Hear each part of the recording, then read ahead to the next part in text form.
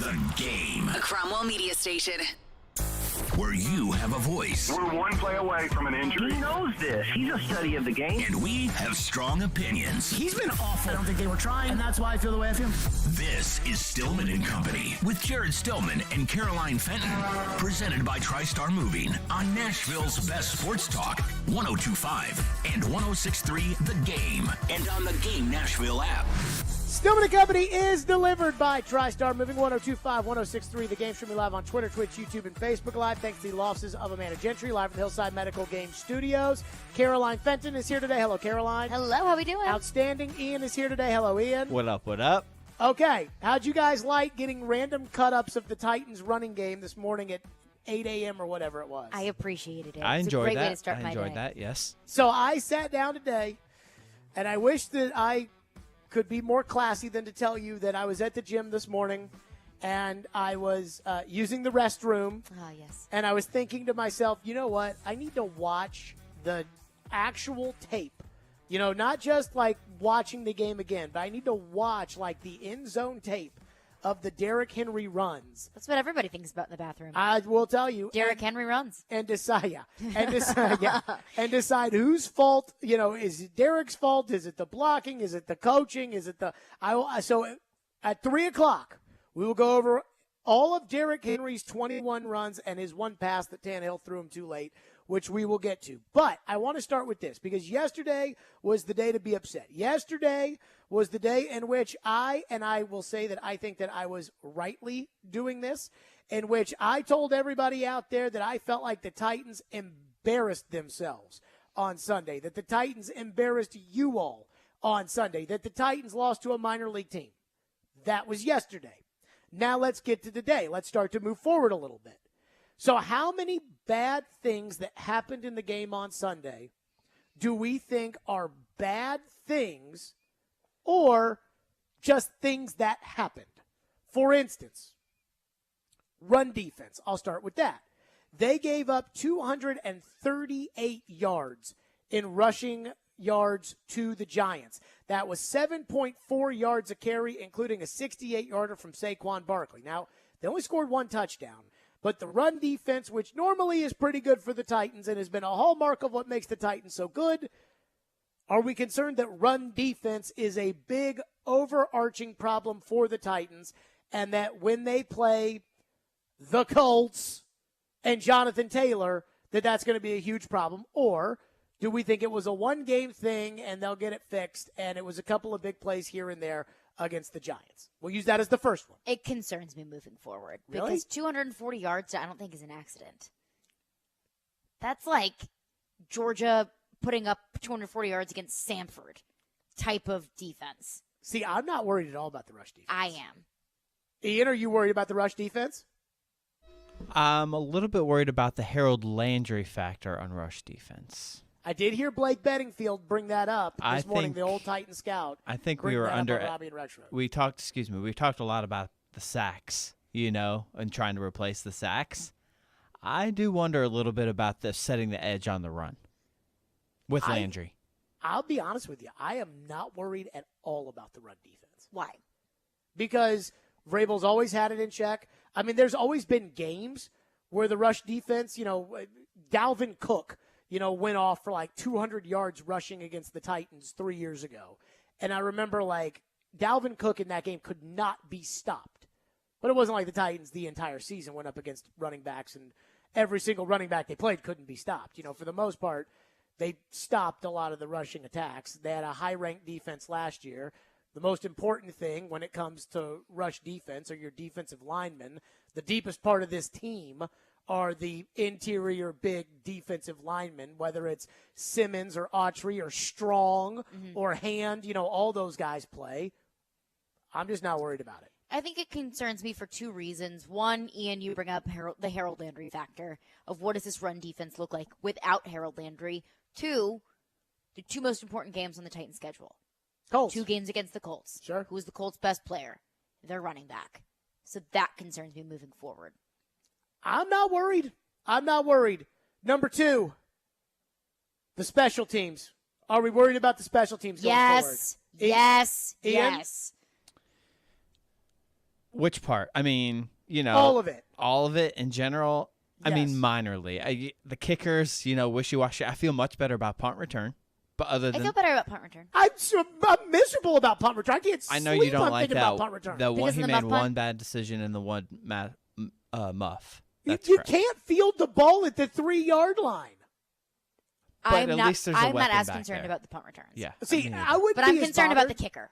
I wouldn't be as bothered about the fielding the ball at the 3-yard line if he didn't field the ball in the end zone in the preseason and was like, yeah, I'll learn. And I've never returned a punt in my life. Derek's driving home right now. He can text me. Is it hard to know where the 8-yard line is? I cannot answer honest that question. I have never returned a punt. Is it hard to know? Because if the rule is you lock your heels at the 8, then lock your freaking heels at the 8, and if they down the ball at the 4, they down the ball at the 4. But fielding a punt at the 3-yard line, that's just a bad – the muff is just the guy missed it, right? Still That's bad. one thing. The fielding the ball at the 3 is a bad decision-making process, and I don't like that. So that bothers me. I don't think they're ever going to get anything out of the kickoff return game, though I'm not asking for a whole lot. I just don't think that they're ever going to, get a ball down inside, consistently move the field on kickoff return. I think the punter can bang the crap out of the ball, which the fans love, but he needs to start angling the punt to the sidelines so that those 65-yard punts don't all of a sudden turn into 65-yard punts with 25-yard returns. That doesn't do anybody any good. And then the kicker. And I went back and I looked at it with the kicker, and, he has made 3 kicks as a member of the Titans over 45 yards. One of them from 46 to tie the game at 24 against the Colts is the only big kick he has ever made for the Titans over 45 yards. And he's now been the kicker for a full season. And it's the kicker, and it's also this coaching staff putting him in the position to make kicks from 40-plus. Derek says it is not hard Okay. to lock your heels at the 8-yard line. And I do wonder how much of that is Kyle Phillips trying to play hero ball. Oh, it's 100% that. Yeah. But didn't they tell him that after the preseason game against the Buccaneers when he fielded the ball in the end zone? Of hey, kid, here's the deal. Quit trying to Lock get the cute heels, with it. lock the heels at the 8-yard line. Number 3. So I think we could say that we're all worried about special teams, although Ian's not worried.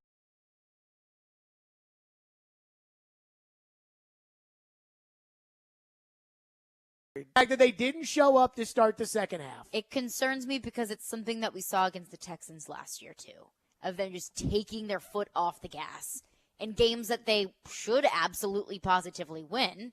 And last year it was, win this game and you have the number 1 seed in the AFC. Of course, higher stakes in Sure. that game against the Texans. But they still, definitely took a break at halftime. But still, the stakes of going up 1-0, starting your season with a win, that's important too. So that is something that is going to concern me moving forward. But also, they never do it against the good teams. Ian? I heard Derek D-Mace today on on Chase Willie D-Mace, and he made it sound like he rewatched it. He made it feel like he didn't think they quit. And so I thought they took a total smoke. it felt like to me either they got totally out-schemed or the defense kind of quit. He made it feel like they didn't quit as much, so I think I'm going to take his word for it. So my biggest problem with that is that inferior opponents seem to be a problem with this team on a consistent basis. Yeah. And that it's been sometimes like the Jets last year, it's been a whole game. But a lot of times like the Steelers last year or, Sunday or the Texans last year, they get into the locker room at halftime and they're like, that team sucks. And then they come out of the second half thinking they've already won the game. And they don't realize that everything that you did in the first half, there's enough time for the other team to do in the second half. And so I am worried about that. I am worried about Vrabel has this unbelievable ability to get them to believe that they can beat anybody on any day, whether it's Tom Brady and the Patriots in the playoffs, whether it's the Rams without Derrick Henry, whether it's Buffalo every year. But there is something about when they feel like they're better than the other team that they are – I don't want to say they're not humble, but it feels like they lose that real quickly. It feels like the foot is taken off the gas. It feels like they eat too many cheat meals when they see what they like on the scale. Number 3, Hooper and Woods, 1 catch each. That's $17 million right there for 1 catch for each of them. Are we worried about that? No, I'm not. I think that may have just been, that's more so, I think, on Downing than it is on Woods and Hooper, because we saw so many Tannehill to Hooper connections in training camp, saw so many Tannehill to Woods connections in training camp. It's not a chemistry issue, and it's not an issue of those two not being good players. I think moving forward, you're going to see a whole lot more from Hooper and Woods, so I'm not that concerned about it. But it was a problem against the Giants. Ian, 1 catch for Hooper and Woods each. You worried about it? I'm a little bit worried in that I don't know if I completely trust Downing to get these schemes figured out. Other than that, I feel good about the players, especially Woods. I love Robert Woods. Mm-hmm. And, hopefully they'll get more into a rotation with the 2 tight end situation with Hooper and get more of the roles figured out. I'm not worried about it either. I think this is part of Tannehill. He just throws it to whoever he wants to throw it to, and I don't want to tell him that he has to throw it to somebody. And if I'm going to tell him that he has to throw it to somebody, I'm going to tell him that he has to throw it to Treylon Burks. So I'm not worried about that. Christian Fulton. See, I struggle with this. Yes. Because he got burned so He got burned bad. the first 2 plays of training camp. Bad. And the 2 plays that were touchdowns. I mean, Blake Bedingfield brought up a great point that I thought when I saw the game, but then when I went back and watched the tape, I blamed Fulton more than Hooker. Hooker did not do a good job of forcing Barkley to the sideline on the big run. Hooker could have done better there. But the Sterling Shepard pass? But the Shepard and the run. Fulton was there to tackle him, Yeah. and he didn't tackle him. And then the Shepard one, his eyes were in His the backfield. eyes were completely opposite direction of where the receiver was. He gave up 14 points in 2 plays. Yeah. And, Fulton gave up a big one against the Bengals, and we kind of gave him a pass because we thought that Jamar Chase was a better player anyways. So it's like, hey, he needs to have some help when he's got a Jamar Chase on him. But, Christian Fulton is the number one. Well, I actually think McCreary is probably better than Fulton. I think McCreary's I think McCreary's awesome. I think he's good. I think he's just a ball player. But right now, Fulton is the number 1 corner of the Titans. I am a little worried about Fulton. Hooper and Woods, no. Fulton, yes. Play calling. Yes. That might be my number 1 problem or concern coming out of week 1. Ian? I'm a little concerned.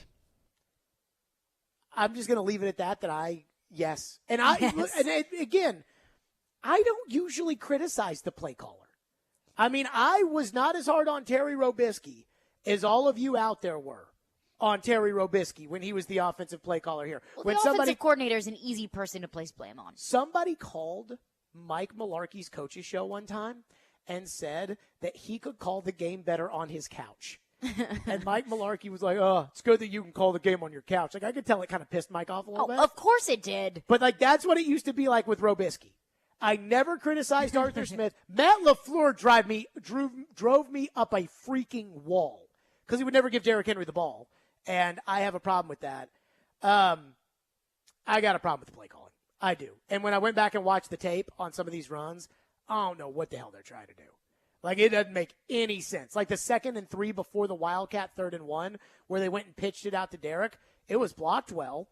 There was just nowhere to go for Derrick. Well, and also, I struggle between incredibly predictable play calling and also incredibly buffoonery play calling. They're trying so hard to not be predictable that they cause dumb plays. We'll show you. We're not going to run a quarterback sneak on 3rd and 1. We're going to do something stupid instead. So there needs to be a better balance of not being predictable, but also not being dumb. Okay. So we're all saying yes on the play calling. Yes. Kicker. Yeah. Ian? I'm getting there. Yeah. I'm 100% there. So, okay. Majority rules on this. Special teams. Are we worried? Yes or no? Going forward. Yes. Yes. Okay. Run defense. Are we worried? I vote no. I say yes. Ian? I'll lean no. Okay. Just to break the tie. Just to break the tie, I'll lean no. Even though I'm a little bit concerned with Landry, but keep going. The smoke break at halftime. It's a little concerning. Yeah. Okay. I say concerning too.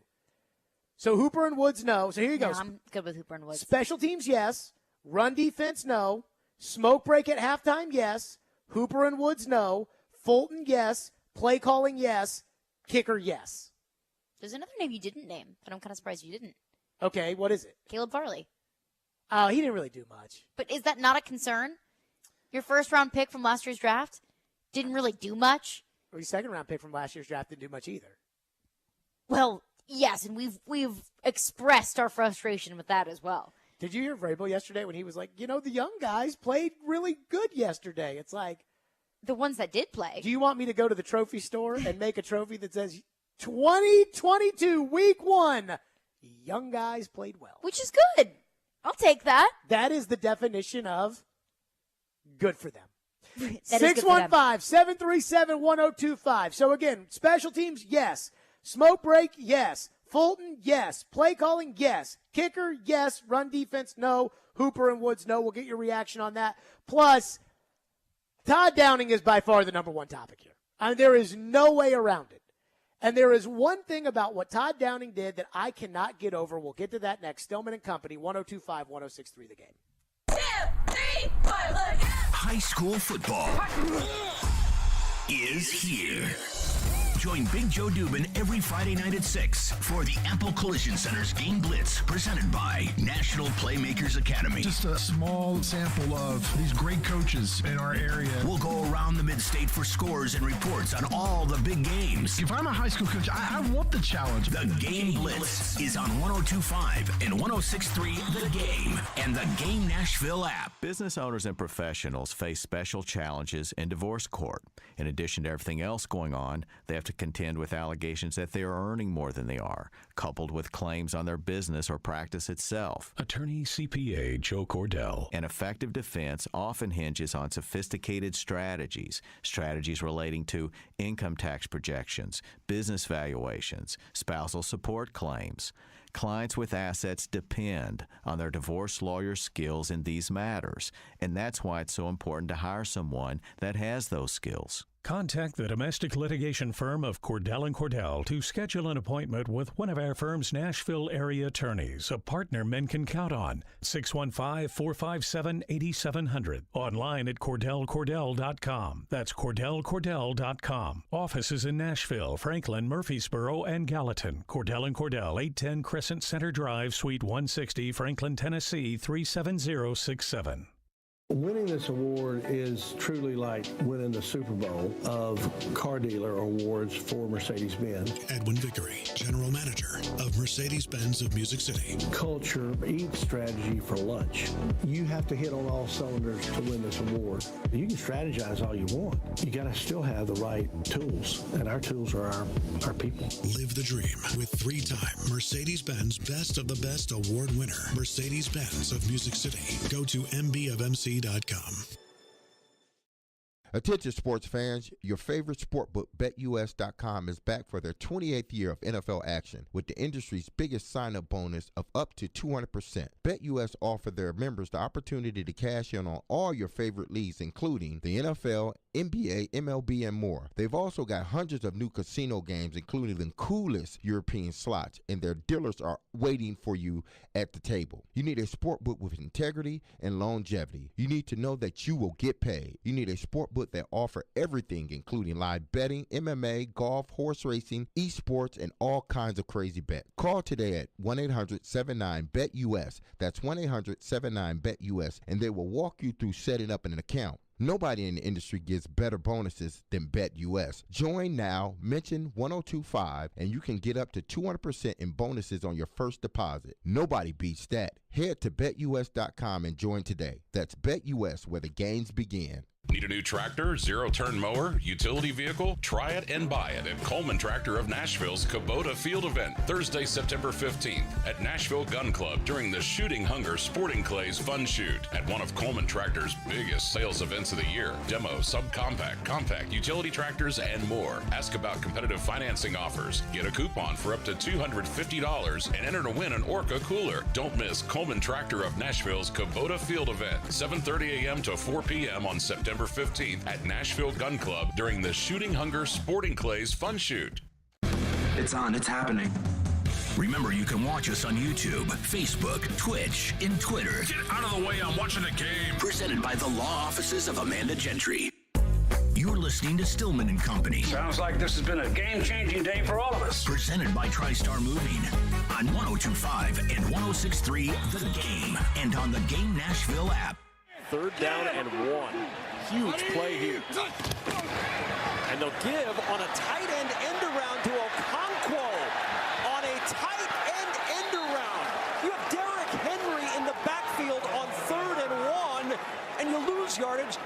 it to the tight end. Well, the idea here is to get all these Giants inside, and once they feel that, they think Okonkwo is just going to take this ball and circle the defense.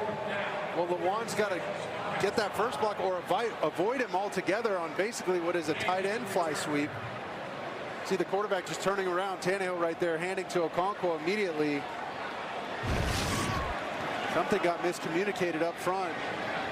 And it leaves you scratching your head a little bit like, man, are we going to just slam it up in there with Derrick Henry and take our chances inside?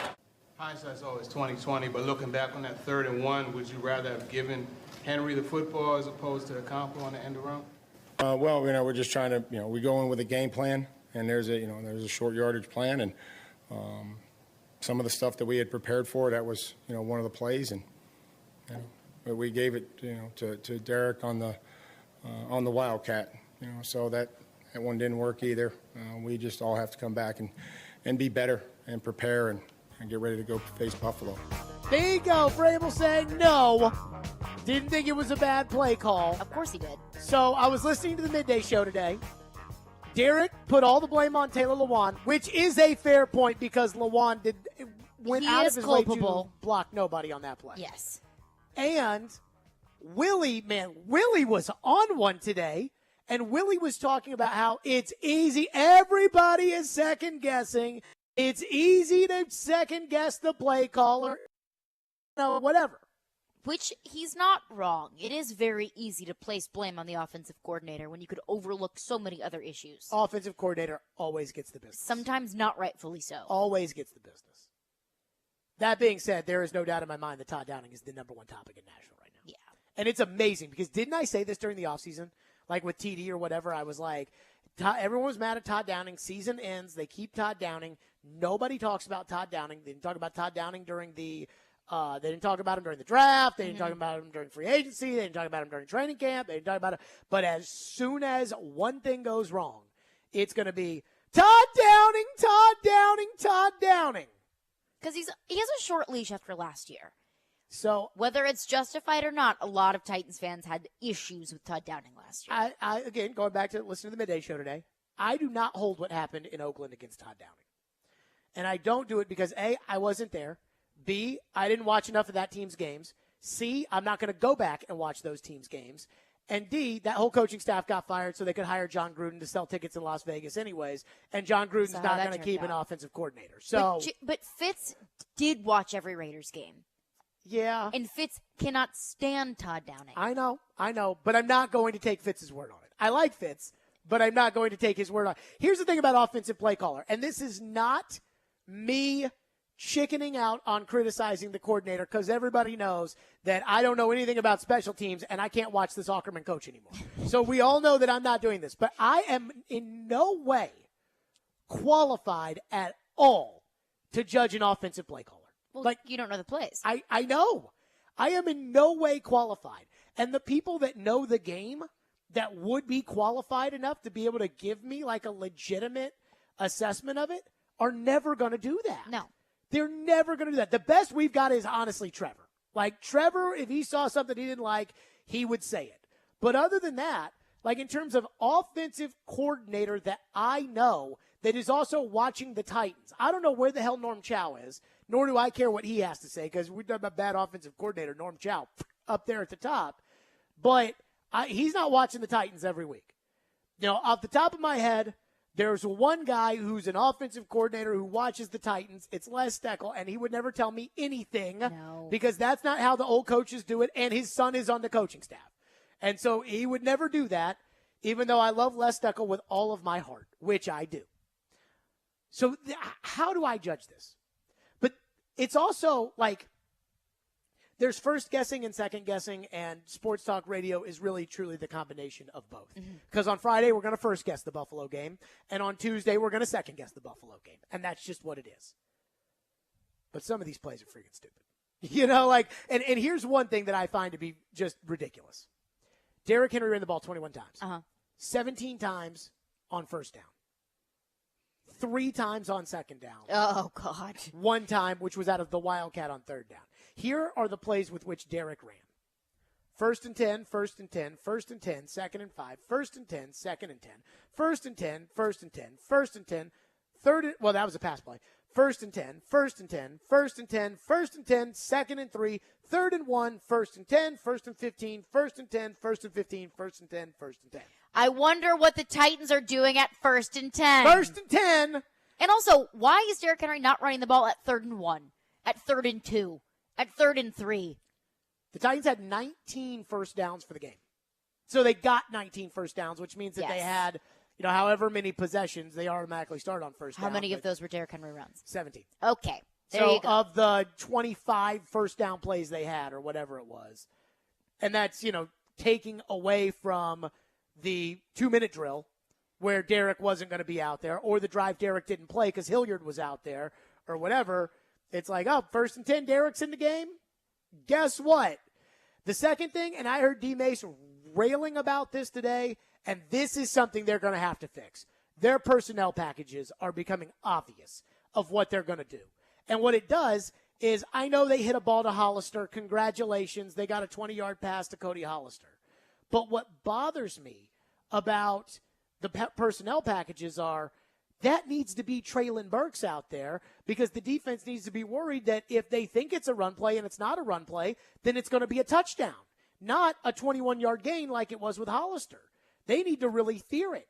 And so if you're taking Robert Woods and Treylon Burks and Kyle Phillips and Austin Hooper off of the field, and you're replacing those three people with Jeff Swain, Cody Hollister, and Torrey Carter, then either A, you're running it, or B, you're passing it where you have no real options, like the 3rd and 4 that the Titans ran from the Giants 5, where, again, they ran two guys into the formation, Hooper, Henry, and Hollister, and Henry was the option. And it's like, the Giants knew the ball was going to Henry, especially when Tannehill took all day to throw it.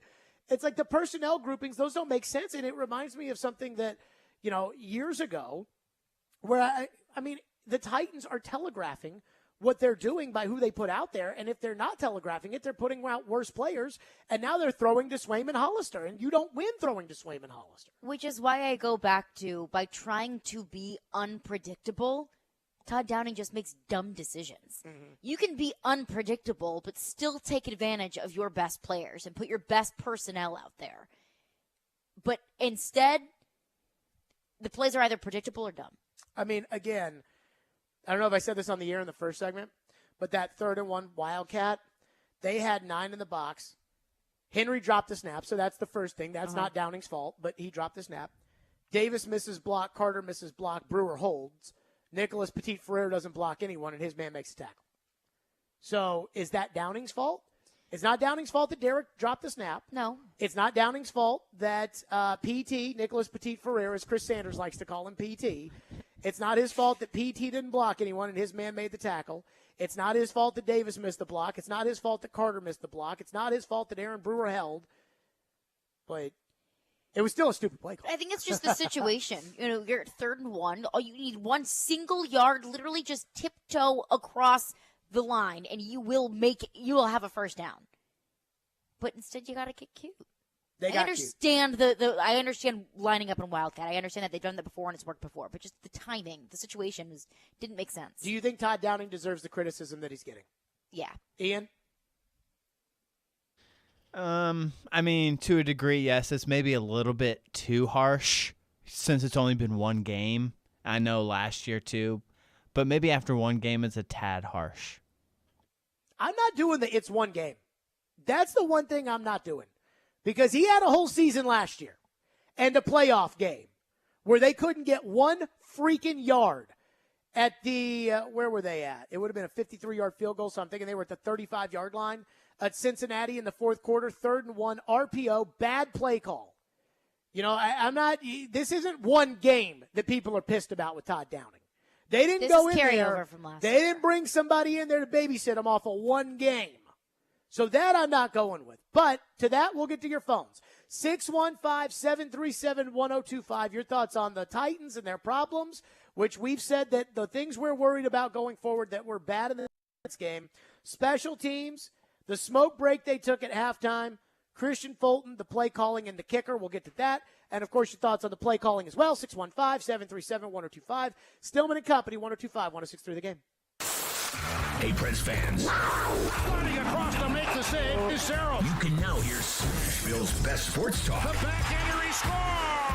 And every Predators game on 106.3 FM. Oh, that was a thing of beauty. From downtown Nashville to Rutherford and Williamson counties. Duchesne with the overtime winner. Catch all the action on 102.5 and 106.3 The Game.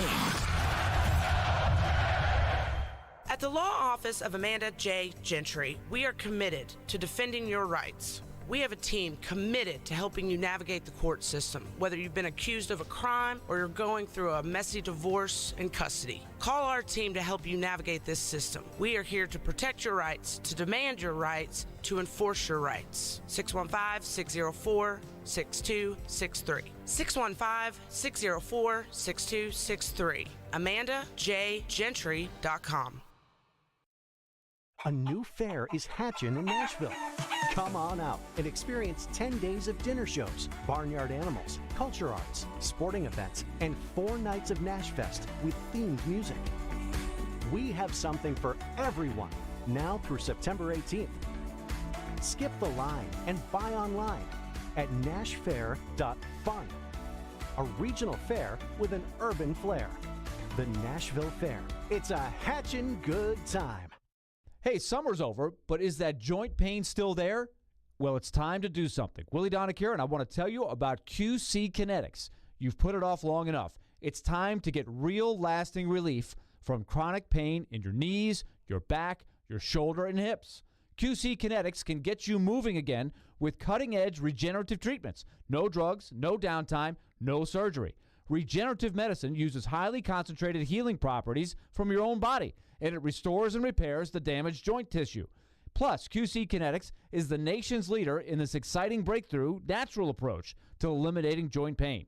Lots of people here have done this, and they're living life to the fullest, pain-free. So don't assume that the old ways of dealing with joint pain are the only ways. Stop putting it off. Call for a free consultation. 615-249-4024.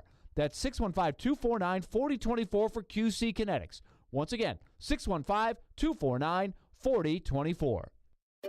Finding great candidates to hire can be like, well, trying to find a needle in a haystack. Sure, you can post your job to some job board, but then all you can do is hope the right person comes along, which is why you should try ZipRecruiter for free at ZipRecruiter.com/radio. ZipRecruiter doesn't depend on candidates finding you. It finds them for you. Its powerful technology identifies people with the right experience and actively invites them to apply to your job. You get qualified candidates fast. So while other companies might deliver a lot of hay, ZipRecruiter finds you what you're looking for. The needle in the haystack.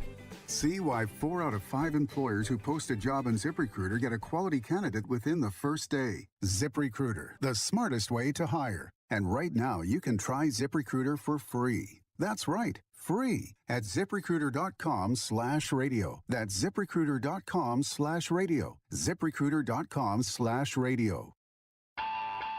Join us for the Wednesday edition of Robbie and Rex Road. Paul Koharski joins the show at 8 o'clock with his thoughts on the Titans' Week 1 loss against the Giants. Vanderbilt head coach Clark Lee at 7:30 as well. And I'll get started at 6 o'clock. Robbie and Rex Road, 102.5, 106.3, The Game. Hey, this is Roman Yossi. You're listening to Nashville's best sports talk, ESPN 102.5 The Game. There's a lot of issues with the Titans and a lot of themes that we've been discussing thoroughly leading up to the season and now even more now after one game. But there is nobody that is more of a lightning rod right now than Todd Downing. And what I'm trying to figure out is that just natural sports talk stuff where fans always are going to think that it's the play caller's fault? And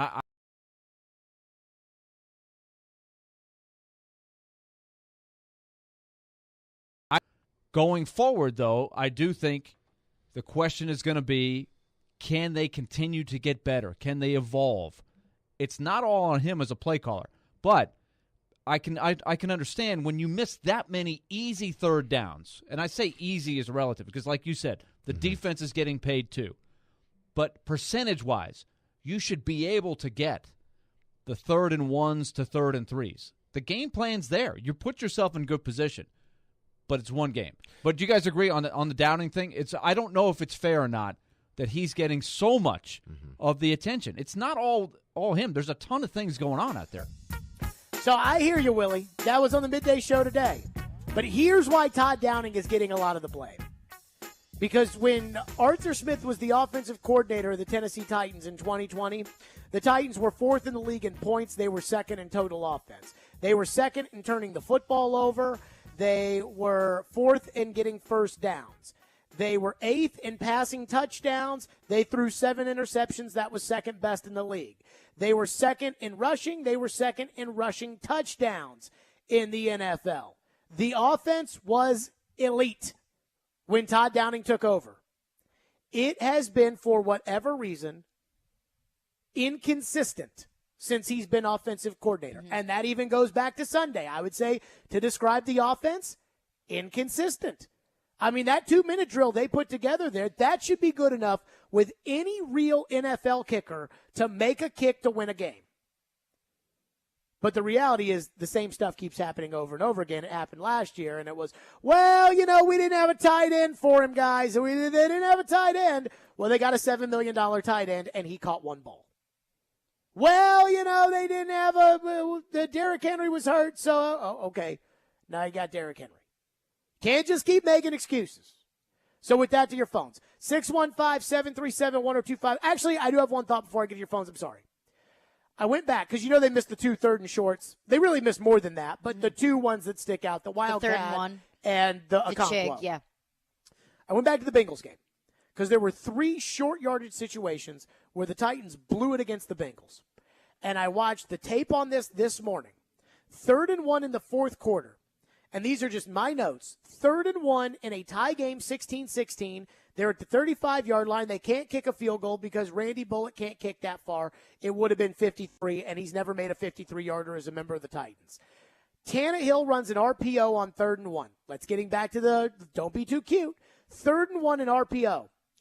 Either Tannehill or Henry would have been gobbled up before the line to get.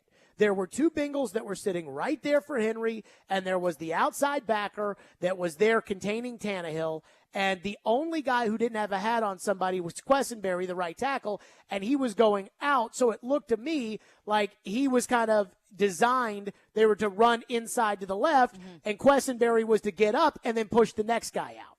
So I think everybody did what they were supposed to do.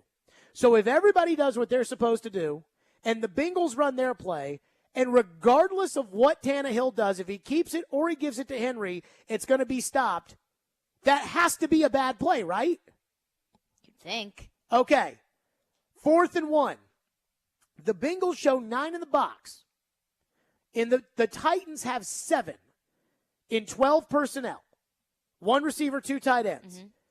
The Bengals have 9 in the box. The Titans have 7 because Henry's not blocking anybody. And Tannehill's not blocking anybody. So the Titans have 7 against their 9. Ian, what did the GM used to always tell us about stopping the run? Well, you can always stop the run if you just put enough guys up there. 9 versus 7. Now, Lawal whiffed on his block. But again, it was 9 versus 7. Now, is that Lawan's fault that they didn't get it? I thought those were 2 bad play calls. And then, again, the 2-pointer, the Bengals had all 11 guys in the frame. The Titans had 10. Swaim motioned to the right, so they ran the ball inside to the right after Swaim motions in there. And I think Kari Blasingame missed his block, but somebody tackled Derrick Henry from behind. They got around and got into it. So this is not just one thing that happened in one game. Let's go to your phones as promised. 615-737-1025. Our phone lines are driven by WilsonCountyHunter.com. One texter texts in and says, you can blame Todd or Vrabel, but at the end of the day, Tannehill can't lose to the Giants if he's that guy. I don't blame Tannehill at all. That is one thing that I don't want to be a narrative that's perpetuated among Titans fans, is that Tannehill was culpable for that loss. No. I think he did everything you could have asked of him, and I think he did everything the Titans do ask of him. Take care of the football, make good decisions, move the ball downfield. I don't think that he did everything you could ask him to do. I think that he did everything that would be fair for you to ask him to do. Okay, that's more fair. You know, on that one. I mean, sure, yeah, you'd love to see him air the ball out, but well, that's not who he is. On the 3rd and 4, which I thought was a bad play call and a bad personnel grouping, but Tannehill, I mean, he has the ball and he waits a couple seconds and then he turns and throws it to Henry. And by the time he turns and throws it to Henry, Derrick has to adjust and the Giants are kind of able to swarm on him. whereas the play was going to Henry the whole time. If he turns around and just throws it to Henry, then the Giants, there's one guy who's in the end zone that has to come up and tackle Derek. And not only does he have to come up and tackle Derek, but he has to stop Derek. Even if he's able to stop Derek, he has to keep Derek from falling forward into the end zone, which is probably not going to happen if Derek catches the ball and has his momentum and it's one guy to beat. I expect Derek to beat the one guy. So Tannehill missed on that play. That I didn't like. But again, you can't ask Tannehill to be perfect. He doesn't make enough money to be perfect. That's not his job. The other thing that I do, the more I think about it, the more I kind of hold Tannehill culpable for this, was when they hit the ball to Phillips on the 2-point conversion, they got to get to the line of scrimmage. They need to get into the huddle. They need to run a play because this guy can't kick far. And so Vrabel burned the timeout because he didn't want to get one of two things. A delay of game penalty, which Tannehill did last year against the Jets. Yep. And he didn't want to get an illegal formation, which when you run up quickly to the line, like, do you have enough guys in the line of scrimmage? Is the tackle uncovered? Is like all those little things that, we don't care about, but they will throw a flag for or an illegal shift. And so Vrabel sees the clock at 2, knows those 5 yards are incredibly valuable, and he sprints up and calls the timeout. That's probably Tannehill's fault. Like, that's where the general has to get everybody back into the huddle so they're not breaking it with 5 seconds. So those are the two things I hold against Tannehill. But all in all, if I can get 20 of 33 for 266, 2 touchdowns, and no picks from Ryan Tannehill, I'll take it. They're going to win a lot of games. They should win a lot of games that way. So I am not putting this on Tannehill. And you all know me. If I think Tannehill's to blame, we will be talking about Tannehill and the blame. What's next? Another texter texts in and asks, where is the blame for Aaron Brewer? I thought Brewer struggled. When I went back and watched the tape, I thought Brewer struggled. And I thought Brewer struggled for a couple of reasons. First, I thought Aaron Brewer struggled because Aaron Brewer's little. And Dexter Lawrence is a high draft pick, and Leonard Williams was a top 5 pick. And the reason guys go in the first round is because they're big, they're strong, they're fast, and they are unnaturally gifted in those ways. And Brewer is incredibly undersized. And he is going to get called for holding penalties if he does that. Now, I thought one of the holding penalties on Brewer was complete bullcrap. I thought one of them was a good call. I thought he whiffed on some blocks. But all in all, I thought he had a good block a couple of times. I thought that they all kind of missed on some of their blocks. I thought that Petit Ferrer was better than Brewer. And again, this is just the run plays. I didn't look at the pass plays. Just the running plays of watching the offensive line. But, even on one of them where Derrick Henry got a big gain on the 18, I wrote great block Brewer. So, Brewer had some good ones, but I am concerned about Aaron Brewer. And I thought that the first holding call, I thought that was a good call. I thought the second one was ridiculous. And so I'm not going to get mad at Brewer for committing penalties when Jerome Boger's calling them. Yeah. But the first one I definitely thought was really a hold. And I think that's going to happen when an undersized Brewer is going up against the big guys, because how else is he supposed to get his hands on these guys to keep them? And that's going to be a hard part because Aaron Brewer's not getting any bigger. And when I looked at the tape from the end zone, and this isn't preseason anymore. This is Leonard Williams, Dexter Lawrence, Taylor Lewan, Ben Jones. These are NFL starters. That's probably $50 million worth of people right there. Mm-hmm. He is so clearly undersized. It is going to be a problem. 615-737-1025 is our phone number, 615-737-1025. A problem the Titans are not willing to admit that they have, but they've got it. We'll get to that next. Stillman and Company, 102.5, 106.3 The Game. 185! Every team needs a quarterback. 185! That's why we have Hasselbeck, bootleg, rollout, toss, touchdown. Tim. ESPN NFL analyst Tim Hasselbeck gives his expertise on all things NFL. How that team is built, I think there's a lot to like about it. Every Tuesday at noon, Tim with Chase, Willie, and D-Mace. Presented by Red Spirits and Wine in Bellevue and BetUS.com on 102.5 and 106.3 The Game and the Game Nashville app. From the Fox 17 News Code Red Weather Center. I'm Fox 17 Code Red meteorologist Greg Bobus taking a look at your forecast for today. Morning starts off nice and cool. The afternoon, a little warmer than yesterday. Lower 80s in the forecast. Humidity stays at bay. Plenty of sunshine and no rain until the weekend. Brought to you by Hiller Plumbing, Heating, Cooling, and Electrical. Call the Happy Face Truck today. Hello, I'm Joe Cordell of the domestic litigation firm Cordell & Cordell. Here are a few quick divorce tips that we provide our clients. Number 1, don't move out of your house just because your wife tells you to. Remember, that's your house too. And number 2, don't blow through the financial statements that you file with the court. These are key exhibits, and they often make or break your case. And number 3, watch the social networking. Expect your wife's lawyer to do a thorough online search. And incidentally, this is a two-way street. Now, a bonus tip. Partner with your attorney in assembling evidence. You're one of the 2 leading experts on your life and marriage. Your attorney needs your input to achieve your goals. And finally, talk to your attorney before taking action. Good luck. Contact Cordell & Cordell to schedule an appointment with one of our firm's Nashville area attorneys, a partner men can count on. Online at CordellCordell.com. Cordell & Cordell, 810 Crescent Center Drive, Suite 160, Franklin, Tennessee, 37067. Nashville, there is a significant blood supply shortage after multiple traumas over the past Labor Day weekend. Blood Assurance, the area's only nonprofit blood centers, needs your help with your blood donation. When you donate with Blood Assurance, you can save up to 3 lives right here in the Middle Tennessee area. Make your blood donation in honor of 9/11 Day. Blood Assurance is giving out special commemorative 9/11 shirts for all donors. Give blood, give local, save lives with Blood Assurance. Go to bloodassurance.org to find a location today.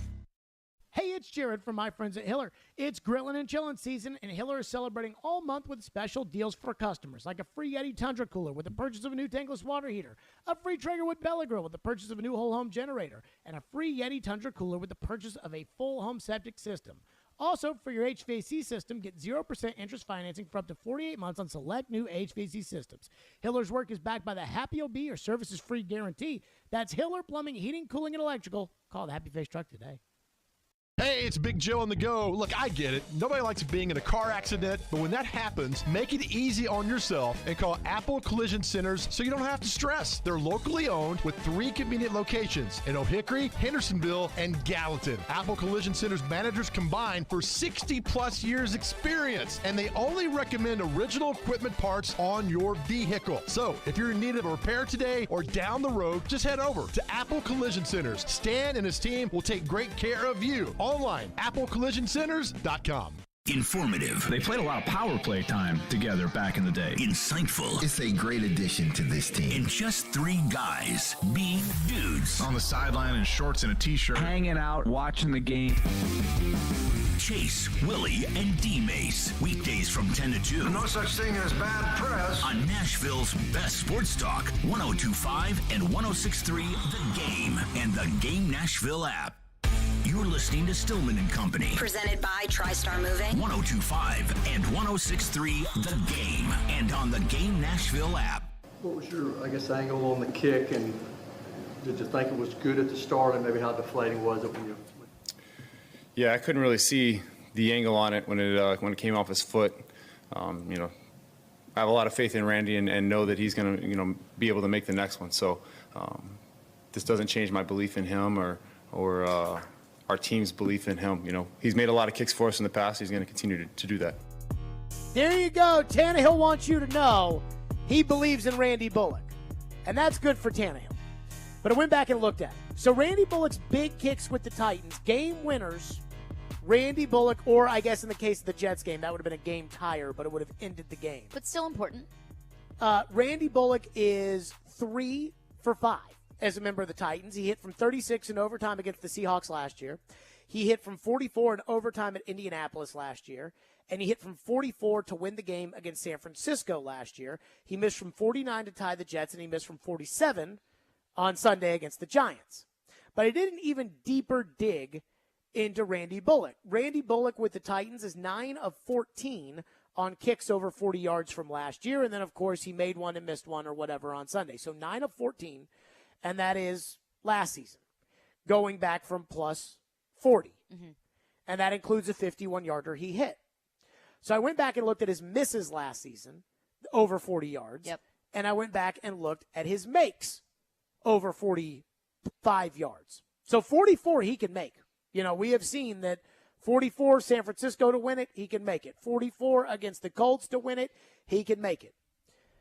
Randy Bullock has made one massive kick as a member of the Titans over 45 yards. That came last year on the road at Indianapolis in the fourth quarter.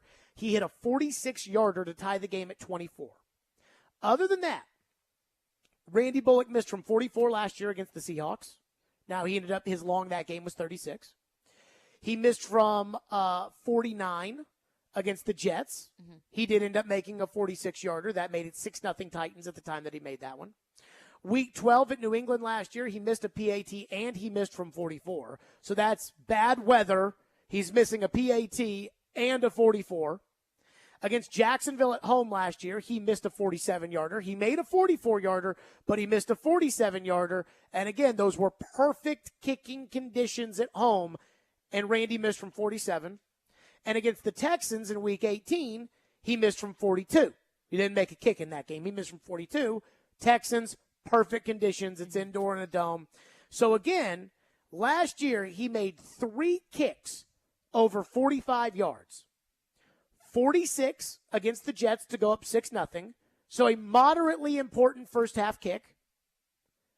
51 against Kansas City to go up 27-0.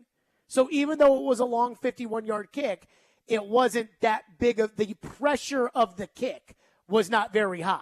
You're up 24-0 in the second half. You make a field goal to go up 27-0. Whoop-de-doo. Right. And then that 146-yarder against the Colts. So I'm willing to say that a big kick plus 45, the odds are not in Randy Bullock's favor to make it. And that's going back to last year. That's last year on top of Sunday's miss of the 47-yarder. Which brings me to this. I understood last year having him as the kicker when he was a complete and total liability. I understood it because it was like, okay, you signed him week 2. Who else were you going to get anyways? So you might as well see how he can do. But it was obvious that he didn't have the leg to make big kicks anyways. Again, only 3 kicks that he made over 45 yards. 45 is not a big number in the NFL.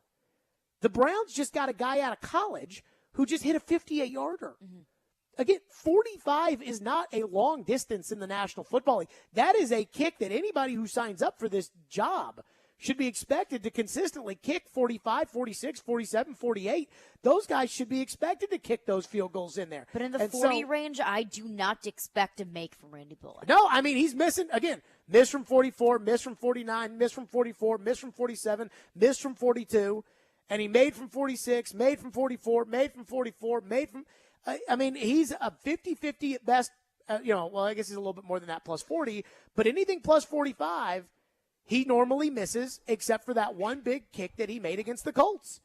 And this goes back to my bigger issue, which is, again, last year, they knew that he had his limitations, but they had limitations. It was the middle of the season. The guy that they wanted to be the kicker, Sam Ficken, he got hurt right in the preseason. They brought in the Money Badger. He was terrible. So they're just on the carousel looking for somebody. Well, this offseason, they did no looking at kickers. They re-signed Big Boy, and they didn't look in the draft, and they haven't looked in the draft for 3 years.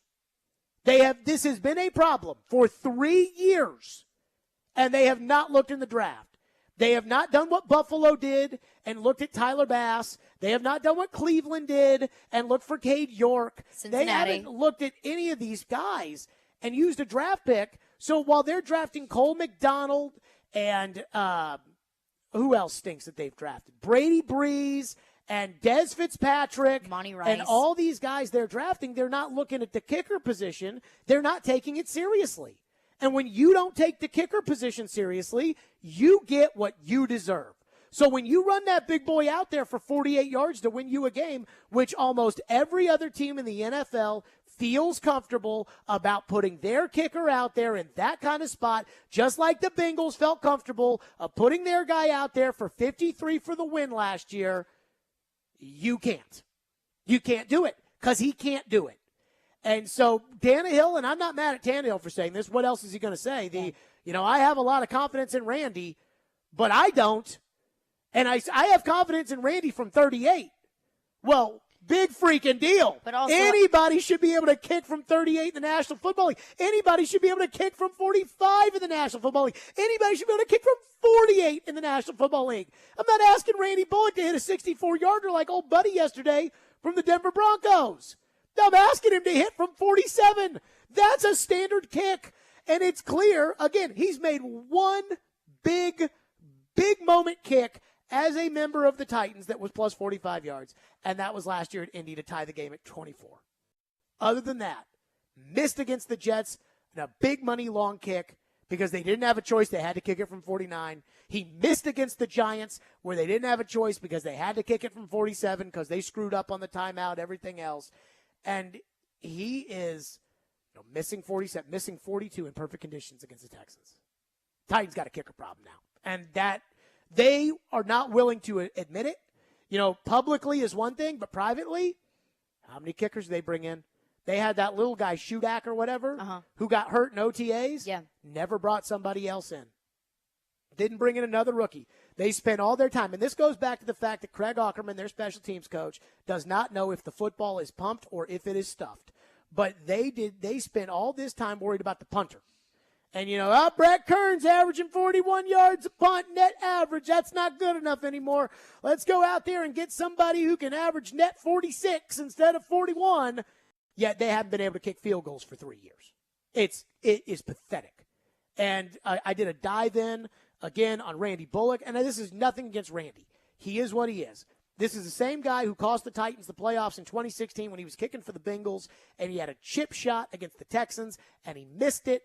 And everybody in Nashville got let down, and that's just been who he is, and that's why he's played on 15 teams, because nobody trusts him enough to be their guy. And this team, that's quarterback permits them from having a huge margin for error, that is paying a blocking tight end who can't block $3.5 million, who's drafting Dez Fitzpatrick and Dylan Radunz in the 4th and 2nd rounds, can't be bothered to go look for a kicker. I have no words. They get what they deserve. When he goes out there and he blows a game, they're going to cut him the next time he does this. They have nobody to blame but themselves. That's on them. He proved last year you could not trust him with the game on the line from 47. And for some reason, I don't know why, they decided to move it back 2 yards against the Giants. Because, we wanted it on the right hash. You know who Vrabel talked to before they decided to do that in the timeout? Aukerman. So go ahead and put it on him. Put it back on Aukerman. That guy, he does not know. That guy has not done anything for that special teams unit for years. And now I can just look at it and tell you, one big kick in a whole season. Because he started, week 1 last year. He wasn't a kicker. So he was week 1 kicker this year. The whole season, Randy Bullock, whose contract is fully guaranteed as a vested veteran now because he was on the team week 1. Randy Bullock has made one big-time kick over 45 yards. One. 615-737-1025 is our phone number. I did watch Derrick Henry's runs. I watched the coach's tape from the end zone camera, and I will tell you that there's a lot of talk about what this means, including talk from Mike Vrabel and why the running game wasn't more successful. We will get to that coming up next. Stillman and Company right here, 102.5, 106.3 The Game. You love the game. Predators win it in overtime. Touchdown, Tennessee. We live the game. My quarterback needs me to step up. He can make a defense pay. We are. We got pass rushers. Checkered flag in the air. Awesome game 7. What a stop made by UC Sarah. The Game. Nashville's best sports talk, 102.5 and 106.3 The Game and the Game Nashville app. ElectronicExpress.com. We make it happen. This segment of ESPN 102.5 The Game is brought to you by Train Heating and Cooling Systems. Tested, retested, engineered, and re-engineered to keep up with you. We run together. Visit traininfo.com to find your local independent train dealer. Traininfo.com. It's hard to stop a train. The two most sought-after, most prestigious names in bridal jewelry come together for one epic event next weekend at Genesis Diamonds. Tacori and Viraggio, the world's premier designers, will be showing off their entire collections. All the latest designs, many showcased for the first time ever, with up to $5,000 in savings. Everyone loves Tacori, meticulously crafted by master artisans in their California design studio. Discover the hidden details and exceptional quality that sets Tacori apart. There's always more than meets the eye with Tacori. Come explore the entire Tacori collection, including all new Tacori fine jewelry, earrings, bracelets, eternity bands, pendants, and more. If you're engagement ring shopping, this is a once-a-year event you can't miss. Other jewelers aren't even allowed to carry these iconic American-made brands. Also for this event, Genesis is showcasing an expanded selection of GIA-certified diamonds in all shapes and sizes. Next weekend, September 23rd through 25th, take advantage of special incentives, zero-interest financing, and as much as $5,000 in savings. Only at Genesis Diamonds, Green Hills and Cool Springs. Men, are you asking yourself questions like, why am I gaining fat? Why is my energy or sex drive down and maybe haven't been getting the exercise you need? If you want to get back to the man you used to be, but just don't have that youthful energy, that edge you once had, you very well might have low testosterone. Low T causes all kinds of issues, from a reduced libido, lower drive, and bad sleep patterns to problems with muscle gain, bone density, and more. It may even contribute to erectile dysfunction, and if this sounds like you, it's probably time to get treated for your low T. At the Tennessee Men's Clinic, we've treated thousands of men for low T. We've seen them put on muscle, add to their energy, improve their sex lives, get better sleep, and just feel better. Plus, if you're like most men, you'll see results in only a few weeks. So make an appointment today and experience how testosterone therapy can truly change your life. Your initial appointment is only $99 with results in minutes. Call today, 615-208-9090, or go to TennesseeMen'sClinic.com. Visit our website to learn more, including side effects, treatments extra, results vary. If you came across someone struggling with hunger, how would you recognize them? Would you notice a 16-year-old boy who got his first job, not for extra spending money, but to help feed his little sisters? Or a mother who's in between jobs and sometimes goes to bed hungry so her kids can have dinner? I am the 1 in 8 Americans who struggle with hunger. I am hungered in America. Hunger can be hard to recognize. Learn why at IamHungerinAmerica.org. Brought to you by Feeding America and the Ad Council. From the Hillside Medical Game Studios, WPRT-FM Pegram, WPUC HD2 Laverne, Robbie and Rex Road, Chase, Willie, and D-Mace. Stillman and Company, Nashville's best sports talk, 102.5 and 106.3. Terang, it's a high fly ball. We got pass rushes. Awesome Game 7. Checkered flag in the air. The Game. A Cromwell Media Station. Where you have a voice. We're one play away from an injury. He knows this. He's a study of the game. And we have strong opinions. He's been awful. I don't think they were trying, and that's why I feel the way I feel. This is Stillman and Company with Jared Stillman and Caroline Fenton. Presented by TriStar Moving on Nashville's best sports talk, 102.5 and 106.3 The Game. And on the Game Nashville app. Stillman & Company is delivered by TriStar Moving, 102.5, 106.3 The Game. Streaming live on Twitter, Twitch, YouTube, and Facebook Live. Thanks to the law offices of Amanda Gentry. Live from the Hillside Medical Game Studios. Did anybody have a problem with Derrick Henry's performance on Sunday on this show? No, not an overwhelming issue, no. Ian, did you have a problem with Derrick Henry's performance on Sunday on this show? I mean, nothing really stood out as a problem. So I went back this morning and I watched every single run that Derrick Henry made. And I watched it from the end zone camera so I could see the blocking and see if Derrick missed a hole or if Derrick slowed up or whatever. Derrick Henry was not the problem on Sunday. I watched it in live time, and I didn't think Derrick Henry was the problem. And then watching it back from that view, Derrick Henry was not the problem. The run, the play calling or the run design, I thought was pretty poor. The blocking, I didn't like very much. And Jeff Swaim is completely and totally useless. And he might be the best blocking tight end they got, but that may say more about the other guys than it does about Swaim, because that guy, I could block better than that guy. I'm dead serious. So I didn't have any problem with Derrick Henry. But yesterday during the press conference, TD asked a question about Derrick Henry, and Mike Vrabel made one of these little side Vrabel comments that I heard, and my head popped up, and I wondered if Vrabel was disappointed with Derrick. Here was what TD asked and Vrabel said yesterday.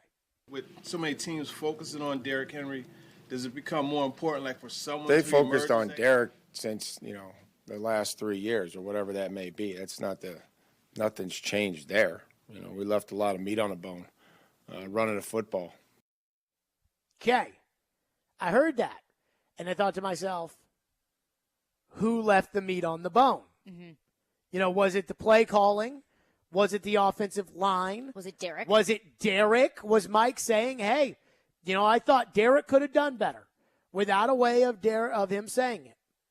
Now, here's the thing about understanding Vrabelese, which is Vrabel is never going to blame one individual person. But if somebody should be completely and totally exonerated, Mike Vrabel will do that. Yes. Joe Rexrow. Good job, Joe, for going out there and asking the question I was thinking, which, of course, talking about the meat on the bone. Joe asked Vrabel who left the meat on the bone. On the meat on the bone left on the running game, Mike, how much of that was left by Derek himself? I think probably some. Some. There was, again, we're all in it out there, and we have to have a play design. Sometimes Derek bounces, makes a huge play. Sometimes he sticks it up inside and, gets a couple dirty yards. So we've always trusted him with the football to go, and that's why I tell those guys to finish longer than the guy with the ball. And sometimes we've seen him break it out and make magic happen, and sometimes it's a 1 or 2 yard gain. So that's what we've entrusted him to do, and that's why he's our running back, and that's why we, rely heavily on him. What do we make of that? I almost think that's not very fair to say that Derek is the reason where there was some meat left on the bone because he didn't necessarily make magic happen.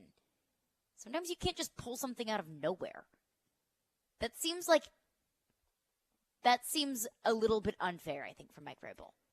Ian, what did you think? Very uncharacteristic. What did you think of that comment? I don't know. It's an interesting response. And honestly, his whole mood in the press conference yesterday was a little bit more, I don't know, forthcoming, open. I could, something like that. So I was going to say call-y outy. Yeah, I don't know. It's just as far as what he made in that necessarily, I'm not sure I take much out of it. I don't know. Where are you going with that? I think he disrespected Derrick Henry yesterday. And I think that I would be very careful about doing that if I was Mike Vrabel. I think he completely and totally disrespected Derrick. I went back and I watched every single running play that Derrick had yesterday. And I tried to do this as honest and as unbiased as possible. And I put meat next to every single play where I felt like there was some meat on the bone. Now, I can't judge the play calling, and let me put this asterisk here. It's like when you watch CNBC and they put up a disclaimer saying, talk to your own wealth advisor before buying the stocks of the analysts here or whatever. Yeah. But I put meat on the bone on 1st and 10 on Derrick's 8th carry. Derrick went to the left. He had no room towards the left. He cut it back and gained 4. I thought that Petit Ferrer had a good block, and I thought Okonkwo had an okay block. I thought it was a good run from Derrick. I just thought they could have sprung him a little bit more, and he could have had more. I don't think that's Derrick's fault. Number 2, where I put meat.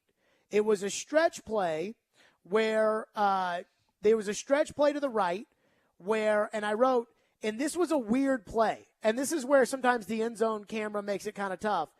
There was an outside backer and a defensive end, right? Mm-hmm. I don't know if Petit Ferrer was supposed to block the defensive end. He kind of ran up into the second level. Now, that being said, we've seen times where Petit Ferrer looks like he has no idea out there who he's trying to go block. I don't know if he was supposed to block the defensive end or if Hollister was supposed to run in to block the defensive end. Regardless, the defensive end didn't get blocked. Then Carter, the fullback, was also coming out, and this is the one that I sent to both you and Ian this morning, which had Torrey Carter going out. So there's a defensive end and an outside backer, and there's a hole for Derrick to run between the two. And Carter could block either guy, and he didn't block either guy, and the two guys converged together to make the tackle on Derrick. Well, that's not Derrick's fault, but if Carter blocks either guy, that might have been a touchdown if Torrey Carter blocks either guy. So I put meat on that one. Could there have been a little bit more? Then on the 18-yard gain Derrick Henry had, which was the best run of the day, in the first half. Derek ran to the right. Great block by Brewer. Carter got in the way of his guy. Henry makes a powerful cut, and maybe, because Hollister's the receiver who's blocking down the field, Derek cut it inside of Hollister. Maybe if he bounces outside of Hollister, he could have hit the home run. Those are the only 3 plays that I looked at, and I said, Derrick Henry could have done more. 3 plays. And even on those 3 plays, Derek gained 4. Run to the left, has no room, gains 4 still. Mm-hmm. Derek gained 2. Or no. Derek gained 18, and Derek gained 6 on the ones in which I thought they could have gotten more. So Derek's still gaining 18, 6, and 4 on the plays that they can't get more on. And so for Mike Vrabel, who, let's just tell it how it is, Derrick Henry has carried this organization for 3 years. And Vrabel would admit that too. Yeah. Maybe not publicly, but he would probably admit that. For Vrabel to, a guy who never, ever points the finger at anybody, who goes up to the podium Sunday after his chubby kicker misses a 47-yarder when, again, anybody who has guaranteed money in the NFL at that position needs to be able to hit from 47 yards with the game on the line. When he gets up there and says, it's not about one kick, it's not about, he is wrong because it is absolutely about one kick. But Vrabel's never going to make it about one guy. He didn't make it about Tannehill after he blew the Cincinnati game, and he didn't make it about Bullock after he blew the game on Sunday. And yet here he is when Joe asks, that meat on the bone, are you talking about Derek? And Vrabel pretty much said, yes. Now then Vrabel couched it at the end with, and that's why we trust Derek, and that's why we love Derek. We've given him this responsibility. That's why I think about this and that. I thought that was so disrespectful from what I saw out of Derrick Henry on Sunday. Unless you just think that Derrick Henry has to be Superman. I don't think you pay Derrick Henry like he's Superman. Fair to put that on him. So when Mike Vrabel talks about, sometimes Derrick Henry can just create magic, well, sometimes he can't. And what have you done for Derrick? I mean, let's really think about this. What have you done for Derrick? You cut his Pro Bowl left guard. You've never gotten him a right tackle, no matter how hard you try. You let his all-pro right tackle leave, and you have not replaced that guy, and every year it gets worse. Though Petit Ferrer in the run game, for what I saw in the tape, I actually didn't think that PT, as Chris Sanders likes to call him, and is probably going to catch on this show, I did not think that PT had a bad game. But what do you do for him? What are you doing for him?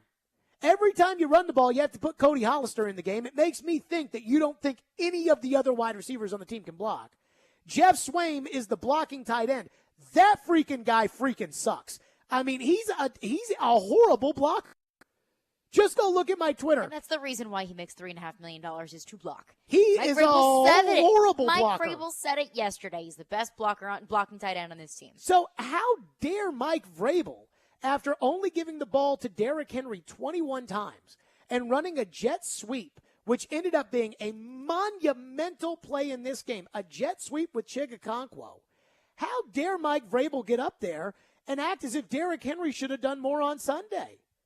I mean, I can't believe he said that. The more I think about it, the more I'm like, man, you should be grateful that Derrick Henry's on your team. Because your quarterback without Derrick Henry, we saw that in Miami when they tried to throw the ball all the time. It didn't work.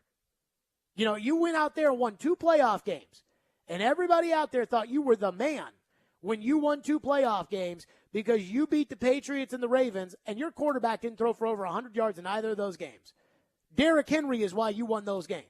And last year, you gave Derrick Henry the ball 28 times a game, and he carried you to the division title, so much so that the rest of the team couldn't screw it up at the end of the year. And we're going to sit there after one game in which the tape, in my opinion, does not point to a Derrick Henry problem. And again, 82 yards, 3.9 yards a crack. What's the important number about 3.9? If you run it 3 times, you'll get a first down. First down. And so 3.9 yards a crack. He had an 18-yarder. And then in the second half, for whatever reason, he was out of that one drive. They had to run Hilliard 3 and out. And then they didn't use him in the 2-minute drill, which I don't have any problem with that. But, I mean, I can't believe. If you want Derrick Henry to go average 9.1 yards a crack like Saquon Barkley did, Get a defense out there that's not paying attention like your defense didn't pay attention on Sunday, and then maybe you have a chance at it. But I got to be honest with you guys, man. I think Mike Vrabel, that's as close to a call-out of Derrick Henry as you will ever see out of Mike Vrabel. And I do not think – I don't think it's justified. I don't think the tape backs it up. I mean, again, I went back and I watched every run, and I tried to be as fair as possible with this. I mean, Derrick gained 7 on a play in which Nate Davis and Jeff Swaim double-teamed the same guy who tackled Derrick. I'm just going through each of these runs. And, Derrick would have had a touchdown on the 3rd and 4 pass out of the backfield. Tannehill waited too long to throw it. And I thought it was a bad play call and a bad personnel grouping. I mean, maybe if you want to say Derrick dropped the Wildcat snap, but on the play in which Derrick dropped the Wildcat snap, they had 9 in the box. He dropped the snap, but on the same play, Nate Davis missed his block. Torrey Carter missed his block. Aaron Brewer should have been called for holding. PT didn't block anyone, and his man made the tackle. Well, he should have caught that snap. He should have caught the snap. Should have caught that snap. Sure. But I don't think that was the reason why the Titans lost. Yes, you can put that on in a negative pile, but if you want to really give blame to why the Titans lost on Sunday, it's not because Derrick Henry dropped a snap. I think Derrick Henry is the least of their problems, and I cannot believe Vrabel said that. So let's get your thoughts on it. That's the question. Did Vrabel disrespect Derrick Henry with that meat on the bone comment? Because I feel like he did, especially after I watched the tape. 615-737-1025 is our phone number. 615-737-1025. And here's what I think the real problem for the Titans in the run game is when everybody talks about Derrick being a slow starter, and I think I've figured it out.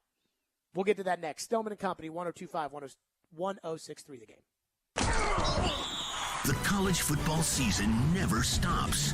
ESPN college football analyst Trevor Matich joins Stillman and Company every Tuesday at 4:30. They've got to do what Nick Saban in Alabama has done so successfully over the last 10 years. Presented by Houston Clinic Orthopedics on Nashville's best sports talk, 102.5 and 106.3 The Game and the Game Nashville app.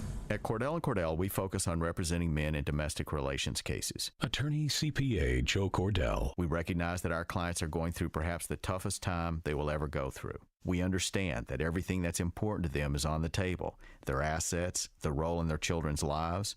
That's an immense responsibility that our clients entrust us with, and we take that very seriously. We've been trained to do that. We've helped thousands of clients before.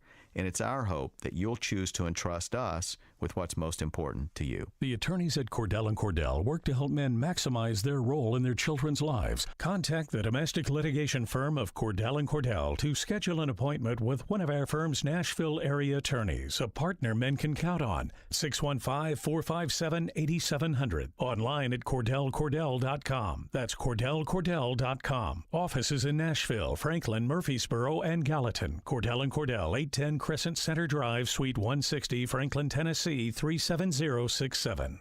Hey, it's Hutton for the Low T Center. Guys, if you've noticed a lack of energy, motivation, and drive, it could be low T. Schedule your complete health assessment at Low T Center.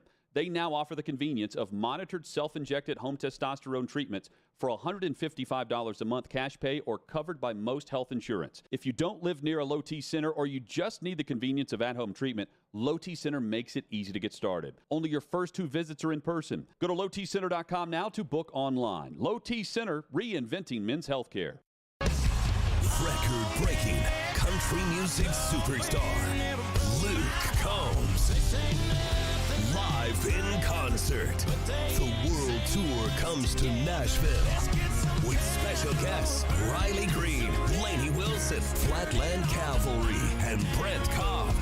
Nissan Stadium, Saturday, April 15th. Register now for the pre-sale at lukecombs.com. Produced by AEG Presents. Tennessee has always been a state of pioneers. Hardworking folks just trying to find simple ways to protect their families, which is why so many Tennesseans trust us. Need individual plans including dental and vision? Or you're a small business owner and want family coverage? No problem. Just click fbhp.com, call us, or visit one of our many offices. Farm Bureau Health Plans, protecting Tennesseans since 1947. Hi, this is Trisha Yearwood. The Country Music Hall of Fame and Museum is committed to preserving our musical history and sharing its cultural significance. We invite you to join us in honoring thy music and supporting our mission by becoming a museum member. Membership is your key to accessing a world-class nonprofit arts organization here, locally, minutes from your home. Become a member today by visiting countrymusichallaffame.org/membership. We want to hear from you. Thanks for taking the call. Join the conversation. Call or text at 615-737-1025. Driven by WilsonCountyHyundai.com. You're listening to Stillman and Company. Sounds like this has been a game-changing day for all of us. Presented by TriStar Moving on 102.5 and 106.3 The Game and on the Game Nashville app. Mike, what has Jeff Swaim done to earn the role on offense that he has? He led the tight ends in snaps yesterday. Yeah, he's the best blocking tight end that we have. There you go. That was Mike Vrabel.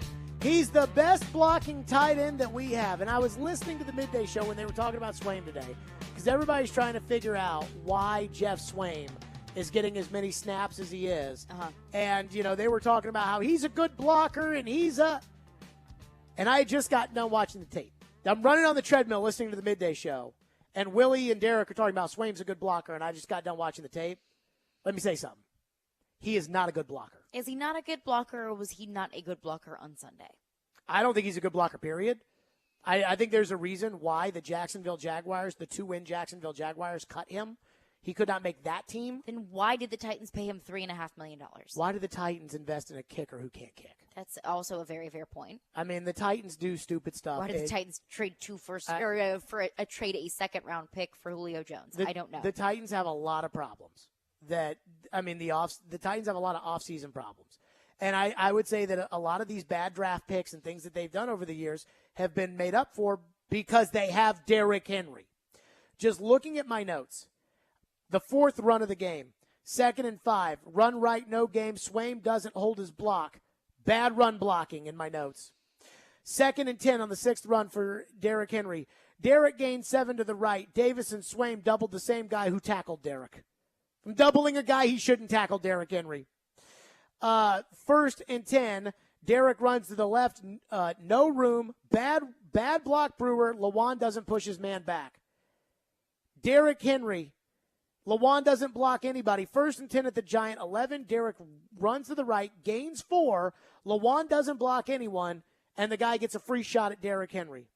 But if we want to get back to Swaim, there's one where Derrick bounces it outside, and Swaim's got one of 2 guys to block. Doesn't block either guy. Doesn't help Derrick. Pick one and then let Derrick go up against the other guy. Swaim, the 22nd rush, 1st and 10. Derrick runs to the right. Swaim, total whiff. Derrick has to bounce it outside in order to get 1 yard. I mean, I thought it was an impressive 1-yard run by Derrick Henry. And Swaim, and I don't know if the run was supposed to be an inside run or an outside run, and Derrick bounced it out there or whatever. But Jeff Swaim didn't block anybody. I put that on my Twitter, and you can see the video right there. I mean, they could sit there and tell me he's our best blocking tight end. I watched the tape against the Giants, who were playing without their 2 best edge players, and he couldn't block worth a damn. And I think this goes back to the bigger issue, which is why I think Derrick is a slow starter, is because they don't practice anymore. 2-a-days, don't do those. They get 14 padded practices during the season.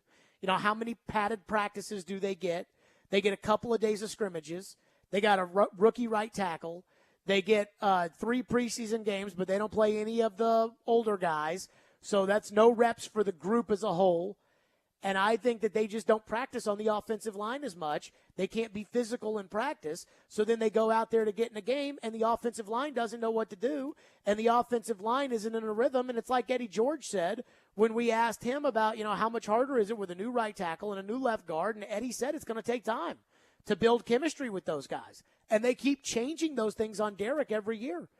Derrick ran for, 150 yards last year in the second game of the season against Seattle?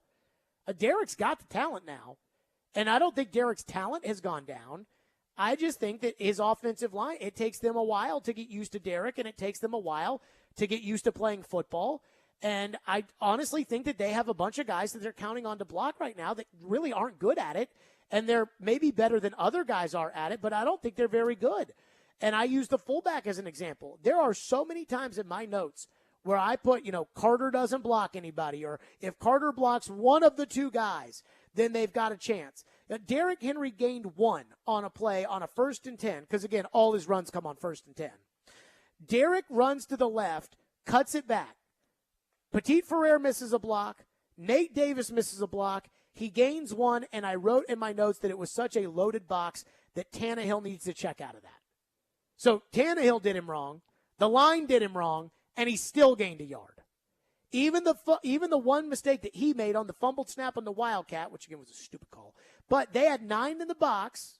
The Titans had guys spread out. They had multiple receivers on that play, including Tannehill.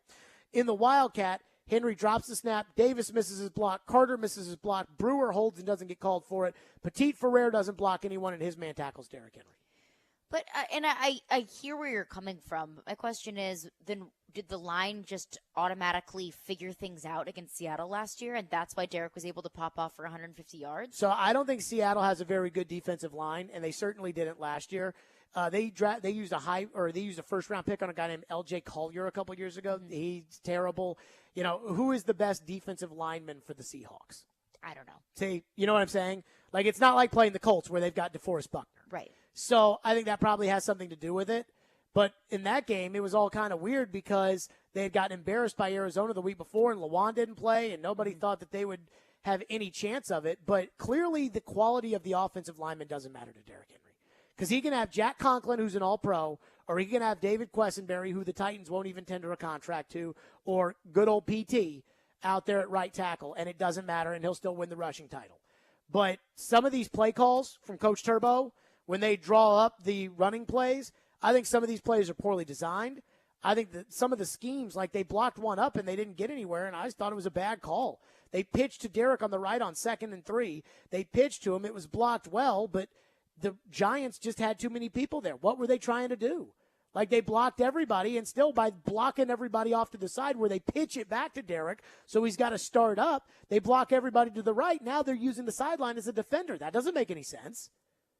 So when I hear Vrabel talk about meat on the bone and reference Derrick Henry, I almost get offended because I think they hurt Derrick Henry more than Derrick hurts them. And I can't believe he said that yesterday. I still can't get over that. That was a hot take. 615-737-1025. Our phone lines are driven by WilsonCountyHonda.com. What do we have? Belvis texts in and says, I don't think Vrabel does respect to Derrick Henry. I think he was telling the others, if you do your job, Derrick Henry will find the crease and make magic happen. Vrabel's saying that finish blocking longer than the other person. I'm not sure he really talked about other people in that comment, question Joe made. asked and said, is it Derrick Henry that left the meat on the bone? And he said, yeah, a little bit. And then he went to talking about how much they love Derrick as a way of, like, I don't want anybody couching to it with Derrick. If you Derrick hear this, we love you, and we want to keep giving you the responsibility. Just so you know, you're our guy, Derrick. We love you, Derrick. Don't take my little small criticism here publicly of you when, again, we got you a fullback who can't block. That is, boy, I tell you, Carter, man, he really sucked. Like, just looking at some of this stuff. Like there's one where Brewer had a great block. Carter gets in the way. Carter whiffs on the outside backer on a play in which they gain 6. Carter whiffed on either the DE or the outside backer. If he just blocks one of them, it's one-on-one for Derrick to be either guy. There seems to be a consistent issue with not just the offensive line, but just the offensive blockers in general of not understanding assignments. They're almost looking confused. So and how much of that is on the coach and how much of that is on the player? That's on Turbo.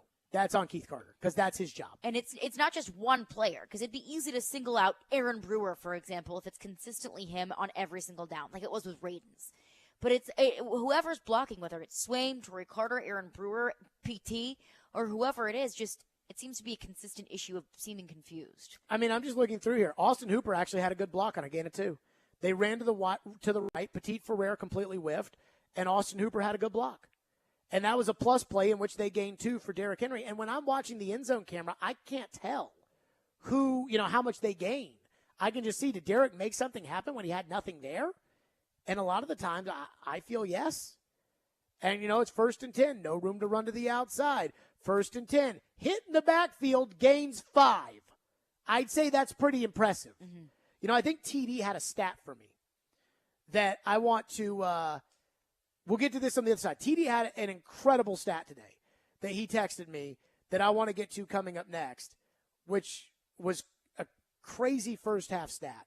We'll get to that maybe shows that the blocking might be the issue here. We'll get to that coming up next. 615-737-1025 is our phone number. Caroline wants to tell you about the Caesars Sportsbook. It is time for the Caesars Sportsbook report. Now, first things first, with Caesars Sportsbook, your first bet, it is on Caesars up to $1,250. So don't sweat it because Caesars has got you covered. Just download the app and use promo code RADIOFULL. That's one word, RADIOFULL, and then place your first bet. And if you win, then congratulations. But if not, do not sweat it because you'll get that stake back as a free bet. Now, we've got some baseball going on tonight. We've got the Angels against the Guardians. I'm going to take the Angels because I think there's just a little bit more meat on that bone. Take the Angels on the money line plus 102. But hey, that's my take. Do it how you want to do it. Just do it with the Caesars Sportsbook app. Open to new users in Tennessee who are 21 or older. If qualifying bet loses, bet amount returned as a credit.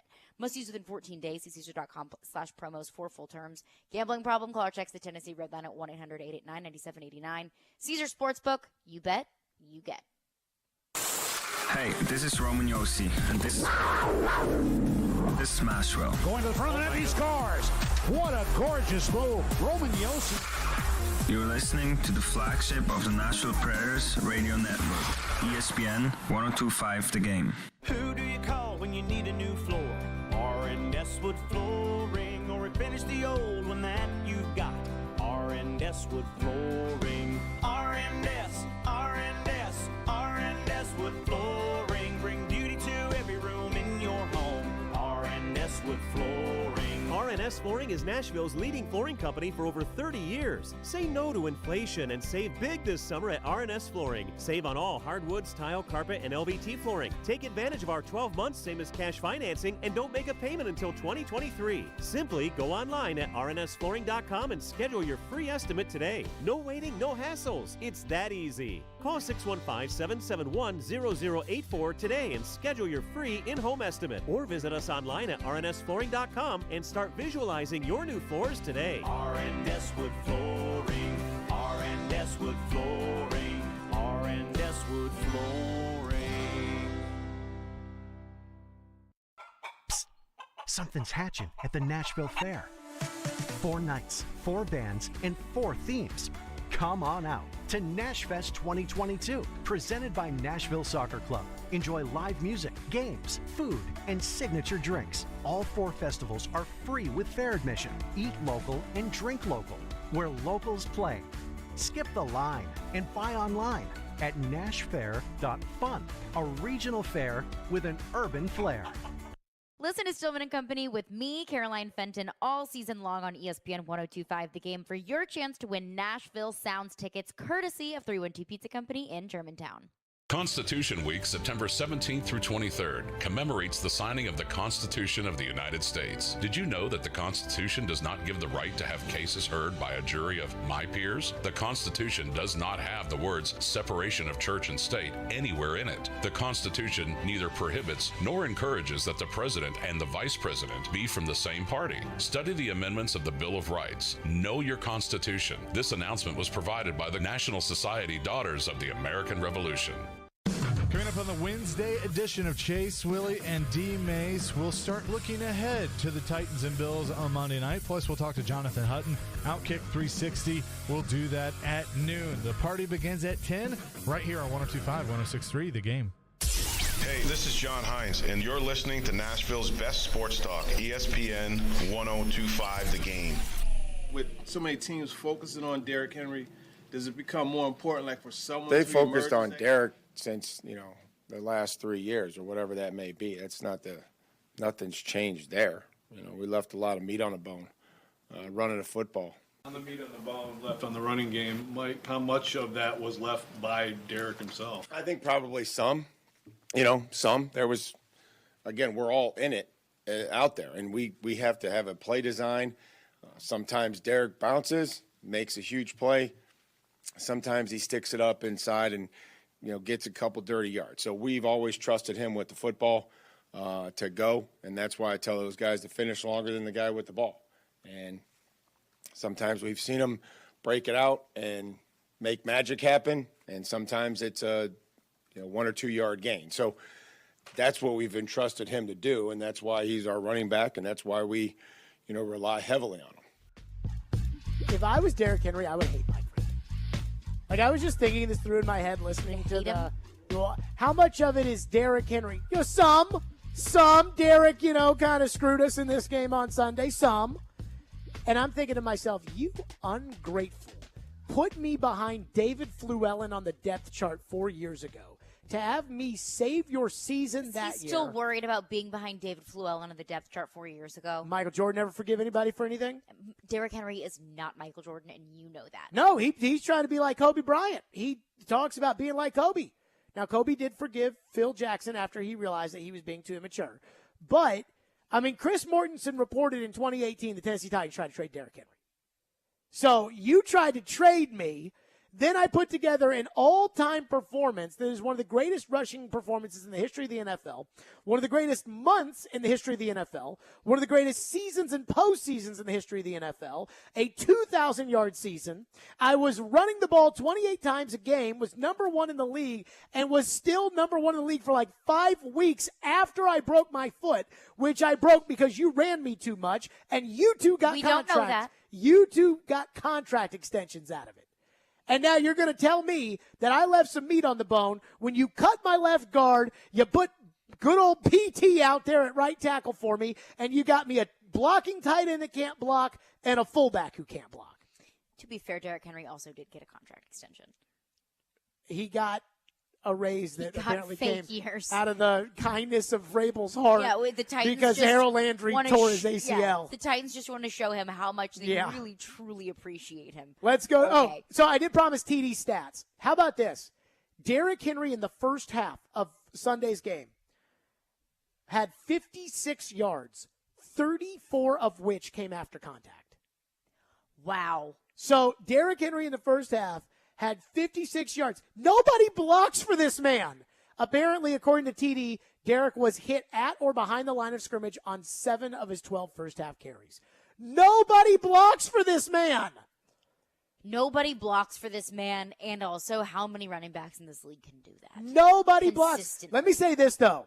I will just, before we get right to your phones, I've badmouthed, because I didn't know who he was, Javonte Williams from Denver. Oh, yeah. He's got some game now. I watched him a little bit last night on Monday Night Football. Javonte Williams can play. Is he a good fantasy player, Ian? Oh, yeah. He was borderline end of first, start of second round. Yeah, Javonte Williams good. But, again, to your point, how many running backs can do that like Derrick? Not many.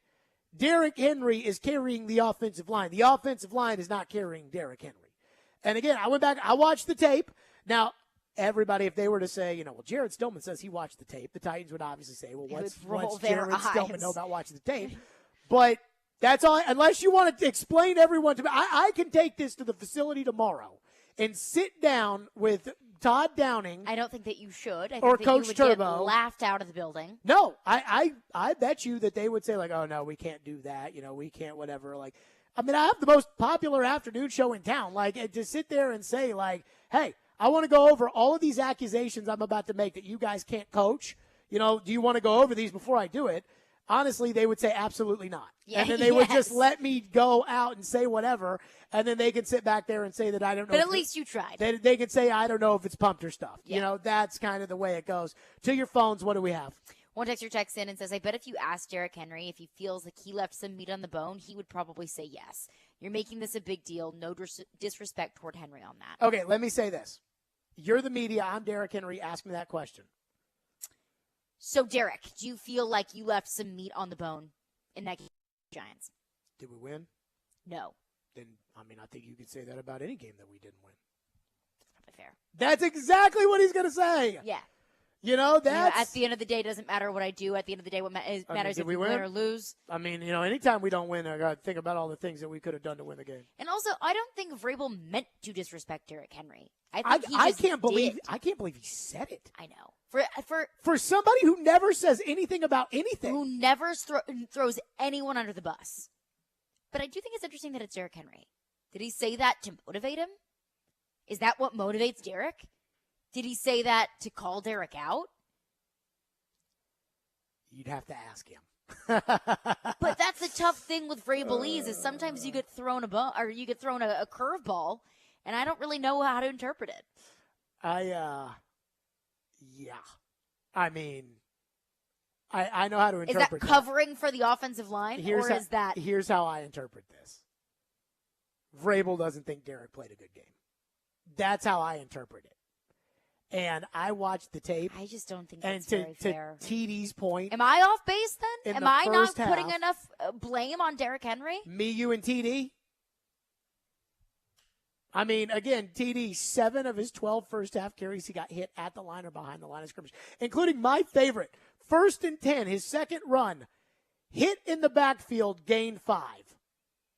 That's really impressive. Hit in the backfield. Gain of 5. Gained 5. Here's another thing that bothers me. Here are Derrick's runs for the game. 1st and 10, 1st and 10, 1st and 10, 2nd and 5, 1st and 10, 2nd and 10, 1st and 10, 1st and 10, 1st and 10, 1st and 10, 1st and 10, 1st and 10, 1st and 10, 2nd and 3, 3rd and 1, 1st and 10, 1st and 15, 1st and 10, 1st and 15, 1st and 10, 1st and 10. Groundbreaking. Unbelievable. What's next? Joey from Gallatin texts in and says, I am so done with Taylor Lewan getting a pass after every single terrible game. He hasn't lived up to the hype last year and a half. I don't see any improvements in his game. I did not watch the pass blocking as far as the offensive line was concerned. I did see on 1st and 10 at the Giant 11, Derrick Henry gained 4. This was a drive they ended up kicking a field goal. They ran it to the right. Lewan didn't block anybody, and his guy got a free shot at Derrick Henry. So because the guy had to come all the way around, that's why Derrick was able to gain 4, but that was not a good job by Taylor Lewan. Let's see where else Taylor came up in our run blocking notes. Taylor did have the false start in the 2-minute drill, which nobody likes. Taylor had a horrific non-block on the 3rd and 1 with Chigakonkwo. I'll put it to you like this. Taylor makes about $15 million a year. The top right tackles now in the league make like $23, $24 million. So Taylor is nowhere near the top of the league. I think Taylor's probably a $15 million a year left tackle. And which at the time that he got that contract, that was top of the line money. And he played much better than he plays now. I mean, Taylor needs to make that block on the Okonkwo play. But as far as, everybody getting mad at Lewan, the Giants didn't have their pass rushers out there. So let's talk next week after Buffalo when that's Gregory Rousseau and Von Miller and Carlos Basham and those guys. Let's talk then. When Brewer goes up against Daquan Jones, I don't think Daquan Jones can play anymore. But I do know that Daquan Jones is a big old boy at defensive tackle. Well, when he's going up against little baby Aaron Brewer, we're going to see if they can have an undersized left guard. I don't think they can, but we will see that next week against the Bills. So let's see Taylor up there get some good pass rushers, and then we can make a decision. But other than the miss on the Okonkwo block, which I thought was bad, and again, that one at the goal line where he didn't block anybody, and the false start in the 2-minute drill, which I do think 5 extra yards were important in the end. The difference between 42 and 47, looking at Randy Bullock's history, he probably makes him 42. Maybe. And that's easy for me to say. Well, and the ball curved at the last minute. Yeah. So, that could have been. It's easy for me to say. I but can you tell feel you, better about 42 over 47. Brandon McManus hits from 62 yesterday. He missed from 64. That ball goes in through 62. With Randy Bullock, anything over 40 is a crapshoot for him. But again, one big kick as a Titan over 45 yards, which is disappointing in a year that he's been the quarterback. Or the kicker. 615-737-1025 is our phone number, 615-737-1025 here on the program. We'll get right back into your phones on the Titans on this. And, again, everybody wants to get mad at Derrick Henry, but I don't see it. 615-737-1025, Stillman and Company. Hey, let me tell everybody out there to play Silly Underdog Picks today, where you can pick 3 football underdog teams you think will win this week for a chance to win great prizes. Play now at thegamenashville.com or the 1025 The Game app. Silly Underdog Picks is presented by Volunteer Hose and Gasket. Silly Underdog Picks is back. Get your friends and sign up today at thegamenashville.com. Pick the 3 football underdog teams each week you think will win for a chance to win weekly prizes. Like a pair of tickets to a sporting event or to a concert in Nashville. Oh, yeah! Go to thegamenashville.com or the Game Nashville app and sign up and play now. Then tune in every Thursday at noon for our expert picks. Silly Underdogs is presented by Volunteer Hose and Gasket. From the Fox 17 News Code Red Weather Center. I'm Fox 17 Code Red meteorologist Greg Bobus taking a look at your forecast for today. Morning starts off nice and cool. The afternoon, a little warmer than yesterday. Lower 80s in the forecast. Humidity stays at bay. Plenty of sunshine and no rain until the weekend. Brought to you by Hiller Plumbing, Heating, Cooling, and Electrical. Call the Happy Face Truck today. Attention sports fans, your favorite sportbook BetUS.com is back for their 28th year of NFL action with the industry's biggest sign-up bonus of up to 200%. BetUS offer their members the opportunity to cash in on all your favorite leagues, including the NFL, NBA, MLB, and more. They've also got hundreds of new casino games, including the coolest European slots, and their dealers are waiting for you at the table. You need a sportbook with integrity and longevity. You need to know that you will get paid. You need a sportbook that offer everything, including live betting, MMA, golf, horse racing, esports, and all kinds of crazy bets. Call today at 1-800-79-BET-US. That's 1-800-79-BET-US, and they will walk you through setting up an account. Nobody in the industry gets better bonuses than BetUS. Join now, mention 1025, and you can get up to 200% in bonuses on your first deposit. Nobody beats that. Head to BetUS.com and join today. That's BetUS, where the games begin. Golfers, tee it up this fall at Edwin Watts Golf Shops for big savings. Save up to $150 off on Ping G425 woods. Upgrade your gear with discounted Wilson stand and cart golf bags. And stock up on TaylorMade Distance Plus golf balls, now 2 dozen for $35. Don't miss these items and more happening now at Edwin Watts Golf Shops and get a free custom fitting today. Edwin Watts Golf Shops, home of the 90-day satisfaction guarantee, or shop us online at worldwidegolfshops.com. Life stresses can take a toll on your mind, body, and spirit, but there are simple, enjoyable remedies that may help aid these, and they can be delivered right to your doorstep. Hey, folks, Joe Rexrode here. So excited to be talking to you about the nation's #1 online shop for all things cannabis, OrderGreen.com.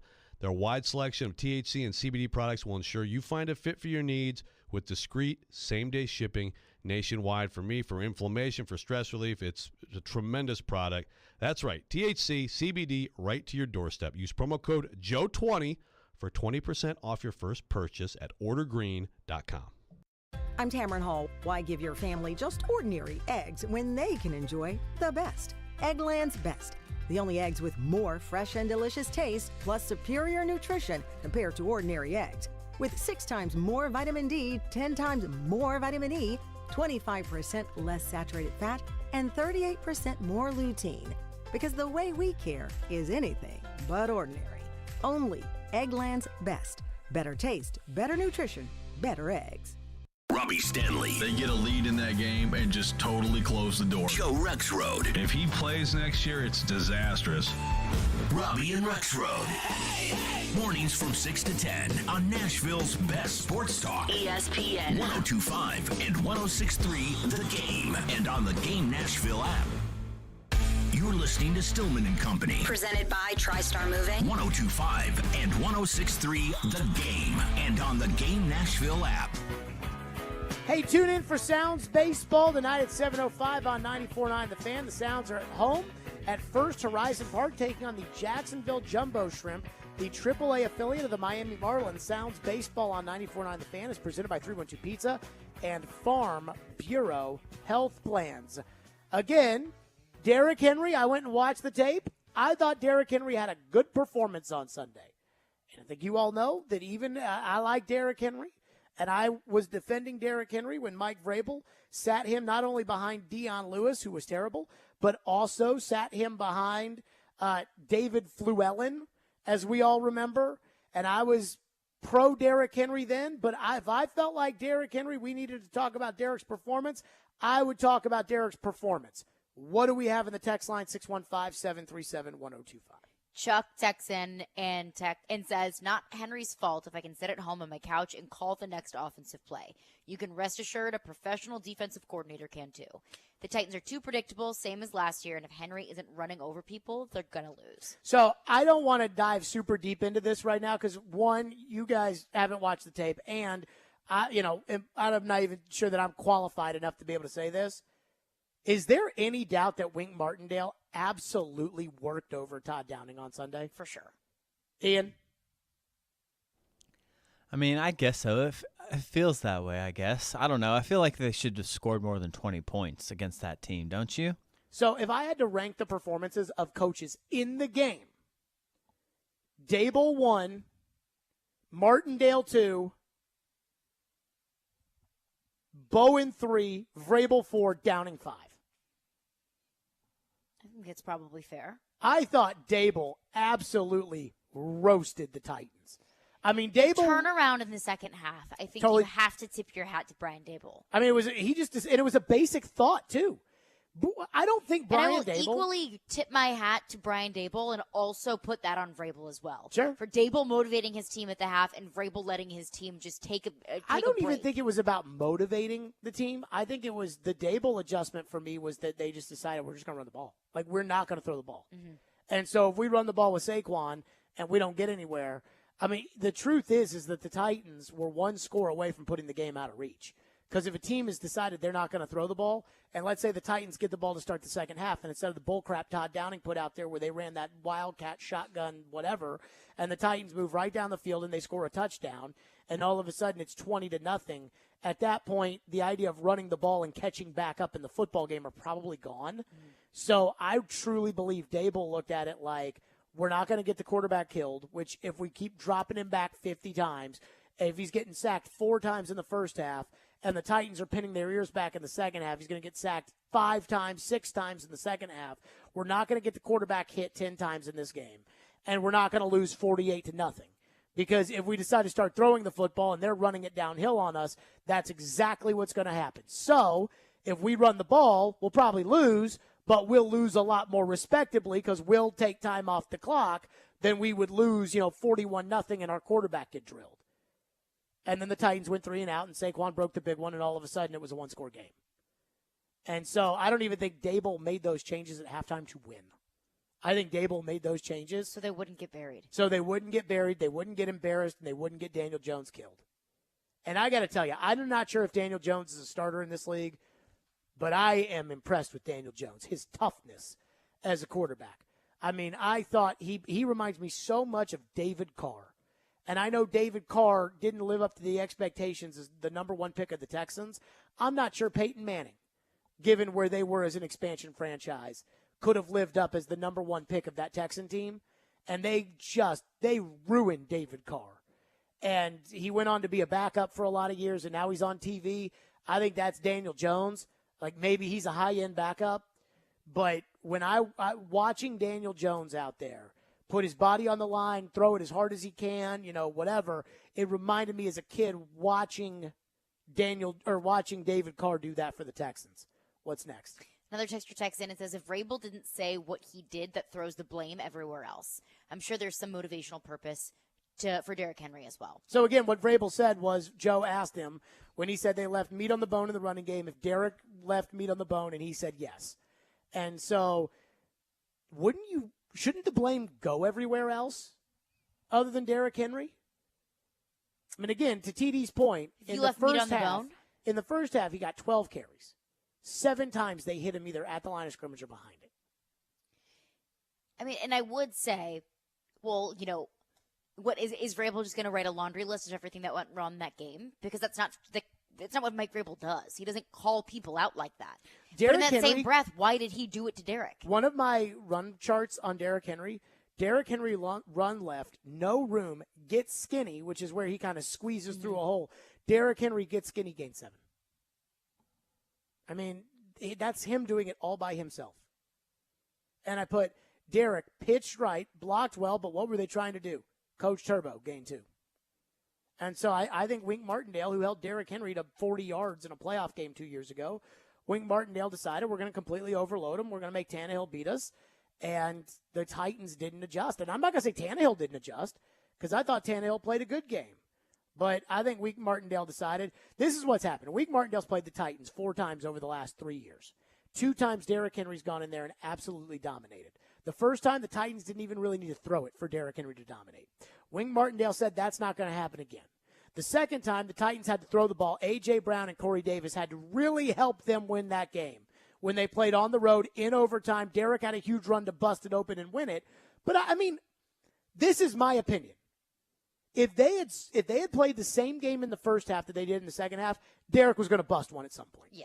And I'm convinced of it. But I think we have to stop saying that Derrick, for every game that Derrick doesn't just pop off a 50-yarder, that he had a bad game. That's how I think a lot of people feel. But that's almost what I feel like Vrabel implied there. Talking about, sometimes Derrick just makes magic happen, and he didn't make magic happen against the Giants. Well, is that fair for that to be the expectation? I mean, I think that is Vrabel's expectation now, right? That's what it sounds like it. Like, again, going back to those Wink Martindale games against the Ravens over all those years, like the first one, Davis and Brown made huge plays and had big games, and they won that. Then in the playoffs, Davis didn't catch a pass, and Wink Martindale held Derrick Henry to 40 yards because he was making Davis and Brown beat him again. And now there is no Davis, and there might not be a Brown. No. There is no Brown. There might not be a Davis. Mm-hmm. The best yesterday on Sunday, 6 for 66 with Kyle Phillips as a slot receiver. That's the slot receiver can't be the main guy around here. Well, I mean, when your 2 guys that really should be the main guys get the ball, 1 and 3 times respectively? Burks got it 3 for 55. Woods got it 1 for 13. Yeah. They just didn't have the opportunity to. Derek was worked up today about how they run Cody Hollister in there for run packages. And he was like, they wouldn't be taking me out of the game. Like, he was like, they wouldn't. When I played and we went into a run package, me and Drew Bennett didn't come on the sideline so Eddie Berlin could go in the game. And I think the Titans need to adopt that philosophy, and they need to play Robert Woods and Treylon Burks. How much of that is not playing Robert Woods or Treylon Burks to be cute or to do something different, or how much of that is they don't really trust them to block? Teach them. Yeah. So I believe that the Titans packages should be like this, right? So when they are in a passing situation, you get 5 guys. So this is a pure passing situation. This is a 3rd and 12. Mm-hmm. Hilliard, Woods, Burks, Phillips, Hooper. Now, if you want to take one of those receivers out and put a Okonkwo in, you can, but those are the guys in a passing situation. In a pure running situation, it should be Woods, Carter, Henry, Hooper, Swain. Anywhere in between, kind of mix and match those guys, but it shouldn't be Hollister. And it shouldn't be Westbrook Akina, because I don't know what he does better than the other guys do at the spots that they play. And you know why that is, right? Because he's a backup. Okay. He's a backup. Not a starter. He's not as good as Robert Woods at what Robert Woods does. He's not as good as Kyle Phillips at what Kyle Phillips does. He's not as good as Treylon Burks at what Treylon Burks does. I don't think anyone would accuse him of being better than Robert Woods or Treylon Burks or Kyle Phillips at what they do. Doesn't make him an invaluable part of this football team. Nick Westbrook-Akine had 44 offensive snaps. Robert Woods had 46. So he had Nick Westbrook-Akine had as many offensive snaps as Derrick Henry did. He had 20 more offensive snaps than Treylon Burks did. Oh, my God. And he had 13 offensive snaps more than Kyle Phillips did. And he had 4 more offensive snaps than Austin Hooper did. I mean, that's a this is my thing with Todd Downing is put your best players out there. Give the ball to your best players. What are we doing? It's unbelievable. Let's look at their team, by the way. These are their skill position guys, and who got the snaps. Barkley was their leading skill position guy at 83%. Surprise. That checks. Barkley. Galladay was number 2. Shepard was number 3. Richie James was number 4. And then a bunch of random guys. 615-737-1025. By the way, so much for Kadarius Toney. 7 offensive snaps for him. Yeah. He sucks. I think he was kind of a bust. 615-737-1025. Well, it's good because the Titans busted, too, in the same draft because Caleb Farley, I don't know what he really does for them.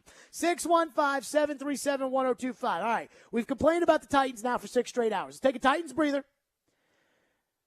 I got to say something. I've been doing this show. I've been on the air in Nashville now. This is my 8th football season. And I have never felt the way that I feel about the Tennessee Volunteers right now. We'll get to that next. Stillman and Company, 102.5, 106.3 The Game. You watch the game. He scores! Philip Forsberg! We talk the game. Philip Forsberg stays here in Nashville, hearing the deal is done. 8 years, close to $70 million total. We are the game. Nashville's best sports talk. 102.5 and 106.3 The Game and the Game Nashville app. ElectronicExpress.com. We make it happen. As a roofer, every second counts. Late deliveries and incomplete orders cost me time and money. That's why I partner with Beacon. Beacon's unique network of branches work together to get me what I need when I need it. Every branch working together. With Beacon, I know my supplies will be delivered on time and complete. Homeowners rely on me, so I rely on Beacon because I never stop building, and neither do they. Go to BECN.com to get started building with Beacon. Beacon, always building. The 2 most sought-after, most prestigious names in bridal jewelry come together for one epic event next weekend at Genesis Diamonds. Tacori and Viraggio, the world's premier designers, will be showing off their entire collections. All the latest designs, many showcased for the first time ever, with up to $5,000 in savings. See the latest from Viraggio, handcrafted on 5th Avenue in New York by true artisans with unmatched attention to detail and the highest quality standards. Viraggio is the only ring that can be customized for every woman's specific desires. Come explore the entire Viraggio collection at Genesis. If you're engagement ring shopping, this is a once-a-year event you can't miss. Other jewelers aren't even allowed to carry these iconic American-made brands. Also for this event, Genesis is showcasing an expanded selection of GIA-certified diamonds in all shapes and sizes. Next weekend, September 23rd through 25th, take advantage of special incentives, zero-interest financing, and as much as $5,000 in savings. Only at Genesis Diamonds, Green Hills and Cool Springs. Are you getting hit hard with higher costs and higher interest rates? Is your credit card rate going up every month? Hey, Willie Donick, how'd you like to wipe out those credit cards before the holidays? Call Loan Pronto. Your home equity can rescue you right now. Your home's value is still way up, and there's a ton of cash that you can get. Loan Pronto specializes in zero-cost cash-out home refis. Get tens of thousands in as little as 2 weeks. Pay off credit cards and consolidate everything into one super low payment. People who do this usually cut around $800 from their monthly budget. And even if your home mortgage rate goes up a little bit, it's offset by your credit card rate going to zero. When rates come back down, Loan Pronto will refinance you again for free. Call Loan Pronto. Do it now. You can even skip your next 2 house payments altogether. Call 615-499-5780 or go to loanpronto.com. That's 615-499-5780. Equal housing lender, NMLS 166-1781, subject to lender approval. Finding great candidates to hire can be like, well, trying to find a needle in a haystack. Sure, you can post your job to some job board, but then all you can do is hope the right person comes along, which is why you should try ZipRecruiter for free at ZipRecruiter.com/radio. ZipRecruiter doesn't depend on candidates finding you. It finds them for you. Its powerful technology identifies people with the right experience and actively invites them to apply to your job. You get qualified candidates fast. So while other companies might deliver a lot of hay, ZipRecruiter finds you what you're looking for. The needle in the haystack. See why 4 out of 5 employers who post a job on ZipRecruiter get a quality candidate within the first day. ZipRecruiter, the smartest way to hire. And right now, you can try ZipRecruiter for free. That's right, free at ZipRecruiter.com/radio. That's ZipRecruiter.com/radio. ZipRecruiter.com/radio. From the Hillside Medical Game Studios, WPRT-FM Pegram, WPUC HD2 Laverne. Robbie and Rex Road, Chase, Willie, and D-Mace. Stillman and Company. Nashville's best sports talk. 102.5 and 106.3. Terang, it's a high fly ball. We got pass rushes. Awesome game 7. Checkered flag in the air. The Game. A Cromwell Media Station. where you have a voice. We're one play away from an injury. He knows this. He's a study of the game. And we have strong opinions. He's been awful. I don't think they were trying, and that's why I feel the way I feel. This is Stillman and Company with Jared Stillman and Caroline Fenton. Presented by TriStar Moving on Nashville's best sports talk, 102.5 and 106.3 The Game. And on the Game Nashville app. Stillman and Company is delivered by TriStar Moving, 102.5, 106.3 The Game. Streaming live on Twitter, Twitch, YouTube, and Facebook Live. Thanks to the law offices of Amanda Gentry, live from the Hillside Medical Game Studios. Tennessee Volunteer fans, I got to be honest with you. For about 8 years, you and I have not seen eye to eye on about anything. So when I first started this, Butch Jones was beginning year number 3. And Tennessee had a bad first season where they lost to Vanderbilt, didn't make a bowl game. Second year, they knocked off Kentucky, South Carolina, Missouri, and Vandy, and they made it to a bowl game, and they smoked, I believe, Iowa, or they smoked somebody in the Tax Slayer Bowl, and they were feeling all high and mighty, and they were entering year 3, and the recruiting rankings were looking good, and on they were, baby. And I remember saying, like, yeah, this guy's he's a snake oil salesman. This is not a good coach. And they were like, and there's a call somewhere, I got to find it, from 7-8 years ago where this one woman called in and was like, Jared Butch Jones, he's building this program brick by brick, and he's Brick gonna by beat brick, baby. Nick Saban. He is getting ready to beat Saban. And I went through that for about 2 or 3 years. And then it all crumbled down in 2016 after they beat Florida and Georgia and they lost to Vandy and South Carolina. And then the next year they got embarrassed in that first game and they kicked Butch out as fast as they could. Then we had the great coach overthrow of Greg Schiano. In comes Jeremy Pruitt. He was the ball coach that everybody liked. He lost to Georgia State, I believe, or Georgia Southern. I can't remember which one. Doesn't matter. They both stink. He lost to Georgia State. He lost to BYU. They started the season terribly. They ended it fine. They won 9 games. They gave him a contract extension. I thought that was ludicrous. You all got mad at me. And then you fired him the next year because he couldn't win any football games and he couldn't put a mask on the right way. In comes Josh Heupel. And Josh Heupel, 3 years at Central Florida. Each year they got worse. And I can't explain it because Scott Frost never lost a freaking game at Central Florida. And Scott Frost just got the boot. He couldn't win a game at Nebraska. He was at Nebraska far too long. So Josh Heupel takes over for 3 years at UCF. They get worse every year. Comes to Tennessee, that's not very encouraging. I looked at it, and I was like, is this like a minor league coach they're hiring? And let me say this. For the first time in 8 years, this is the year that I am telling Vol fans you may be excited about your football team. This is the first time that I am telling you that I actually believe in this group, and there's a couple of reasons why.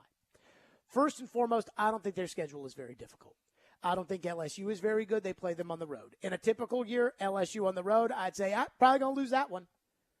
I was all in on Florida after watching Anthony Richardson against Utah. Good God, did he stink it up against Kentucky. He did. I mean, I don't even know if they could. There was one play where Anthony Richardson threw the ball, and Greg McElroy said, that is the throw that you make when you first come out to the field for warm-ups. That's the throw you make, and that's the throw he missed. So, I mean, I think Tennessee's going to beat Florida this weekend. They should beat Florida this weekend. Next weekend. Oh, they play some loser this weekend. Akron this weekend. weekend. Okay. Yeah.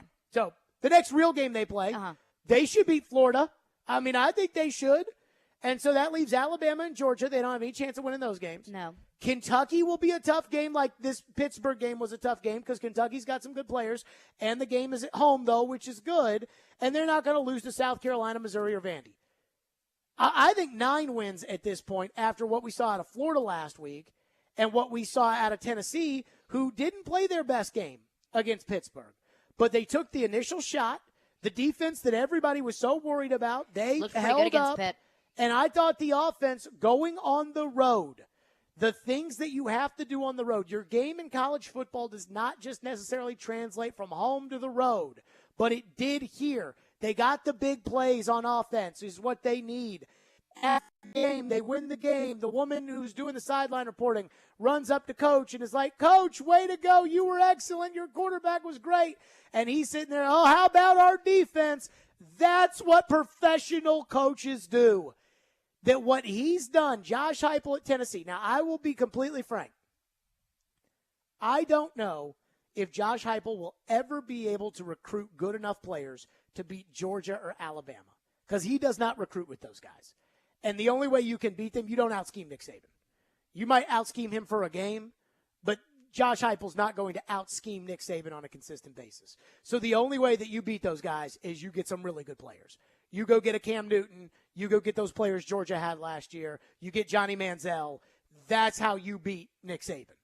And I don't know if Josh Heupel will ever be able to out-recruit those two. Now, Saban's not going to beat Alabama for forever. But again, I'm still not sure he'll ever be able to out-recruit those two guys. And then if there's a next guy that pops up, if Urban Meyer comes back to the SEC or something like that. And again, I don't know if Brian Kelly will be able to out-recruit those two guys because of the way that they recruit. Top 5 class next year, to be fair. We ain't got to next year's class because all those guys trust me, my school's got a good recruiting class for next year. Let's talk about it in December because I'm not feeling so hot about that. So we'll get to that when we get to that. That's different. But, and it's great to have like a top 10 class. Everybody has a top 10 class. No, that is not true. Everybody's top 10 class. 10 schools have a top 10 class. Every year Notre Dame and Tennessee, every year Texas and Tennessee and Notre Dame and all those schools have top 10 classes. And when they put those players on the field, they're never as good as Clemson's players. Well, that's a difference between coaching, scheming, and recruiting. But again, this goes back to my point. You think that Clemson is coaching them better than these other places? Maybe. No. So why are they winning more games then? Because they out-recruit everybody. That's why as soon as they lose Trevor Lawrence, they're no good. That's how this works is Clemson got Deshaun Watson and Trevor Lawrence and all those defensive linemen and all those receivers and everything else, and that's why Clemson was good.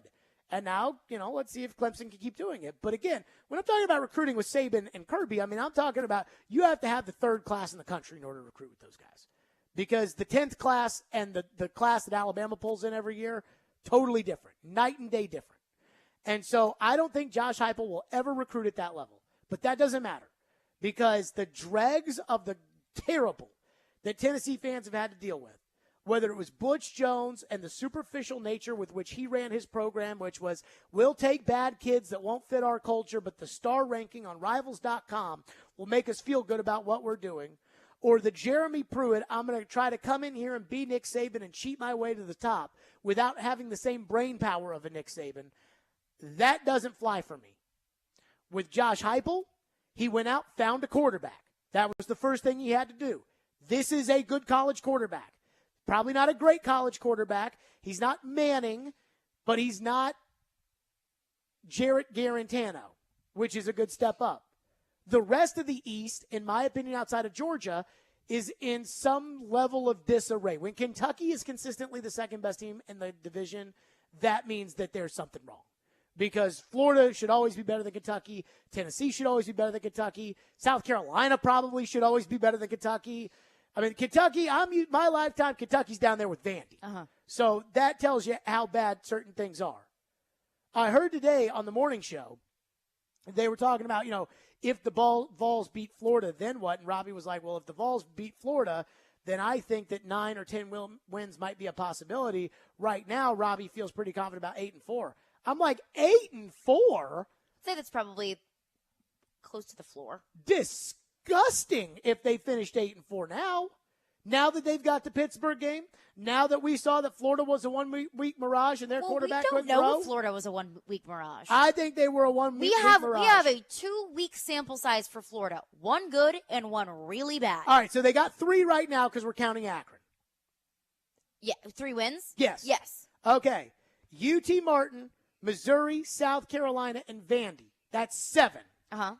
So now you just have to win one of couldn't complete a pass Florida at home, LSU, worse special teams than the Titans, and Kentucky at home. If they don't win 8 games, I'll be stunned. If they don't win 8 games, I think Tennessee fans should be very upset. This coach is too buttoned up for that. Like I said, he will never out-recruit Kirby Smart. And so he'll never beat Kirby Smart. And I'm okay with that. But it is way the shooting themselves in the foot that Tennessee has done for years. It's not going to happen with this guy. Like, he's a solid coach. And solid might not be good enough to go out there and beat Georgia. It's certainly never going to be good enough to beat Alabama. But I will say that for Tennessee fans, you should be excited about what you have right now because it looks like everything's about to break your way. You know, the year that you have to go to LSU, they're probably not very good. They got 2 quarterbacks. They got one that's probably more of a runner than he is a thrower. And then they got the thrower who they won't play because they're afraid he's going to get killed behind the offensive line. They played him. They played him last week? He was atrocious. Against who? Southern. Got it. So, yeah, you know. So if you're atrocious against Southern, you're atrocious against Mississippi State and Tennessee. Feels like it's a good year to play Florida.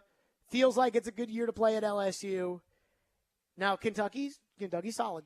Kentucky is a solid team. I don't know if Tennessee lights up the scoreboard the way Tennessee's capable of. I don't think that Kentucky would be able to keep up with that. The one thing I would say, though, I thought Pittsburgh screwed up not going for 2.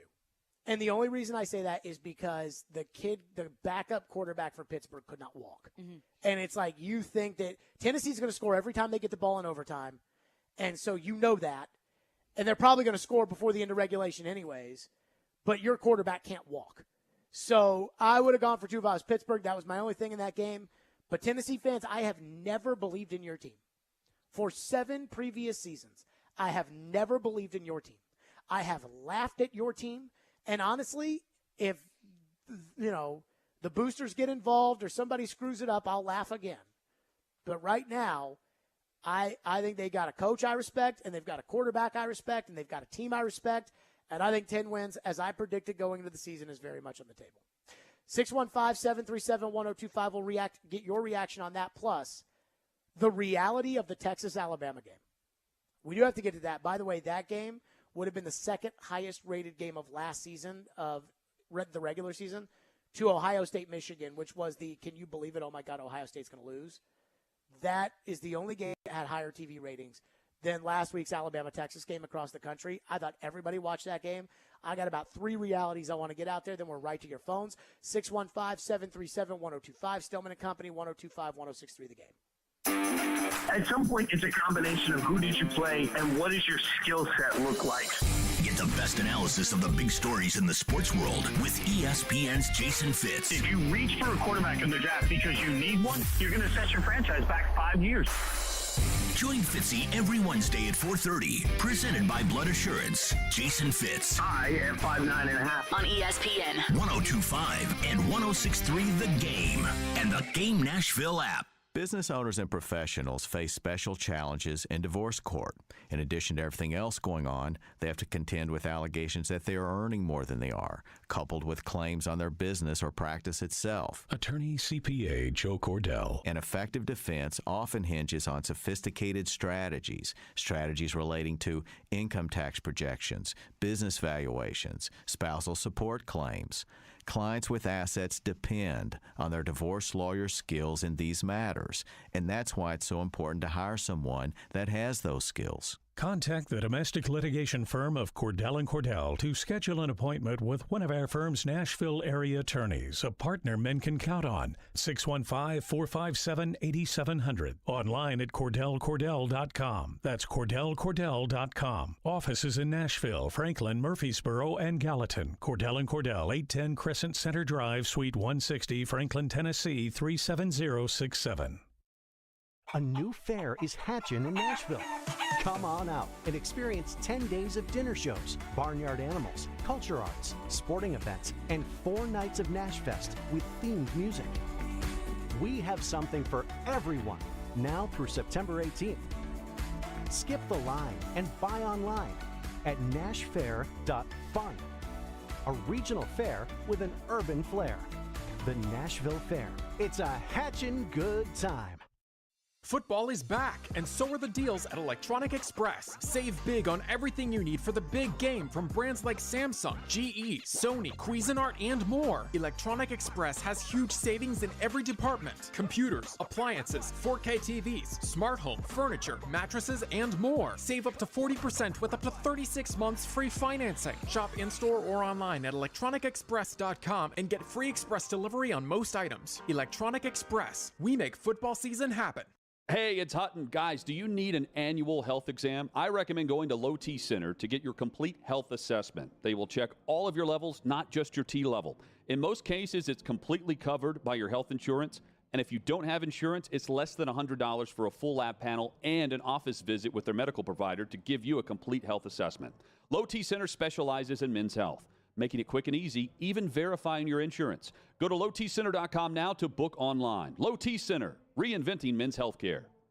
Football season is here again, and when it comes to procuring my adult beverages for the big games, I saddle up and head to Red Spirits and Wine. Red's titanic selection of beer, wine, distilled spirits, and cigars is second to none. And Red's Cracker Jack crew always delivers a winning combination of service and value. There's no two ways about it. Red is top of the range. Open 7 days a week at Highway 70 South in Bellevue. And check us out at redspirits.com. Never miss a moment of the show. What is this? Check it out. Subscribe to the Stillman and Company podcast on iTunes, Spotify, and wherever you get your podcasts. You're listening to Stillman and Company. Sounds like this has been a game-changing day for all of us. Presented by TriStar Moving on 102.5 and 106.3 The Game and on the Game Nashville app. What concerns do you have about Alabama? There are a lot of concerns, Molly. First of all, the offensive line was not good. The play calling was even worse. That's Bill O'Brien, the former NFL head coach. And what we all thought was going to be the key to this team was the wide receivers, and they were average as well. So there are a lot of concerns. There's plenty of time to correct these concerns. The defense was sloppy as well, Stephen A. We were expecting Will Anderson to be in New York at the end of the season, and he still may be for the Heisman. He made a lot of silly mistakes. There you go. Feinbaum is concerned about Alabama after their performance against Texas. They did win, did the Crimson Tide. I thought Georgia should have jumped them. I got three things I took away from that game. First of all, it was a wildly entertaining game. It was a very fun game. I mean, it was. I enjoyed every second what of I it. expected to be a blowout. I was on the edge of my seat. So I was doing Mad Dog Radio, like right at the end of it. I started at 2 and the game ended at like 2:30. And I was like, as soon as the Texas game ends, we're going right to it. Like, that's exactly what we're going to do. And so we talked about Lamar Jackson for the first 30 minutes of the program. And then as soon as the Alabama-Texas game went final, I went right into it. And it was loaded phone lines all across the country I'm sure. wanting to talk about Alabama-Texas. Here's my three thoughts on this. Number one, is Texas back? I think that's a legitimate question after that game because I thought Texas was the better team on Saturday, and that was without Quinn Ewers. And when Quinn Ewers was in the game, I thought that the game plan from Steve Sarkisian was incredible, which was we don't think your DBs can cover our receivers, and we're going to throw it as deep as we can. And Quinn Ewers had the arm to do it. Hudson Card, who came in, he didn't have the arm to do that. Ewers does, and he was chucking it. And they were either completing every long pass or they were calling a hold on the Alabama DBs on every play, and that would have continued. So that was number one, which is I think there's a chance Texas is back. That team, and this is how quickly you can turn it around with the transfer portal because they went out and got a high-end quarterback. Remember I always talk about franchise quarterbacks in college? They didn't get him through the transfer portal. Yeah, they did. Quinn Ewers? Yeah. No, they did not. Yeah, he came from Ohio State. Did they? Yeah. Ah, okay. So they went out, got their kid from Ohio State in at quarterback. They had that Xavier Worthy at wide receiver. Yeah, I always think when I watch an Alabama game that I'm going to see these great Alabama receivers. Worthy was the best player on the field. I thought Alabama's defensive line was dominated by Texas's defensive line. I didn't think Will Anderson did anything. No, he didn't. He just drew penalties all day long. Stupid 15-yard penalty that he took. So they play Baylor, they play Oklahoma, and they play Oklahoma State. If they play the way they played Saturday and Quinn Ewers is in there, they can probably win all of those games. If Texas is competing for the playoff, we can argue Texas is back. That's my first thing. Number two, Saban's going to get this figured out, but he's got a lot of figuring out to do. They don't look like I've been seeing Alabama for Saban for 15 years. I'm used to stud receivers. I don't see them. I'm used to the big old offensive linemen that just push the defense. I'm into these big running backs, whether it's Najee Harris or Derrick Henry or Bo Scarborough or Trent Richardson. I don't see it. Now, they got a quarterback who won them the game. Mm-hmm. But I do not see Nick Saban football from the Alabama football team right now. Now, again, I think he'll get it fixed. He always does. And this tape, this is the best thing that could have happened to Saban going forward because he's got no more rat poison. Because that team knows how brutally close they were to getting embarrassed on TV. So it's just my belief that Saban will build them back up. And the third question, or the third thing that I have is, even without Quinn Ewers, I thought Texas was the better team. And that if they played 10 times, I would take Texas over Alabama those 10 times off of what I saw Saturday. I mean, I cannot explain to you how stunned I was that I thought that Texas was a better football team than Alabama. Because, I mean, I see the recruiting rankings, and Texas is always in the top 10 no matter who the coach is. I could be the coach at Texas, and we'd have a top 10 recruiting class because it's Texas. But they don't have Alabama recruiting classes. And somehow, some way, they had better.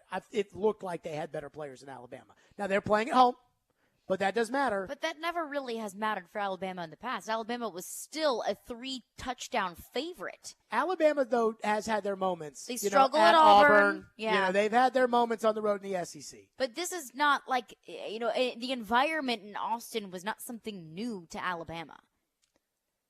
I don't think they were ready for the punch in the mouth. It did not look like they were ready.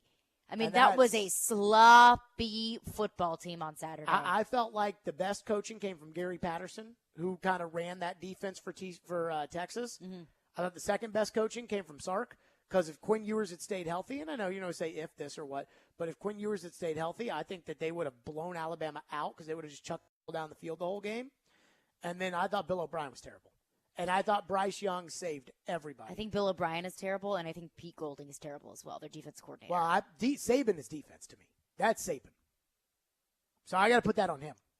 But the DC, it does not do anything for me. But to your point, I mean, Bryce Young, you take Bryce Young away from that team. Carried the whole team. And he threw so many good balls, just beauties of throws that wide receivers just went right through their hands. And that's why he's the Heisman Trophy winner. That's when we talk about these quarterbacks like Matthew Stafford. Can he carry the team, or does he need that? Nope, he needs other people. Bryce Young can carry the team. Bryce Young carried the team on Saturday. Phone line, 615-737-1025. Phone lines are driven by WilsonCountyHyundai.com on college football. What do we have? One texter texts in and says, I was at that Pitt game, and that's a game that the last 10-plus years the Vols would have lost. Oh, yes. Yeah. Oh, my God. They would have found a way to lose it. I thought Tennessee, and it's only because of Heupel. Like the fact, and I don't think Heupel is a great coach. It's only because of Heupel. I think, he's got a veteran quarterback. Yeah. So that's and important. a lot of turnover and consistency from last year on offense. I don't even care about that because I think that, like, the quarterback kind of runs all that. As long as the quarterback's consistent, you can move receivers in and out. You can move linemen in and out. But he has consistency at receivers, which it does add value. I've really got the one guy who is a dog. And Jalen Hyatt. And Hyatt's good. And all those other guys to me are all the other guys. Tillman is a dog. Yeah, he's a dog. He's so good. And so, but it's the coach and the quarterback. It's like the NFL. It's the coach and the quarterback. And they are just so buttoned up. They just run themselves like a right organization should run itself. And that's all I'm asking for. What's next? Bo in Murfreesboro texts in and says, I was excited to get a win this weekend as a Tennessee fan, but I still believe that the season hinges on Florida, LSU, and Kentucky. You win one or two of those games, and it could be a really nice season for Tennessee. I will call it now, Ian. They will win two of those games. I think that's fair. I mean, I predicted before the season that they would win all three, but two, I feel very comfortable that they will win two of those three. Two of them, three are at home. The other one is at LSU, and I think LSU's in for a tough season this year. Yeah, I predicted them to win two out of the three of those games. And I predicted them to win three out of the three. So the question I'm going to ask Trevor when he joins us upcoming is this. It's the question I'm going to ask you right now. Is Texas back? I'm not ready to go there yet. If they had won that game, they lost by 1 point. If they had won that game, everybody around the country would be saying Texas is back. Well, yeah, people say Texas is back a lot whenever Texas is not back. But I do know. wonder, in that game, was that more about Texas being good and being back, or was that more about Alabama playing uncharacteristically bad? I would say this. If they got their 1 point, everybody would say Texas is back. Of course. People say Texas is back all the time. And they did it with a backup quarterback. Texas A&M beat Alabama. Texas A&M is struggling pretty mightily. I know, but they didn't have Quinn Ewers as a quarterback. They had neither did Texas. Calzada. And Texas going forward has Quinn Ewers, and he is awesome. Trevor is next. 615-737-1025. Hiller Plumbing, Heating, Cooling, and Electrical. Those are my guys. I love Hiller. They are fantastic, and they did a fantastic job. They do a fantastic job anytime they come to my home, and they are coming to my house, I believe, next week. They will be coming to do a little maintenance on my HVAC unit because I'm a member of the Happy Hiller Club, so they give it a little tune-up, to make sure that the cooling is good for the summer, and the tune-up is obviously to prepare myself for the fall. That's why I love Hiller. Hey, it's grilling and chilling season, and Hiller is celebrating all month with special deals for our customers, like necessary home system replacements. This month, tackle them to take advantage of these great deals, like a free Yeti Tundra cooler with the purchase of a new tankless water heater, and that's a big one right there because, everybody wants to make sure that their tankless water heater and everything else is taken care of. A free Yeti Tundra cooler, again, with the purchase of a new tankless water heater, a free Traeger wood pellet grill with the purchase of a new whole home generator, and they're also taking good care of you with your HVAC replacements. So get interest-free financing for up to 12 months. That's right. 0% interest financing for up to 48 months on select new HVAC systems. Hiller's work is backed by the Happy You'll Be Your Services Free guarantee, and I know this because I use Hiller at my home. That's Hiller Plumbing, Heating, Cooling, and Electrical, proud supporters of the Vols, the Preds, and Vandy. Hiller, call the Happy Face Truck today. Every Monday at 6, it's the Eddie George Show live from 6th and Peabody. When we hit the turf, we clock in, we're locked in, and we're committed to our craft. Each week, the former Titan and current TSU head coach will be joined by Outkick 360's Jonathan Hutton. Props to you and your staff, but also to the kids that have bought into everything you're saying. And special guests to break down the Tigers' latest game and talk all things football. The Eddie George Show, Mondays at 6 on 102.5 and 106.3 The Game and the Game Nashville app. At the law office of Amanda J. Gentry, we are committed to defending your rights. Being arrested doesn't have to be the worst day of your life. Being served with custody paperwork doesn't have to be the worst day of your life. It may feel that way, but if you have Amanda J. Gentry representing you, you can feel confident that you're going to have the best quality representation in all of Middle Tennessee. Amanda J. Gentry goes wherever justice demands. 615-604-6263. AmandaJGentry.com. MTSU football is officially back in action inside Floyd Stadium on September 17th. Your Blue Raiders will kick off against the state foe, the TSU Tigers, led by former Tennessee Titan Eddie George, for the 2022 season home opener. Come early and wear your blue because it's going to be a day full of family fun. Be sure to check out the Blue Raider Beer Garden and the Blue Raider Family Fun Zone inside the stadium. Stick around for a post-game fireworks show. To purchase tickets, visit goblueraiders.com/tickets. Middle Tennessee. We are Blue Knighted. Houston Clinic Orthopedics wants to thank their patients for voting them the #1 orthopedic practice in the Nashville Scene Poll for 3 years in a row. Their physicians specialize in spine, joint replacement, knee, hip, upper extremity, and other orthopedic conditions. At Houston Clinic Orthopedics, they adhere to all CDC guidelines for the patient's and staff safety. To experience world-class orthopedic care and see a list of all physicians, visit their website at tn.houston.com and book your appointment online today. Attention taxpayers. If you're facing IRS debt you can't afford to pay, then you need to take advantage of the new Taxpayer Relief Initiative to free yourself from IRS collection efforts once and for all. Due to the financial hardship consumers are facing, the IRS has made it easier to settle delinquent tax problems. You may qualify for significant tax savings. An open phone line has been established by Community Tax for consumers to call and see if they qualify. Take down this number stored in your cell phone, but call the Community Tax helpline at 800-219-3123.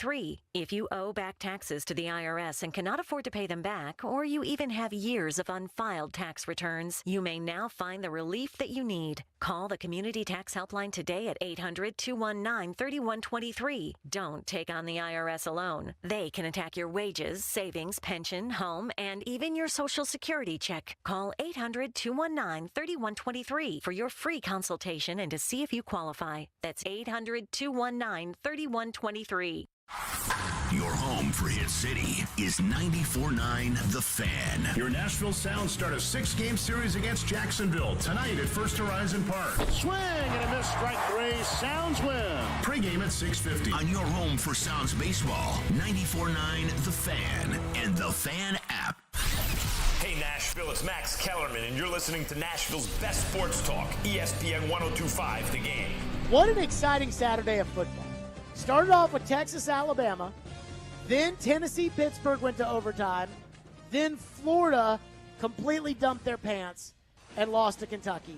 And all of my Anthony Richardson is that dude feeling was just completely gone watching that poor kid on Saturday. And let's not just forget about that. Who watched Friday night, by the way? Oh, the Louisville game? Yeah. Super fun one. How about Louisville, them UCF. Cardinals? Let's go, baby.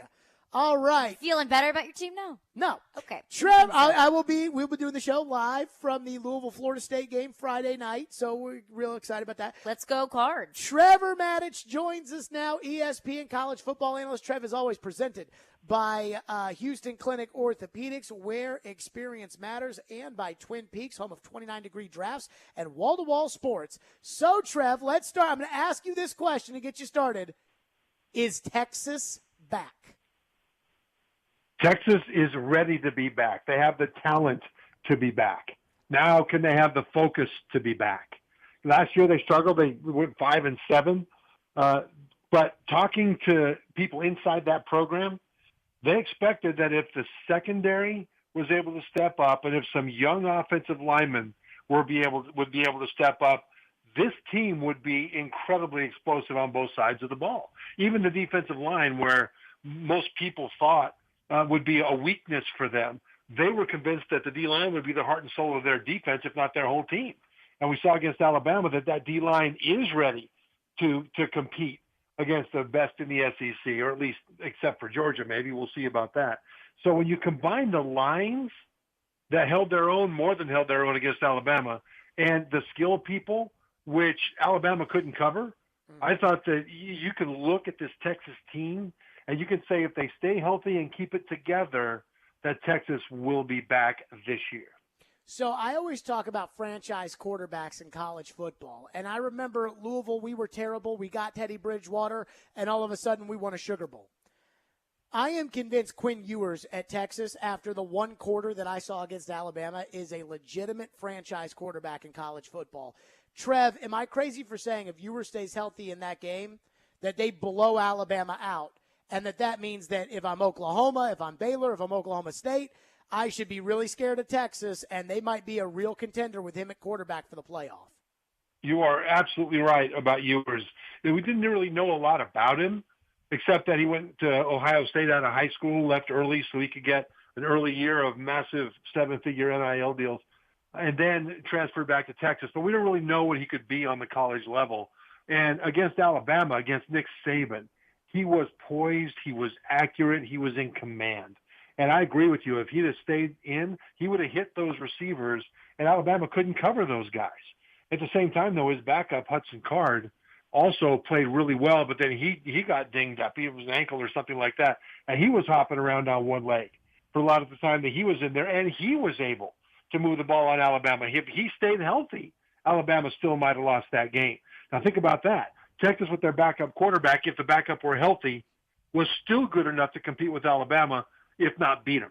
And so I think that Ewers is a guy to really watch for. And I'll tell you what, if you're Arch Manning, the super recruit who's committed to Texas, I'm sure you're wondering what in the world's going on now, because the expectation was that Ewers would play this year, next year, and next year Manning would redshirt, and then Ewers would go on to the NFL, and Manning would have his time at Texas. Well, now he's supposed to be out about 4 weeks, I think. But if he's out longer than that and redshirts, then he comes back next year with that extra year of eligibility. I wonder what Manning's thinking. That's just sort of an asterisk to the whole thing. But overall, if Quinn Ewers is able to come back, Texas has their superstar quarterback that they haven't had since Colt McCoy. Trevor Maddich is with us. The one thing that I said on Sirius when I was on Saturday after this game went final was Alabama. I mean, I thought Texas was the better team on Saturday, and I think Texas would have blown them out if Ewers had stayed healthy. I thought Sarkisian's game plan was excellent. I thought Gary Patterson did a great job with that defense against Alabama. And ultimately, Alabama won because Bryce Young was out there and Ewers wasn't. But all the problems I see with Alabama, I don't see those NFL wide receivers that I'm used to seeing, whether it's Jerry Jeudy or Julio Jones or Amari Cooper. I don't see those big running backs like Trent Richardson or Derrick Henry or Najee Harris. The one thing I will say is this tape is going to be a huge advantage for Nick Saban to coach from. And that I'm sure some of these SEC teams are probably licking their chops after what they saw Saturday. I don't think we're going to see Alabama play like this after Saban gets a hold of them after that game. Am I right to have that level of faith in Saban? Well, Saban loves close victories with a lot of mistakes more than anything else because there's no chance of rat poison. It's the anti-rat poison, right? And so he can coach them hard, but he doesn't have a loss in the L column. But I do think that future opponents are going to look at this game as a template as to how to attack Alabama's offense. What Texas did was said, okay, the offensive line has a lot of talent, but they haven't come together yet. The receivers have not yet developed chemistry with the quarterback for Alabama and have not yet shown that they can go out and be playmakers. So what Texas did was attack the line of scrimmage with ferocity. In the run, they got on the edge of the offensive lineman and they drove into the backfield to the point that on critical plays, including a 4th and 1 in the fourth quarter, Texas drove offensive linemen so far into the backfield that Alabama's running back tripped over the legs of his own guy in the backfield. And then from the standpoint of the pass rush, they just went after Bryce Young. And Young broke out a couple times and had some nice scrambles. But they figured, okay, we think we can cover man-to-man on those receivers. Certainly let's make the receivers prove that they can burn that. So we're going to blitz, we're going to twist, we're going to be super aggressive at the line and get after Young, figuring that the receivers won't be able to burn us, and they did not. So that combination that Texas's defense did against Bama, attack the line of scrimmage aggressively on the run and the pass, and then trust your guys to cover down until the receivers prove that they can burn you for it, that's what they're going to see from defenses going forward until they prove that they can burn what Texas's template was. Trevor Maddox is our guest, presented by Houston Clinic Orthopedics and by Twin Peaks. Trev, am I crazy for thinking I saw Georgia week 1 against Oregon smoke them? I mean, as dominant as they could be, I saw Alabama barely hold on against Texas in week 2. It's not close between those two teams right now. Is that a crazy line of thinking? Well, you're crazy, Jared, but that's not why. You're absolutely right about that one. The Georgia right now is the only team in the top level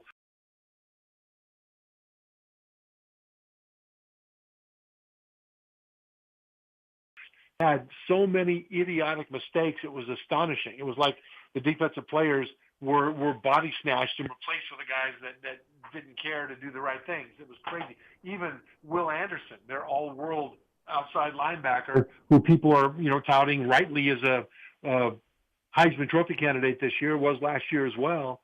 He had like 3 times he lined up off sides, and then one time he had one of the most ridiculously inexplicable personal foul penalties I've ever seen. I mean, receiver catches the ball out to the right on the line of scrimmage. He's off balance. He falls down. He rolls. Whistles are blowing. He gets up, and Anderson takes 2 more steps, hits him in the back, and knocks him down. 15-yard penalty for Alabama. Craziness, right? So Alabama's got all kinds of problems that they've got to deal with. Ohio State still has some things they have to prove. Michigan still has some things they need to prove. Georgia is the only team that I can look at right now at the top of college football and say, yeah, they are complete everywhere you look. And I would say that Georgia is better than they were last year.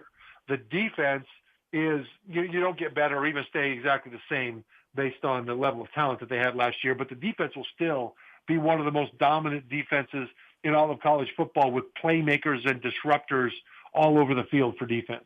And the offense is better than it was last year. And it's not just because Stetson Bennett is better than he was last year. And he is. Bennett, when you watch him on tape, I mean, if you told everyone that was Bryce Young in that Georgia uniform, you would say, yeah, I can see that. Now, I'm not saying he is Bryce Young, but I'm saying that Bennett is a field general and a playmaker and still doesn't get enough credit. But then the people around Bennett, the skilled people that weren't used very much last year, are better as well. And they're being integrated into an offense that's more balanced, more explosive, and more dangerous than it was last year. So right now, not only is Georgia number 1, I don't see anybody that could come within 2 touchdowns of Georgia as of week 2. Okay. If you're Nick Saban, are you scared after what you saw Saturday, or are you mad about what you saw Saturday? I'm a little of both.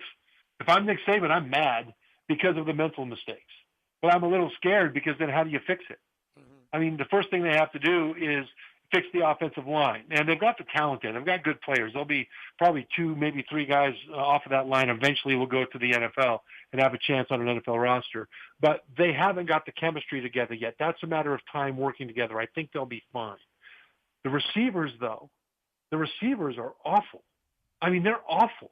The leading receiver for Alabama last year was a running back who wasn't on the team last year. Jahmyr Gibbs, who transferred in from Georgia Tech, they threw to him early and often. He had 9 catches for the game. The nearest wide receiver only had 4.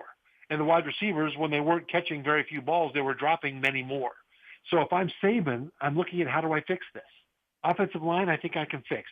Defense, I know I can fix because they've got, it just fixed the mistakes, although he doesn't have as much speed in the secondary as I figured he might have. But if they just tighten it up and don't make the big mistakes, the defense will be fine. But the receivers, I don't know that they have a receiver core that's good enough to win the SEC with, even with Bryce Young. And remember what happened last year. Alabama was tearing everybody up, but their top 2 receivers, Jameson Williams and John Mechie, both got hurt. They beat Georgia in the SEC championship game. They didn't have those 2 guys available for all or most of the national championship game, and they couldn't move the ball. The young receivers in the national championship game were running the wrong route. They were dropping passes. They were forcing Young to hold off and not throw on time because he didn't trust them to be where they were supposed to be, all kinds of stuff. And that position group, right now, until further notice, the wide receivers of Alabama is the boat anchor of this entire team. Yeah, Trevor Maddox is with us, presented by Twin Peaks and Houston Clinic Orthopedics. We got a bunch of drama out of the SEC. I think great news for Tennessee fans. Florida, my goodness gracious. Kentucky, big win. A&M, holy crap. We'll get to all of that with Trevor coming up next. Stillman and Company, 102.5, 106.3 The Game. Want the latest on college football and Nashville sports? He looks like 1,000 MAC-level quarterbacks I've seen in a college game. Join Outkick 360's Chad Withrow every Friday at 5 with Stillman and Company. The coaching staff kept him and got rid of the other guys. He'll bring opinions and charisma for a full half hour every week. If he's so great in the locker room, then give him a coaching gig. Chad Withrow is presented by Regal Realty Group on 102.5 and 106.3 The Game and the Game Nashville app. From the Fox 17 News Code Red Weather Center. I'm Fox 17 Code Red meteorologist Greg Bobus taking a look at your forecast for today. Morning starts off nice and cool. The afternoon, a little warmer than yesterday. Lower 80s in the forecast. Humidity stays at bay. Plenty of sunshine and no rain until the weekend. This weather report brought to you by Hiller Plumbing, Heating, Cooling, and Electrical. Call the Happy Face Truck today. The 2 most sought-after, most prestigious names in bridal jewelry come together for one epic event next weekend at Genesis Diamonds. Tacori and Viraggio, the world's premier designers, will be showing off their entire collections. All the latest designs, many showcased for the first time ever, with up to $5,000 in savings. Everyone loves Tacori, meticulously crafted by master artisans in their California design studio. Discover the hidden details and exceptional quality that sets Tacori apart. There's always more than meets the eye with Tacori. Come explore the entire Tacori collection, including all new Tacori fine jewelry, earrings, bracelets, eternity bands, pendants, and more. If you're engagement ring shopping, this is a once-a-year event you can't miss. Other jewelers aren't even allowed to carry these iconic American-made brands. Also for this event, Genesis is showcasing an expanded selection of GIA-certified diamonds in all shapes and sizes. Next weekend, September 23rd through 25th, take advantage of special incentives, zero-interest financing, and as much as $5,000 in savings. Only at Genesis Diamonds, Green Hills and Cool Springs. Hey, summer's over, but is that joint pain still there? Well, it's time to do something. Willie Donick here, and I want to tell you about QC Kinetics. You've put it off long enough. It's time to get real lasting relief from chronic pain in your knees, your back, your shoulder, and hips. QC Kinetics can get you moving again with cutting-edge regenerative treatments. No drugs, no downtime, no surgery. Regenerative medicine uses highly concentrated healing properties from your own body, and it restores and repairs the damaged joint tissue. Plus, QC Kinetics is the nation's leader in this exciting breakthrough natural approach to eliminating joint pain. Lots of people here have done this, and they're living life to the fullest, pain-free. So don't assume that the old ways of dealing with joint pain are the only ways. Stop putting it off. Call for a free consultation. 615-249-4024. That's 615-249-4024 for QC Kinetics. Once again, 615-249-4024. Hey, it's Chase McCabe, and every season is screwball season in my house. No matter the time of year, that rich, smooth taste just hits the spot. Y'all know Screwball. It's made with real whiskey, peanuts, and peanut butter, and it's just flat out delicious. It's my favorite. However you take it, as a shot, in an espresso martini, or a peanut butter old-fashioned, make it a Screwball peanut butter whiskey. Enjoy responsibly. Copyright 2022 Screwball Spirits, LLC, San Diego, California. Whiskey with natural flavors, 35% alcohol by volume. Robbie Stanley. To avoid non-contact injuries and not repeat last year. Joe Rexrode. Just wait until next year's national TV schedule comes out. Robbie and Rexrode. Mornings from 6 to 10 on Nashville's best sports talk. ESPN. 102.5 and 106.3 The Game. And on the Game Nashville app. You're listening to Stillman and Company. Presented by TriStar Moving. 102.5 and 106.3 The Game. And on the Game Nashville app. Trevor Maddich is with us on a Tuesday, presented by Twin Peaks, home of 29-degree drafts and wall-to-wall sports, and Houston Clinic Orthopedics, when experience matters. Trevor, somebody texted in earlier today, and I thought this was great, saying that game that Tennessee won at Pittsburgh on Saturday was a game that they would have lost every time over the last 10 years, and I completely agree. I think this is the first time in the 8 years that we've been doing this that I think that they have a legitimate coach, and then I think they've got a legitimate quarterback. And I don't think Heupel will ever out-recruit Alabama or Georgia, but I think Tennessee is run like a well-operated football program. I think 10 wins is on the table this year, Trevor. Crazy to say that after 2 weeks. It's crazy, but I think you're right. And the reason is the offense. I mean, the defense doesn't have to be a rock. What the defense needs to do is take advantage of opposing teams that are coming back in desperate passing mode and get some turnovers from time to time. But the offense is the bell cow of this team. And Hendon Hooker, especially in the first half, wasn't that accurate. He just wasn't great. Came out in the second half and did really well from a standpoint of accuracy. But, you know, he won SEC Offensive Player of the Week, even though he didn't have his best game. And so I don't want to rain on him. But Josh Heupel said that there were a lot of yards and a lot of points that were on the table for the taking, and Hooker wasn't able to get it done. And so he still led them to the victory. He still had a QBR of 82.5 out of 100, and he was overall fantastic. I guess my point is not that he was bad. My point was it could have been even better. And so as good as this win was against Pitt, it could have and should have been even more dominant because they left a lot of opportunities on the table. Now, what was bad was Anthony Richardson for Florida against Kentucky on Saturday. That's Tennessee's next big test, is at home against Florida. Am I wrong for watching that game and saying Florida has no chance if Anthony Richardson's going to play like that in order to beat Tennessee at Tennessee? And what did you take away from that? And what did it mean for Kentucky? Well, what it meant for Kentucky is that they can win ugly. And it was ugly. Will Levis, at quarterback, wasn't that great. He made some plays, had a long touchdown pass, but he wasn't great. The running game, without their best running back, Chris Rodriguez, was okay, but it wasn't great.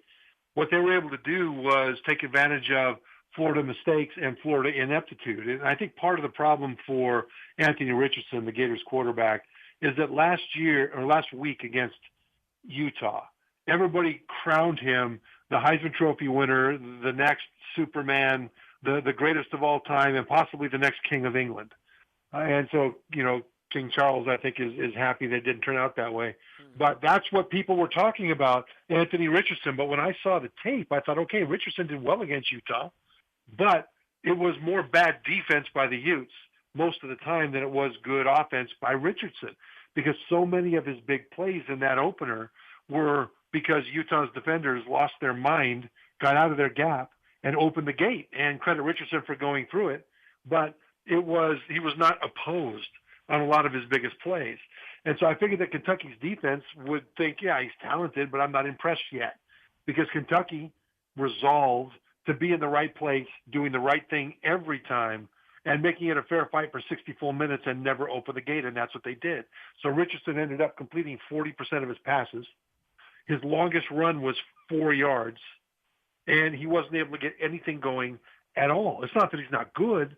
It's just that he was the Richardson of last year, where you'll see big plays and then you'll see wild inconsistencies, and then you'll see big mistakes and then another big play.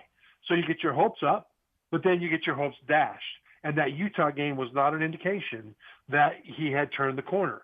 It was an indication that we need more information about him. Now we have more information with what Kentucky did, and now he's got a lot more to prove. What do you make of Texas A&M losing to Appalachian State? Now, Appalachian State took North Carolina to the wire in their last game, but still, it's Appalachian State. And with all that money, Jimbo is not paying those players himself, but somebody else is paying on Jimbo's behalf. I think they want a little bit more bang for their buck than what they got on Saturday. Yeah, how many points did Appalachian State's defense give up against North Carolina? 63, I'm thinking. They gave up 42 63. points or 40. I think they gave up 40 points in a quarter. They scored in the fourth quarter. So how many points did Texas A&M's offense? Wait a minute, I'm sorry, Trevor. They scored 40 points in a quarter? Mm-hmm. Appalachian Scored State 40 points in the against fourth quarter. UNC in the fourth quarter, yeah. I thought North That's right. Carolina scored 40 points but missed two-pointers. No, you're that right. was App Appalachian State. State did. You're Scored right. 40 Yeah. points. Yeah. App State scored 61, including 40 in the fourth quarter against North Carolina, and still lost 63 to 61. So Appalachian State's defense gives up 63 points, or at least as a team, to North Carolina. And then on Saturday, they give up 14 to A&M. A&M's offense could manage 7 offensive points because the other touchdown was a return, a kick return. So the Aggie offense against a Sun Belt team that gave up 63 points the week before, that Aggie offense could only score 7 points. That is astonishing. Now, the Aggie defense is still, it's one of the best in the SEC. It's a very good defense. But this offense, it's one thing to if you don't have a quarterback at all. But Haynes King is a quarterback that Jimbo Fisher picked. He got hurt early last year, but he was around. He was in the meetings. He went through the off season and went into camp and got ready for this season. And in the opener against Sam Houston, he was inconsistent and didn't look like he could really play. But it was the opener. So then you go against that Sun Belt Appalachian State defense that gave up 63 to North Carolina, and Haynes King still couldn't play quarterback. There were several really good plays. If you pick those out, you say that pass right there by Haynes King is fantastic. But there were so many more that were horrific. And there were so many moments where King was not in command of anything. It didn't seem like he was aware of what was happening around him. One of them, early in the game, he drops back to pass in the shotgun. The right tackle gets beat around the corner. Now, King is looking to the right. The pressure's coming from the right. So he steps up a little bit, but not nearly enough. And the defender coming around just reached out with his hand, knocked the ball out. Now, Texas A&M recovered that fumble, but you look at that and you think, okay, you saw the guy coming. You knew that you had to climb up in the pocket. So you did, but only a little bit. You didn't climb up what the situation required in the moment. And there were so many plays that were exactly like that from Haynes King. And that's kind of bad for A&M because Jimbo Fisher is supposed to be the big quarterback guru. And he hasn't had a good quarterback or a good quarterback play, let's put it that way, since Jameis Winston. It's been a long time since he's had a quarterback complete over 65% of his passes for a season. And even Kellen Mond, was a bit limited. And now you've got an A&M team that for the next 7 games, including Miami this upcoming week, A&M will probably have the lesser of the quarterbacks in the matchup of those 7 consecutive games unless something massive changes. And I'll tell you what, that does not reflect well on Jimbo Fisher. Trevor Matich, as always, is presented by Houston Clinic Orthopedics and by Twin Peaks. Trev, great stuff and great breakdowns on TV, breaking down the film with the sharp new beard on ESPN. I don't know why. I saw you about 3 weeks ago, and I saw your beard, so I don't know why I was all, dang, look at Trevor on TV. But great job this weekend. We look forward to you next weekend, Trev. Thanks, Jared. Yep, Trevor Matich joining us on the program. And, boy, A&M, holy crap. Rough. For all the money they're paying for players. And all the money that they're paying Jimbo Fisher. That too. They are dishing so much cash out for this football team, and they just look wretched. Jimbo is like the Kirk Cousins of SEC coaches. Fully guaranteed contract, not bad enough to stink, not good enough to be worth the fully guaranteed contract that he has. And it's so strange because Texas A&M can do good things. Like last year, they beat Alabama. That's huge. Sure. And then they turn around and drop dumb games. Last year, they beat an Alabama team that went on to compete for the national title and lost to an LSU team with an interim head coach. Just confusing. Unbelievable. Arkansas might be the second best team in the West. I would say that's probably pretty fair. I was on Robbie and Rex show this morning, and they asked, who do you think is better, the SEC East or the SEC West? And I think this is the first year in a long time the SEC East is stronger than the West. Well, I think the biggest reason why is because Georgia's probably better than Alabama. Well, but also, if you look at the West, even when Alabama and Georgia were good, the West had a good LSU team, a good Auburn team, a good A&M team, Tennessee, a good Ole Miss team. Tennessee, Arkansas. Who would you take? That's tough. I'd take Arkansas. I don't know. I'd probably lean Arkansas. Okay. But I think it'd be a good game. Kentucky, Ole Miss. Kentucky. That's a tough one. 615-737-1025. I did some film study on Derrick Henry, and there was one thing about what I realized watching the film that just drove me nuts about what the Titans did Sunday. We'll get to that coming up next. Stillman and Company, 102.5, 106.3 The Game. You watch the game. Shot on the score.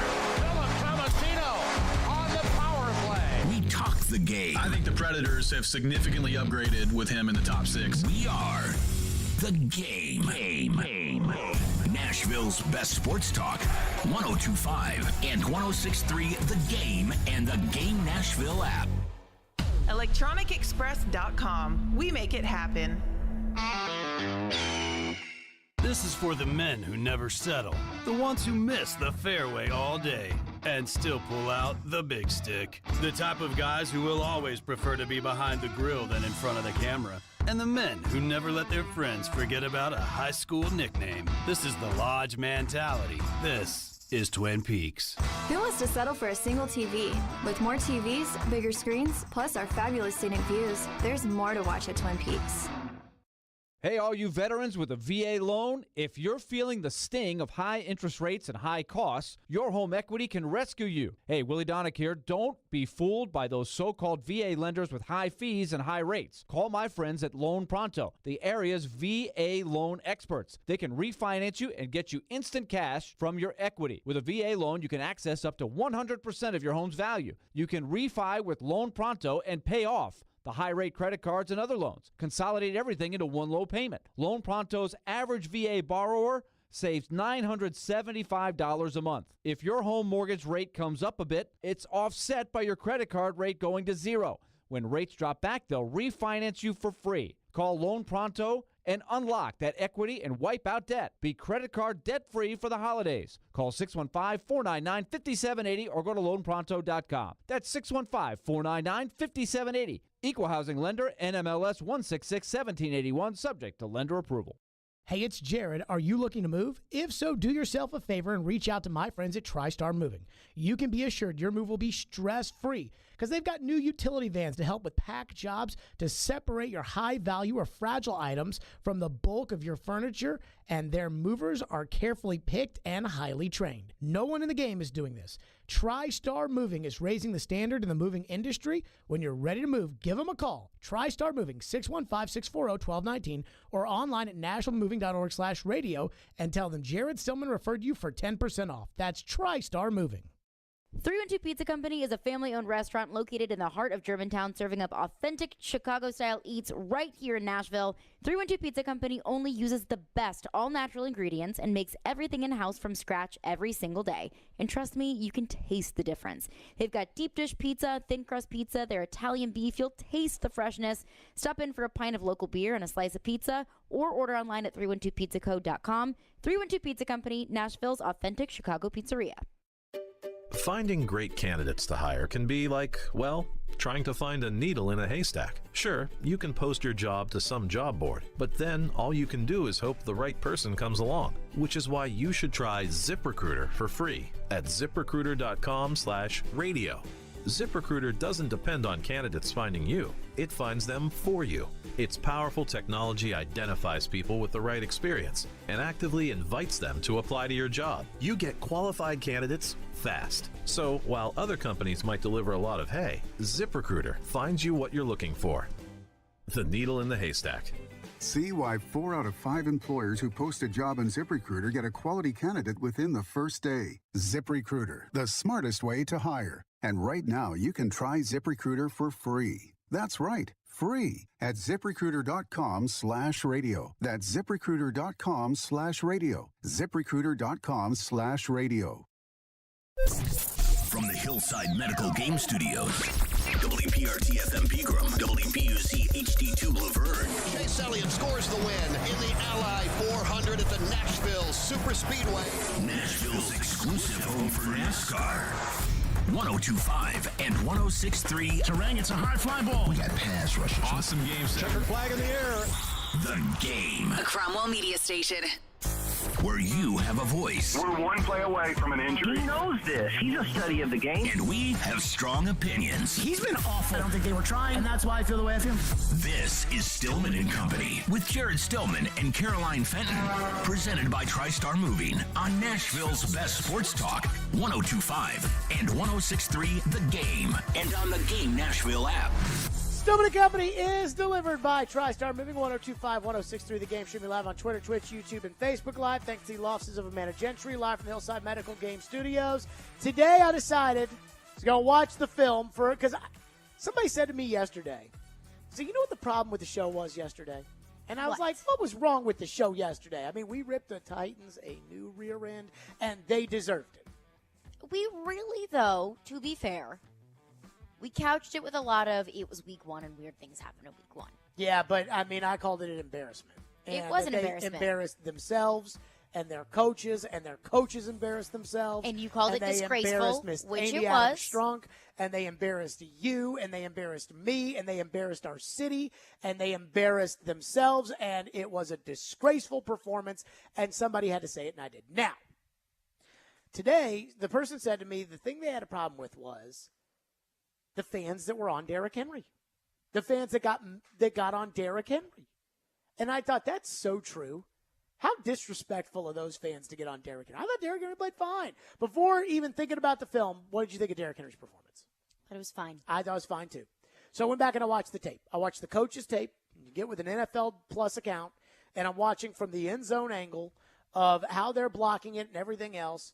And then, of course, there was Mike Vrabel's meat on the bone comment, which think was kind of a crack at Derrick Henry, to be honest with you. Sounded like it. And so I didn't, kept that in mind, but I was going to watch each one as objectively as possible and break down each play. And what I did was I would write down the down and distance, and then I would write down like what happened on the play. So like hit in the backfield, gain 5 plus good run. Run left. Run left. Okay blocking, but no spring. Gain 5. Run right, no game. Swaim doesn't hold block. Bad run blocking. Derrick gains 3 to the right. No room. Titans went empty on the next play to kind of clear it out. But each time I put the down and distance. And here's what I noticed when I was doing this. 1st and 10, 1st and 10, 1st and 10, 2nd and 5, 1st and 10, 2nd and 10. 1st and 10, 1st and 10, 1st and 10, 1st and 10, 1st and 10, 1st and 10, 1st and 10, 2nd and 3, 3rd and 1, 1st and 10, 1st and 15, 1st and 10, 1st and 15, 1st and 10, 1st and 10. Wonder what the Titans are going to do on 1st and 10. Then I pulled up the actual thing. Here you go. Tennessee Titans, first drive at 12:48. 1st and 10, D. Henry right in for no gain. 1st and 10 at 6:10 for the Titans. D. Henry left tackle to the Tennessee 23 for 5 yards. 1st and 10 from the 7. D. Henry right in for 3. 1st and 10. D. Henry left tackle for 38. 1st and 10. D. Henry right tackle for 2. 1st and 10. Then we get to halftime. So then we start the second half here. 1st and 10, 15 minutes. D. Henry left tackle. 1st and 10, D. Hilliard on the right end because Henry was out for whatever reason on that drive. And then at that point, it is 13-13, and they start a 1st and 10 from the 25 with a Tannehill pass to Treylon Burks. So there you go. First time they started an offensive series and didn't give the ball to Derrick Henry. I mean, I hate to say this. How freaking predictable is that? And then not only that, to sit there, and it wasn't like I was watching the game and noticing that every first down was a handoff to Derrick, but when I'm writing it down, I'm like, 1st and 10 to Derrick, 1st and 10 to Derrick, 1st and 10 to Derrick. 17 of the 21 runs came on first down. 3 of the 21 runs came on second down. 1 of the 21 runs came on third down. It's so obvious. It's so obvious. Like, what are they doing? That's what's frustrating about Mike Vrabel essentially calling Derrick Henry out for not doing enough or not doing more. Is the Giants do exactly what the Titans were going to do on the majority of Derrick Henry's runs. So how do you expect him to do more? How do you expect him to pop off for a 40-yard run if that defense knows exactly what the Titans are going to do? And I get it, because here we are saying it's so predictable. Then they run that 3rd and 1 with the Conquo, and it's like, well, that wasn't predictable because But it also wasn't smart. That was, kind of the point there was it's like, I mean, at some point, this is the way the Titans operate. They run on first down. If they get a good gain, they play action on second down. If they run on first down, they get a good gain. They might, probably not, but they might run it on second down. If they run it on first down, they don't get a good gain. They're definitely throwing it on second down.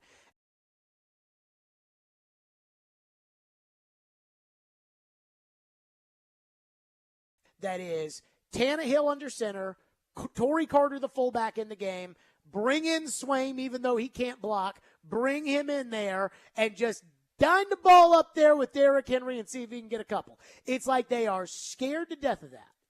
And I don't know why everything has to be so tricky. I don't know why everything has to be, to me, when everybody knows you're going to do it on 1st and 10 and he gains 5, how is it any different than when everybody knows what you're going to do on 3rd and 1? I mean, what are the chances that he gains 5 if they know that on 1st and 10 you're going to run it, and you run it, and he gains 5? But in 3rd and short situations, I don't see a reason why you wouldn't hand the ball off to Derrick Henry. So I believe that there is a time and a place for everything, and I think there's a way to trick people. I don't think it's a jet sweep with a Conquo. No. I think it's a play-action pass. That's where you take one of those ones where everybody in the ballpark thinks Derrick's getting it on 3rd and 1, and Tannehill play action, and then all of a sudden he rolls out, and, Hooper goes with him, and he drops it off to Hooper, and Hooper gains 13. That makes sense. That's normal, standard football. That makes sense to me. And when I go back and I look at this, here's the Giants, who have a good offensive coach. Here's what the Giants did on their first downs. First down, Barkley. First down, next series, Daniel Jones pass incomplete. Next drive, Daniel Jones. Next drive, Barkley. Next drive, Daniel Jones. Next drive, Barkley. Next drive, Daniel Jones. Next drive, Barkley. Next drive, after that, Barkley. Next drive, Daniel Jones. You see what I'm saying? Yeah. Like, it's, on first down, they might throw it with Daniel Jones. On first down, they might run it with Barkley. You don't know. And I'm not one of these people that thinks that they have a PhD in everything, or especially a PhD in offensive play calling. I'll rip the defense if I think they do something dumb, like blitz at the wrong time. Or I'll rip the special teams coach because he hasn't gotten anything right for years, and he spent all offseason changing out the punter when really he needed to change out the kicker. But when I just went and did this exercise, and I'm like, you ran the ball 21 times. You have arguably the best running back in the NFL. You ran the ball 21 times. 17 of those came on first down. 1 of those came on third down. Seriously? I mean, what's the explanation behind that? There has to be some sort of explanation. And so I think, Thursday, I might have to find my way over there when Todd Downing, and I don't care about the coordinator press conferences, but I might have to find my way over there to say, like, what's going on here? 17 runs on first down. It just doesn't make any sense. And 18 when you add in the one for Hilliard when Henry was out. And I don't want to sound like I'm talking out of both sides of my mouth here, but you got to find a balance between doing what works and also doing what works but isn't predictable. I think the Titans just need to keep it simple. I think the Titans need to run the football most of the time. Mm-hmm. I think the Titans need to throw the ball. And throw the ball to Robert to Woods. the good players. Throw the ball to Treylon Burks. Yes. They don't need Cody Hollister out there on the field in offensive situations. No. Although it was a nice catch from Cody Hollister. And run the play action and boot Tannehill out there and you don't have to reinvent the wheel, and you don't have to run Michael Vick's offense, and you don't have to do anything crazy. Play good defense. Just run the ball. Just run the ball, play action, throw it short to your guys, take a deep shot. If they're going to bring everybody up, take a deep shot with Tannehill and Burks or Tannehill and Westbrook Akina or somebody and throw it short to Phillips. That's all I'm asking for. It's like I said earlier, running situations where it's a true run. Henry, Carter, Swaim, Hooper, and either Woods or Burks. Mm-hmm. Passing situations where it's a clear passing situation, Woods, Burks, Hilliard, Phillips, Hooper, or Okonkwo, or whatever. In between, second down and 8, if you want to take out a Kyle Phillips and you want to put in a Austin Hooper, fine. Go for it. But don't get too crazy with it. 615-737-1025 is the phone number. Willie Donick had a criticism of the fans today about Todd Downing's about their criticism of Todd Downing.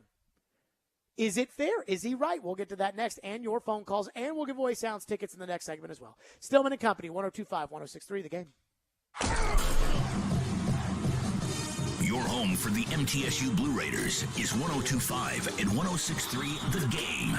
Every touchdown. Yes, touchdown. Every three. Free ball, yes, sir. It all lives here.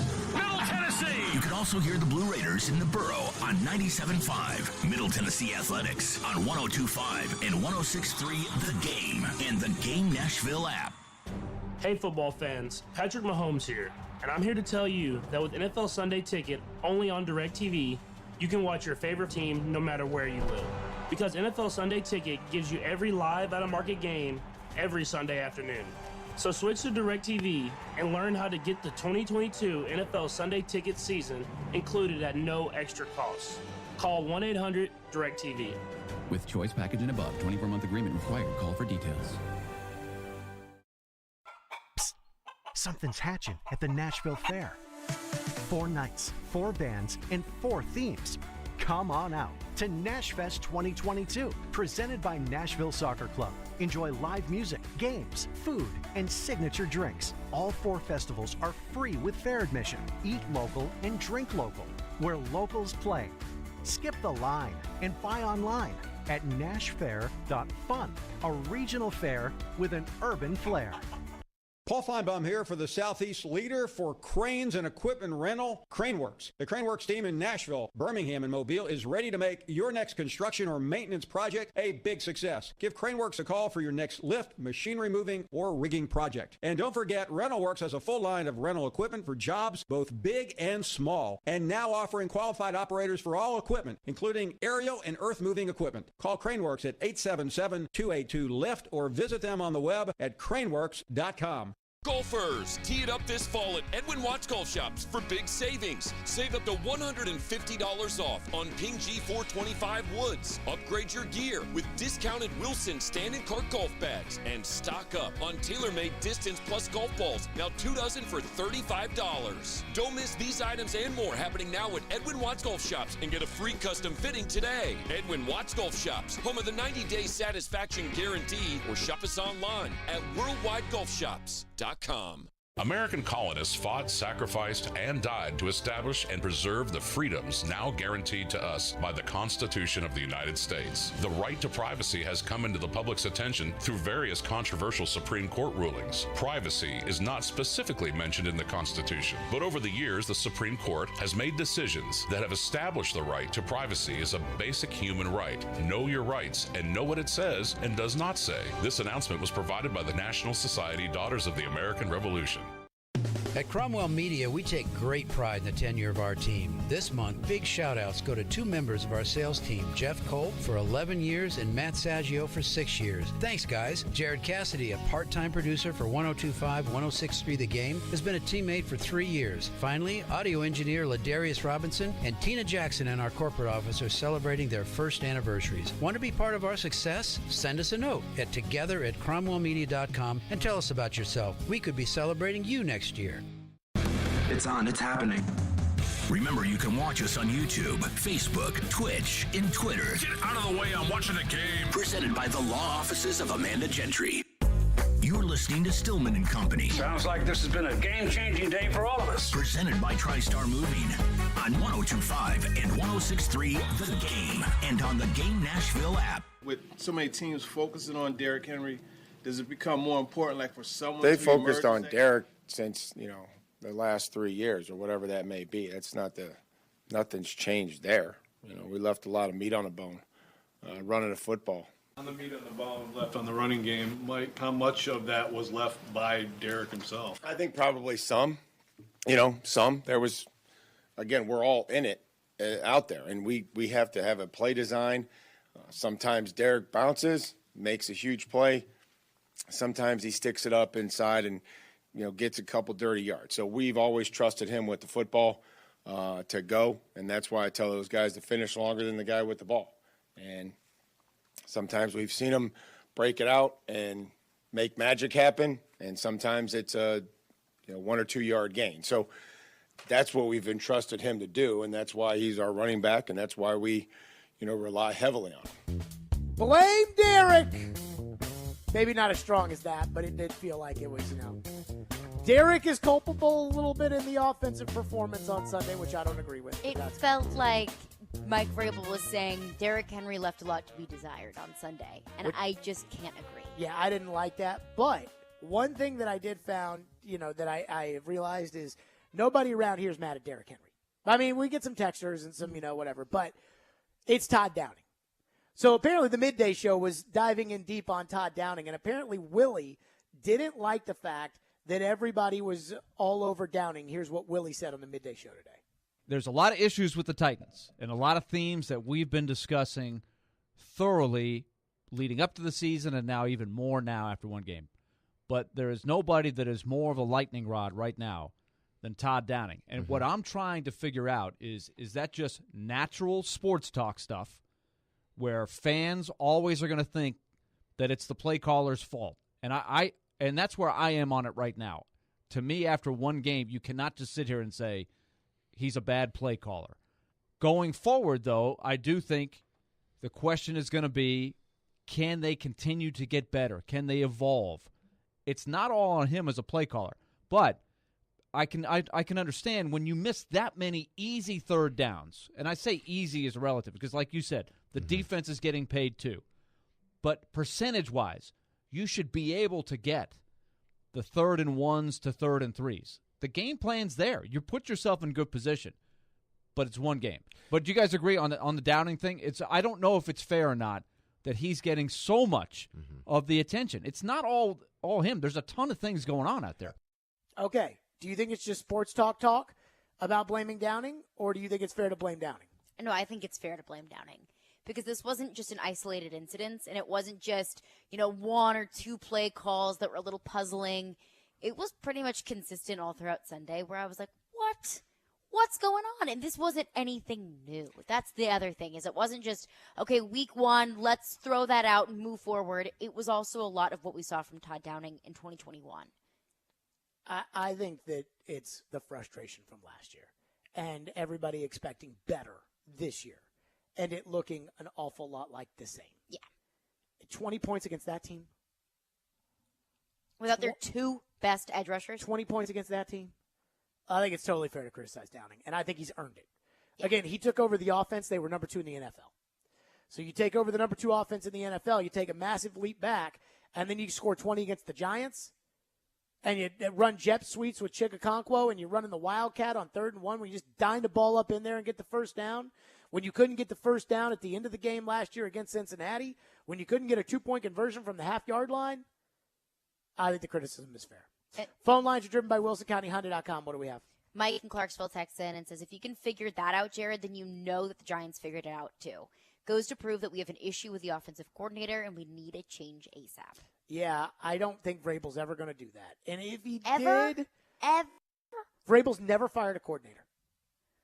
Has it ever been this egregious? I guess it's really not that egregious. Aukerman has been horrible for 6 years, but yes. Yeah. I don't know. I mean, I think it's going to get to a certain Spend point. all offseason changing the punter, and they turn around and they miss a 47-yard kick. Because I think it's really easy to look, like for fans to look past special teams. It's not easy for fans to look past the offense and that's a little bit more obvious and in your face. And I think it's going to get to a point where he's forced to make a change, or he's hurting the team. Or they're going to lose. Well, I mean, I would love to know this. Who does Vrabel blame more for Sunday? Derrick Henry or Todd Downing? I don't know. Based off of that one clip that we heard from Derrick. But reality is it's not a close discussion between those two. No, I think it is that Todd Downing is so obviously culpable for the loss on Sunday. And Derrick Henry had a fine game. Yes, he should have caught the snap of the Wildcat. Yes, he should have caught that last pass from Tannehill in the I don't think it would quarter. have mattered if he caught the snap of the Wildcat. But, I mean, if we're going to nitpick decision-making and mistakes, those are things that Derrick Henry should have done. Yes. But those things would not have changed the outcome. What else you got? David texts in and says, is there any blame on Tannehill for not calling an out of the play every once in a while? So I did think that there was one run on a 1st and 10 where they ran to the left. He cut it back. He cut it back. Petit Frere missed a block. Davis missed a block, and they gained one. And I wrote in my notes, loaded front. Tannehill needs to check out of the play. So that was one instance where I'm like, you should not run against this front. That was the one time. Other than that, I got so many other things to worry about with Tannehill. I'm not going to completely pin that on him. What's next? Michael texts in, Matt from Canada texts in and says he was bad last year too. What is Willie talking about? Yeah, it's like, Chase kept bringing up the whole Oakland thing, and like I didn't cover the Raiders, so I can't have an opinion on that. John, he got fired after the first year because they fired the whole coaching staff to go bring in John Gruden to sell tickets in Las Vegas. And so that really, like, John Gruden's not going to have, the offensive coordinator that was there stay there. It's Gruden's offense, Gruden's team, Gruden's calling the plays, so that was never going to be a thing. So I don't blame that against him, but the offense regressed significantly last year, and then at times they looked inept, especially in the short-yarded situations, the same problems they had last year, which we'll get into that in a second. We'll get into the Cincinnati, because I went back and watched the Cincinnati tape, from the close plays they didn't get at the end, about bad play call, bad play, missed block, whatever. And I looked through all the tape yesterday, and so we'll get to that. We'll do that next. 615-737-1025. You want to give something away? Yes, I do. I'm in a good mood. We'll give something away. We'll give a 4-pack of tickets to see the Sounds take on the Jacksonville Jumbo Shrimp on Sunday, September 18th. Be caller 5 right now at 615-737-1025. And you are going to the Sounds. Good luck on that. Stillman and Company, 102.5, 106.3 The Game. Hey, Preds fans. Running across to make the save is Sarah. You can now hear Nashville's best sports talk. The back-hander scores! And every Predators game on 106.3 FM. Oh, that was a thing of beauty. From downtown Nashville to Rutherford and Williamson counties. Duchesne with the overtime winner. Catch all the action on 102.5 and 106.3 The Game. We're Saia LTL Freight. For nearly a century, our team has been committed to driving business forward. From Lady Liberty to the Golden Gate, Superstore to Corner Store. We go that extra mile, expanding our team to better serve you. So trust that when you partner with Saia, we take every delivery personally. Visit Saia.com for all your shipping needs. That's SAIA.com. It's time for another Kubota Field event hosted by Coleman Tractor of Nashville. Our biggest sales event of the year takes place on Thursday, September 15th at the Nashville Gun Club during the Shooting Hunger Sporting Clays Fun Shoot. Don't miss this perfect opportunity to demo tractors, zero-turn mowers, utility vehicles, and more. Take advantage of Kubota's competitive financing offers. Receive a coupon for up to $250. Plus, enter to win an Orca cooler. Try it and buy it at Nashville Gun Club during the Shooting Hunger Sporting Clays Fun Shoot for Coleman Tractor of Nashville's Kubota Field event, Thursday, September 15th. The event kicks off at 7:30 a.m. Now's the time to make a message known. All working-class Tennesseans vote no on Amendment 1 this voting season. Right to work does not belong in the state constitution. Hardworking families deserve to have their needs addressed in today's economy. Visit TennesseeWorkerAlliance.org, paid for by the Nashville Building Trades.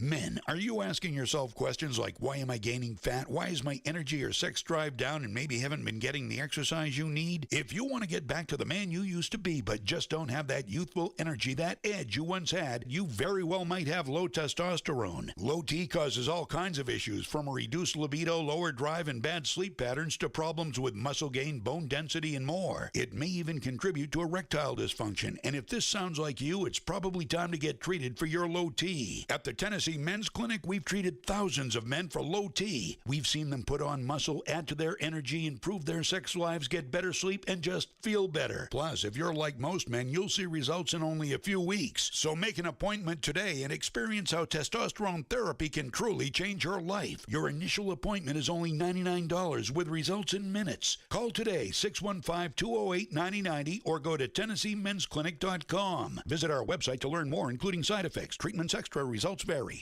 Get in zone, AutoZone. Welcome to AutoZone. What are you working on today? Starting trouble. No one likes that. We'll get you set up for some stronger starts. You might just need a fresh charge, and we'll take care of that free of charge. But if it is time for a new battery, we've got replacement batteries that'll fit your needs, starting at just $69.99. You can learn more about our battery selection at AutoZone.com. That's what makes us America's #1 battery destination. Get in zone, AutoZone. Claim based on data from the NPD Group 2021.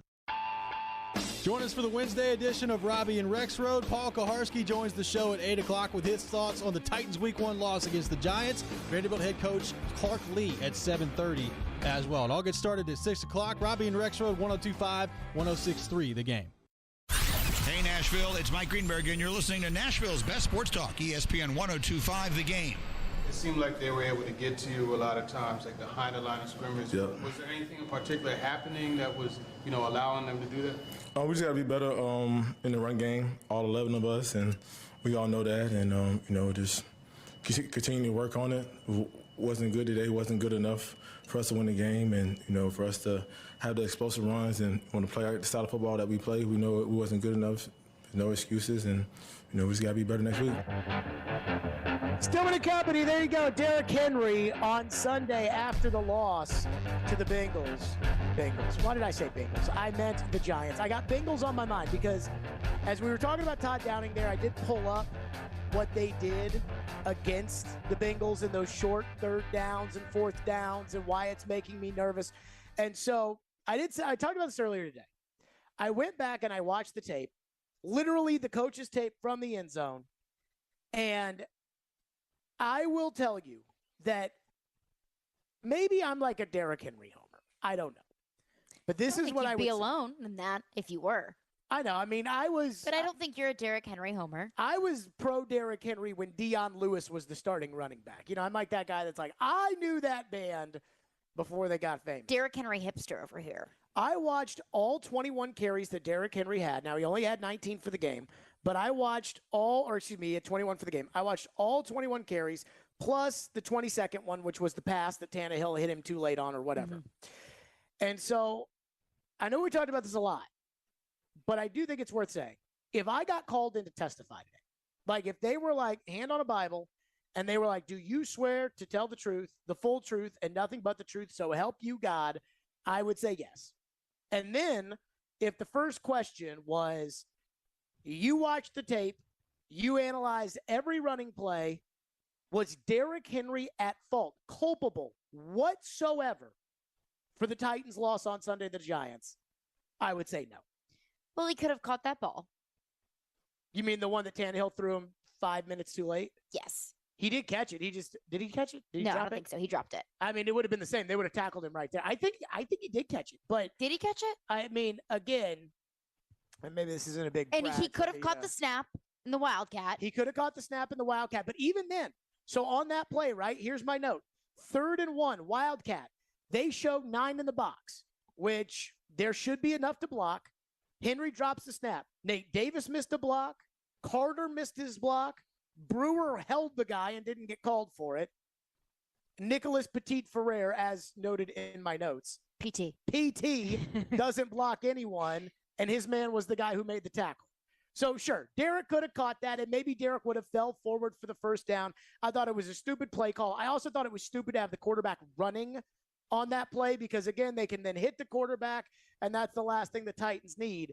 But even on that one play, to your point, maybe Derek, you could argue, was a tiny little bit culpable, but I still get so frustrated. It was incomplete to Henry on that throw.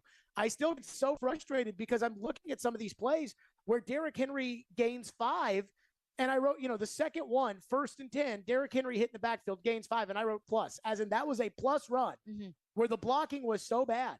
I mean, if you're asking me what was the problem with the Titans running game and why they only rushed for, however many yards they rushed for in the game, if you ask me why the Titans... Was it like 130 something? They rushed for 93 yards. 93.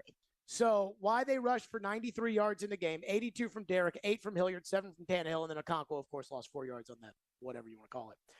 I would blame, one, the play caller, as we brought up, 17 runs, 17 of 21 on first down, 3 of 21 on second down, 1 of 21 on third down. Be more predictable. Yeah. So the play caller would be number one. The blocking schemes, Keith Carter is, I guess, in the run, he and Downing during the week decide, what run plays to work. Remember when TD asked Vrabel, the second guess question about the 3rd and 1 with Okonkwo, and Vrabel's like, we thought during the week that this play was going to work. And so when we thought during the week that play was going to work, I mean, there was a pitch play to Derrick Henry where I don't know what they were doing. It was the one before the Wildcat where Tannehill turns and pitched it right to Henry, and it was blocked well, but I don't even know what they were trying to do. Everybody got a hat on somebody, and they still gained 2 on it, but I didn't see what their plan was because there were so many guys that were loaded in that box that even with everybody blocking somebody, they still weren't able to get anything. Right. Vrabel talked about meat on the bone, with Henry, and about how they left some meat on the bone in the running game. And then Joe did a good job of asking Vrabel specifically, was that about Henry? And Vrabel didn't say no. He also didn't say yes. But Vrabel usually is quick to rule something out when it's not somebody's fault, specifically something involving either Tannehill or Henry. And I wrote 2 plays where I felt like they left some serious meat on the bone. The first was a 1st and 10, the 8th run of the game. Derrick ran to the left. He had no room, and he cut back, and he gained 4. And PT had a good block, and Okonkwo had an okay block. And it's like if he had gotten sprung by one of those guys for a block, he could have taken off.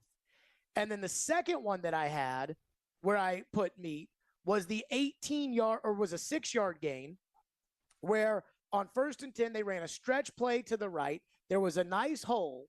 Now, there was somebody who was supposed to take the defensive end. I don't know if it was PT that was supposed to take the defensive end or if it was Hollister who was in on the play that was supposed to take the defensive end. But one of those guys has to take out the defensive end. Honestly, it was probably Hollister, which is a whole nother problem that I don't want to get into. But somebody's got to take out the defensive end. Then Carter whiffs on either the defensive end or the outside linebacker. I don't know who Carter was supposed to block, but he doesn't block either guy, and the 2 guys converge on Derrick to make a tackle. And I sent that to you this morning, and I said, if Carter blocks either guy, it's probably a touchdown. So that's huge meat on the bone, but that's not Derrick Henry's fault. That's Hollister or Petit Ferrer or Carter's fault more so than it is Henry. And I'm trying to see if I have any other. Derrick Henry can create holes for himself only to a certain extent. Right. I mean, there was the one that I thought was an excellent run by Derrick Henry where there was no room and he ended up gaining, 6 yards or something. I'm trying to find. He really got skinny on the play where there was no room there and he just kind of slid through. And I'm trying to see where I wrote it down here of what I watched. But this idea that Derrick Henry was the problem, I heard Blake Bedingfield say on the morning show today, the old Titan scout. I heard Blake Bedingfield say that he, didn't see that explosion from Derrick Henry, but that, usually it comes later in the season. And I am totally convinced of something new, which is that I don't think it's Derrick who's got to get up to speed later in the season. The offensive line? I think it's the blocking because they don't block in practice. They don't ever play preseason games. And so where do they learn how to, come together as a group and do the blocking? And when there's constantly, shuffling at the offensive line or injuries. Guys are on the line, guys are out of the game. You have to reacclimate yourself to the chemistry on the offensive line. It would make sense. I mean, I keep looking through. Has the offensive line been, or has the blocking been questionable for the past few years? Enough so for that to be a trend for Henry to start slow? I don't think the blocking has, I mean, to answer your question, 2019, Derek won the rushing title, but the first month of the season, Roger Saffold was new. Nate Davis was out and was a rookie, and then he came in and he had to get acclimated, and Lawan was suspended for PEDs. And the line that year was horrid for the first 6 weeks of the season. I mean, it was truly, I felt bad for Marcus because I felt like Mariota was put in like a no-win situation where they were asking him to do something that I just didn't feel was very fair. Yeah. So that I don't completely disagree with. 2020, Derek started slow-ish, and that line was pretty intact from the year before, outside of Kelly at right tackle. But that was, Kelly was part of that mix the year before. Mm-hmm. And then last year, it was like they were constantly moving pieces, and it didn't matter, and Derek was fine. I think that part of it, too, is they've got two young guys in there, Brewer and PT. I mean, I said this earlier today. PT's not the problem right now. Brewer. And Brewer's not bad. I don't want people to think that this means he's bad. Brewer's not bad, but he really struggled. I mean, I thought he struggled from a lot of different. And this is after watching the tape. I got bad block Brewer whiffs on a block. Of the two holds, I thought one of them was atrocious on a bad call where Derek broke a tackle and gained 9. They called a hold and brought it back. I thought that was a terrible call. Derek ended up had a plus run on a 1st and 10 that got called back because of a Brewer hold. I thought that was a good call. Mm-hmm. Brewer is small, and when you are small and have short arms like Brewer does, those bigger guys, and Dexter Lawrence and Leonard Williams, I mean, those are top 15 picks in the draft. Those are big, powerful guys. Like Brewer's going to hold those guys sometimes. And his undersized, that doesn't go away. But I thought Brewer was worse than Petit Ferrer was. And I thought Carter and Swaim, guys that are literally on this team only for blocking, I thought those guys were pretty terrible. Like going through who to blame. And I tried to do this as objectively as possible. That if I saw something where I thought Derrick Henry really missed a hole or missed something, I was going to write, bad job, Derrick Henry.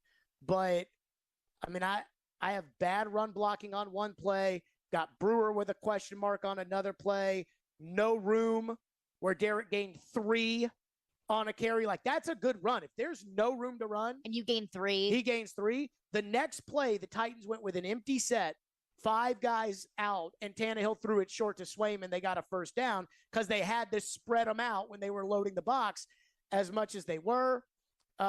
Davis and Swaim doubled the same guy who ended up tackling Derrick on a play. If a guy's doubled, he shouldn't tackle Derrick Henry on a play. Derrick still gained 7 on that. Derrick ran to the left, bad block by Brewer. Lawan doesn't push his guy. Derrick runs to the left, no room. Cuts back, gains 4. Good block, PT. Here in the notes. Run right for the Titans. This is a 1st and 10 at New York's 11. They run to the right. Lawan doesn't block anybody. And the guy coming off the edge of Lawan, they're running away from Lawan, but the guy coming off the edge is the one who gets a clear shot at him. I mean, what's Derrick supposed to do there? They still gains 4. I think a lot of fans look at it like Derrick didn't have enough yards. Derrick Henry didn't do enough.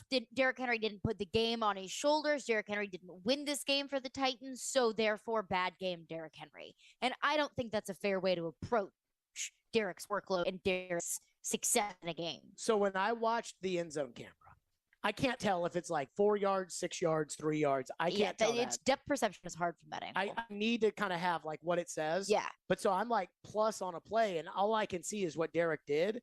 There was one play, Derrick runs to the right. He had no room. Horrible whiff by PT. Good block by Hooper. Gain 2. And I had a plus because that was a good run for Derrick from what I saw, given what he was given, and he only gained 2 yards. but it was because Petit Ferrer whiffed on the block.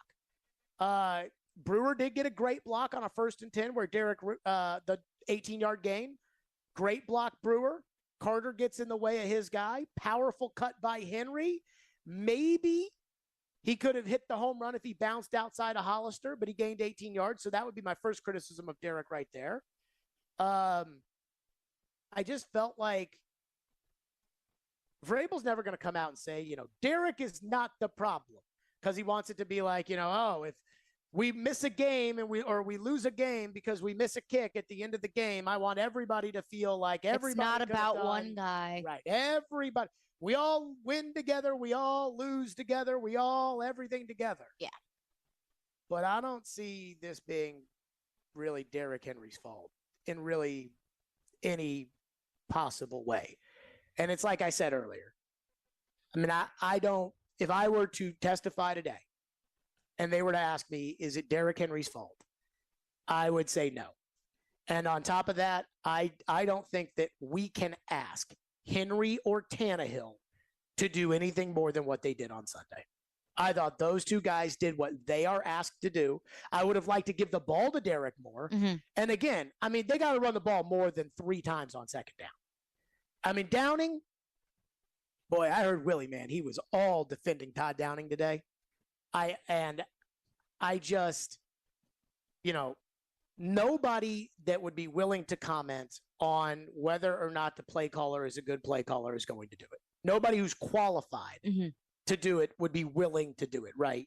Like, nobody's going to talk about that kind of stuff. The former offensive coordinators who have coordinated in the NFL aren't going to tell us publicly if Downing's a bad play caller. Surely Vrabel is not going to either. No, nobody inside that building. No. Vrabel, Robinson, nobody is going to make a comment on that.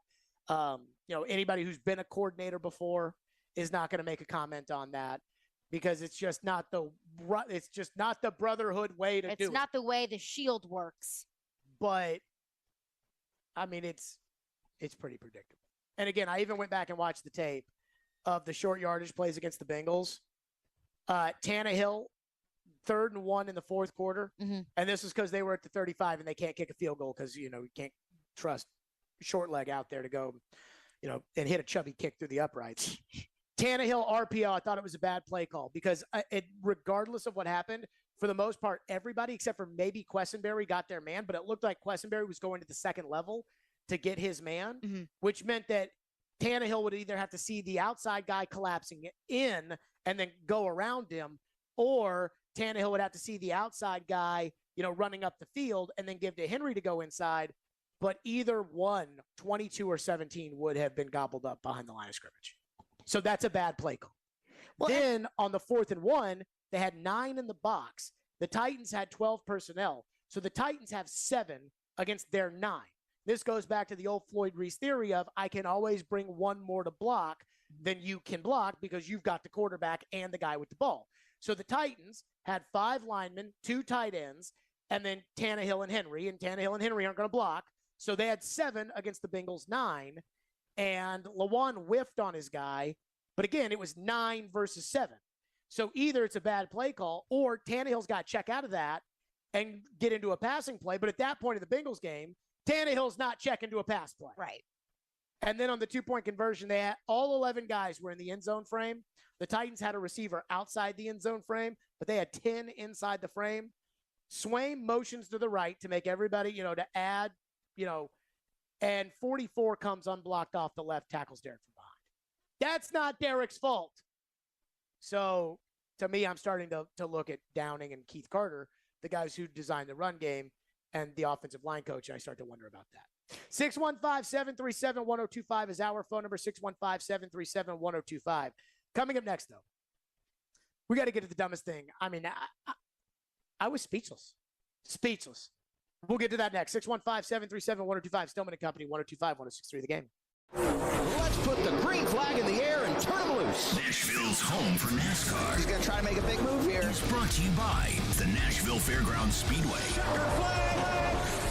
We are your racing station. ESPN 102.5 and 106.3 The Game. And the Game Nashville app. From the Fox 17 News Code Red Weather Center, I'm Fox 17 Code Red Meteorologist Greg Bopus taking a look at your forecast for today. Morning starts off nice and cool. The afternoon, a little warmer than yesterday. Lower 80s in the forecast. Humidity stays at bay. Plenty of sunshine and no rain until the weekend. This weather report brought to you by Hiller Plumbing, Heating, Cooling, and Electrical. Call the Happy Face Truck today. Hello, I'm Joe Cordell of the domestic litigation firm Cordell & Cordell. Here are a few quick divorce tips that we provide our clients. Number 1, don't move out of your house just because your wife tells you to. Remember, that's your house too. And number 2, don't blow through the financial statements that you file with the court. These are key exhibits, and they often make or break your case. And number 3, watch the social networking. Expect your wife's lawyer to do a thorough online search. And incidentally, this is a two-way street. Now, a bonus tip. Partner with your attorney in assembling evidence. You're one of the 2 leading experts on your life and marriage. Your attorney needs your input to achieve your goals. And finally, talk to your attorney before taking action. Good luck. Contact Cordell & Cordell to schedule an appointment with one of our firm's Nashville area attorneys, a partner men can count on. Online at CordellCordell.com. Cordell & Cordell, 810 Crescent Center Drive, Suite 160, Franklin, Tennessee, 37067. This is for the men who never settle, the ones who miss the fairway all day and still pull out the big stick, the type of guys who will always prefer to be behind the grill than in front of the camera, and the men who never let their friends forget about a high school nickname. This is the Lodge mentality. This is Twin Peaks. Who wants to settle for a single TV? With more TVs, bigger screens, plus our fabulous scenic views, there's more to watch at Twin Peaks. When you download the Home Depot app, taking on big or small projects starts with a tap. It's your pocket-sized toolbox for getting more done. Image Search helps you find what you need with a snap. Store Mode pinpoints exactly where to go to get what you want while you're at our store. Or just tap to arrange for easy curbside pickup, all from the palm of your hand. It's the app that's made for doing. The Home Depot app. How doers get more done. It's bedtime at the home of SiriusXM, but Conan O'Brien is still awake. Turns out you don't need a car to listen to SiriusXM. You can listen to the app anywhere, in your room, by the pool, at the And laundromat. Brad Paisley just really needs his beauty sleep. Conan, I just really need my beauty sleep. Maybe really expensive boat, like a yacht. The waves could rock you gently to sleep. Don't encourage him, guy. Sorry. Night-night. Everything you want to hear lives here on SiriusXM. Get the SiriusXM app now. You're listening to Stillman and Company. Presented by TriStar Moving. 102.5 and 106.3 The Game. And on the Game Nashville app. From 64, McManus missed it.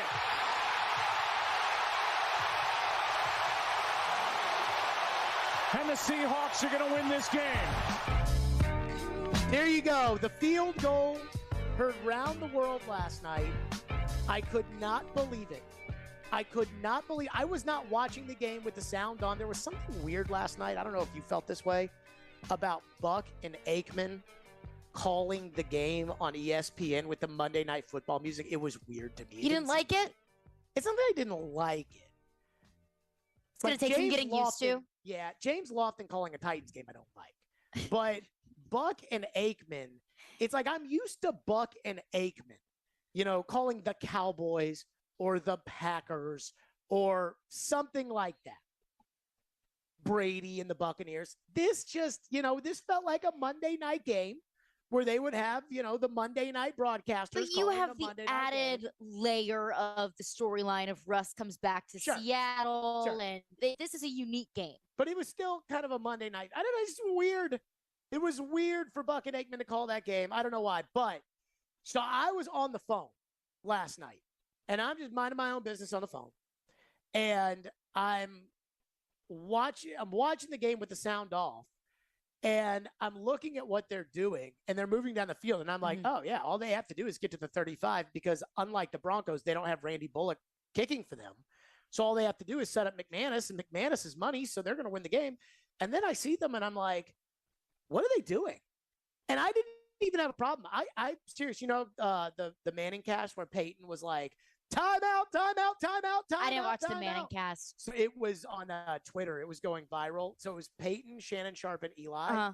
And Peyton's like, as they complete the pass. What a trio. Peyton was like, hey, E, I think they need to call timeout. And Eli's like, I think they're starting to waste too much time. And Shannon's looking at it like, what are they doing? And Peyton just all of a sudden starts going, time. Once it got from like 50 to 30, Peyton's like on TV just doing the timeout motion constantly. So anywho, they decide to run the kicker out there for 56. And I'm seeing them line up. And again, I'm not listening to the game. I'm like in conversation. The game is just on. And I see McManus. He almost made that kick. But I'm watching it, and I'm like, what is this coach doing? And so I tweeted out without listening to it or whatever. I was like, what is Nathaniel Hackett doing? Like, why didn't he just, go for it on 4th and 5, gain the yards, use his timeouts, and get as close as possible for McManus? And apparently everybody else had already had that opinion because it was a pretty obvious one.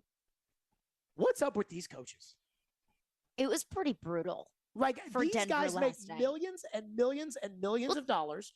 They never spend any time with their family. Floyder used to always talk about how, like, how many meetings they've had before they go into all this kind of stuff.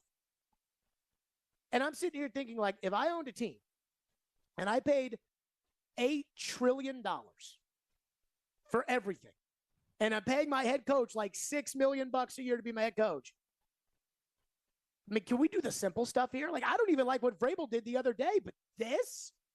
Seriously. It's confusing to me about how I could look at something and say, oh, well, that's obvious. It may not be the most exciting. It may not be the sexiest. It may be probably the most predictable play call or outcome or decision to make. But if it's that obvious, shouldn't you do it? Yes. Right? Game is on the line. And penalties aside for Denver, because it was brutal for Denver last night with penalties. They had racked up over 100 yards worth of penalties. What did we say about Denver when everybody was pumping their tires? We said this guy has never coached a game. Never coached a game. Yes, they upgraded at quarterback, but they didn't upgrade anywhere else. And they didn't upgrade. Like, Russell Wilson is good, and he'll probably end up in the Hall of Fame. They upgraded. But it's not like bringing in Peyton. Like, the idea that it is Elway, Peyton, Russell. No. That's too much for me. But they did upgrade. Right, like the Buccaneers did that. And it worked. Brady, yes. And it's Tom freaking Brady. And if Aaron Rodgers, which is what they did everything in the world to do, that would have been that kind of upgrade. But Russell isn't. Russell threw one yesterday that the safety dropped, and Aikman was just like, I don't know what Quadre Diggs was thinking, and I don't know what Russell was thinking on that play. I was kind of laughing. But the decision making, and I don't know what it is, whether it's trying to be cute and different, whether it's listening to the analytics rather than just using your own two eyes and saying this is the best decision. I don't know if that's Nathaniel Hackett just getting acclimated into being a head coach, because let's not forget he didn't call plays in Green Bay. So I don't know if there's a learning curve that's going on with the coaching staff and this team alike, but I see Brandon Staley pulling the same dumb decisions week in and week out. Yeah, and this quarterback might make up for it. That's it for us. We're out of here. We'll be back tomorrow, too. Everybody take care of yourself. On my way now to the Brent Peterson Foundation Bread's Party tonight. Again, really excited to support the Brent Peterson Foundation for Parkinson's. We'll see you. Stillman and Company, 102.5, 106.3 The Game. You watch the game. Tannehill, he can run, and he does. Touchdown. We talk the game. I think this is Vrabel giving Tannehill more authority over the team. We are the game. Nashville's best sports talk, 102.5 and 106.3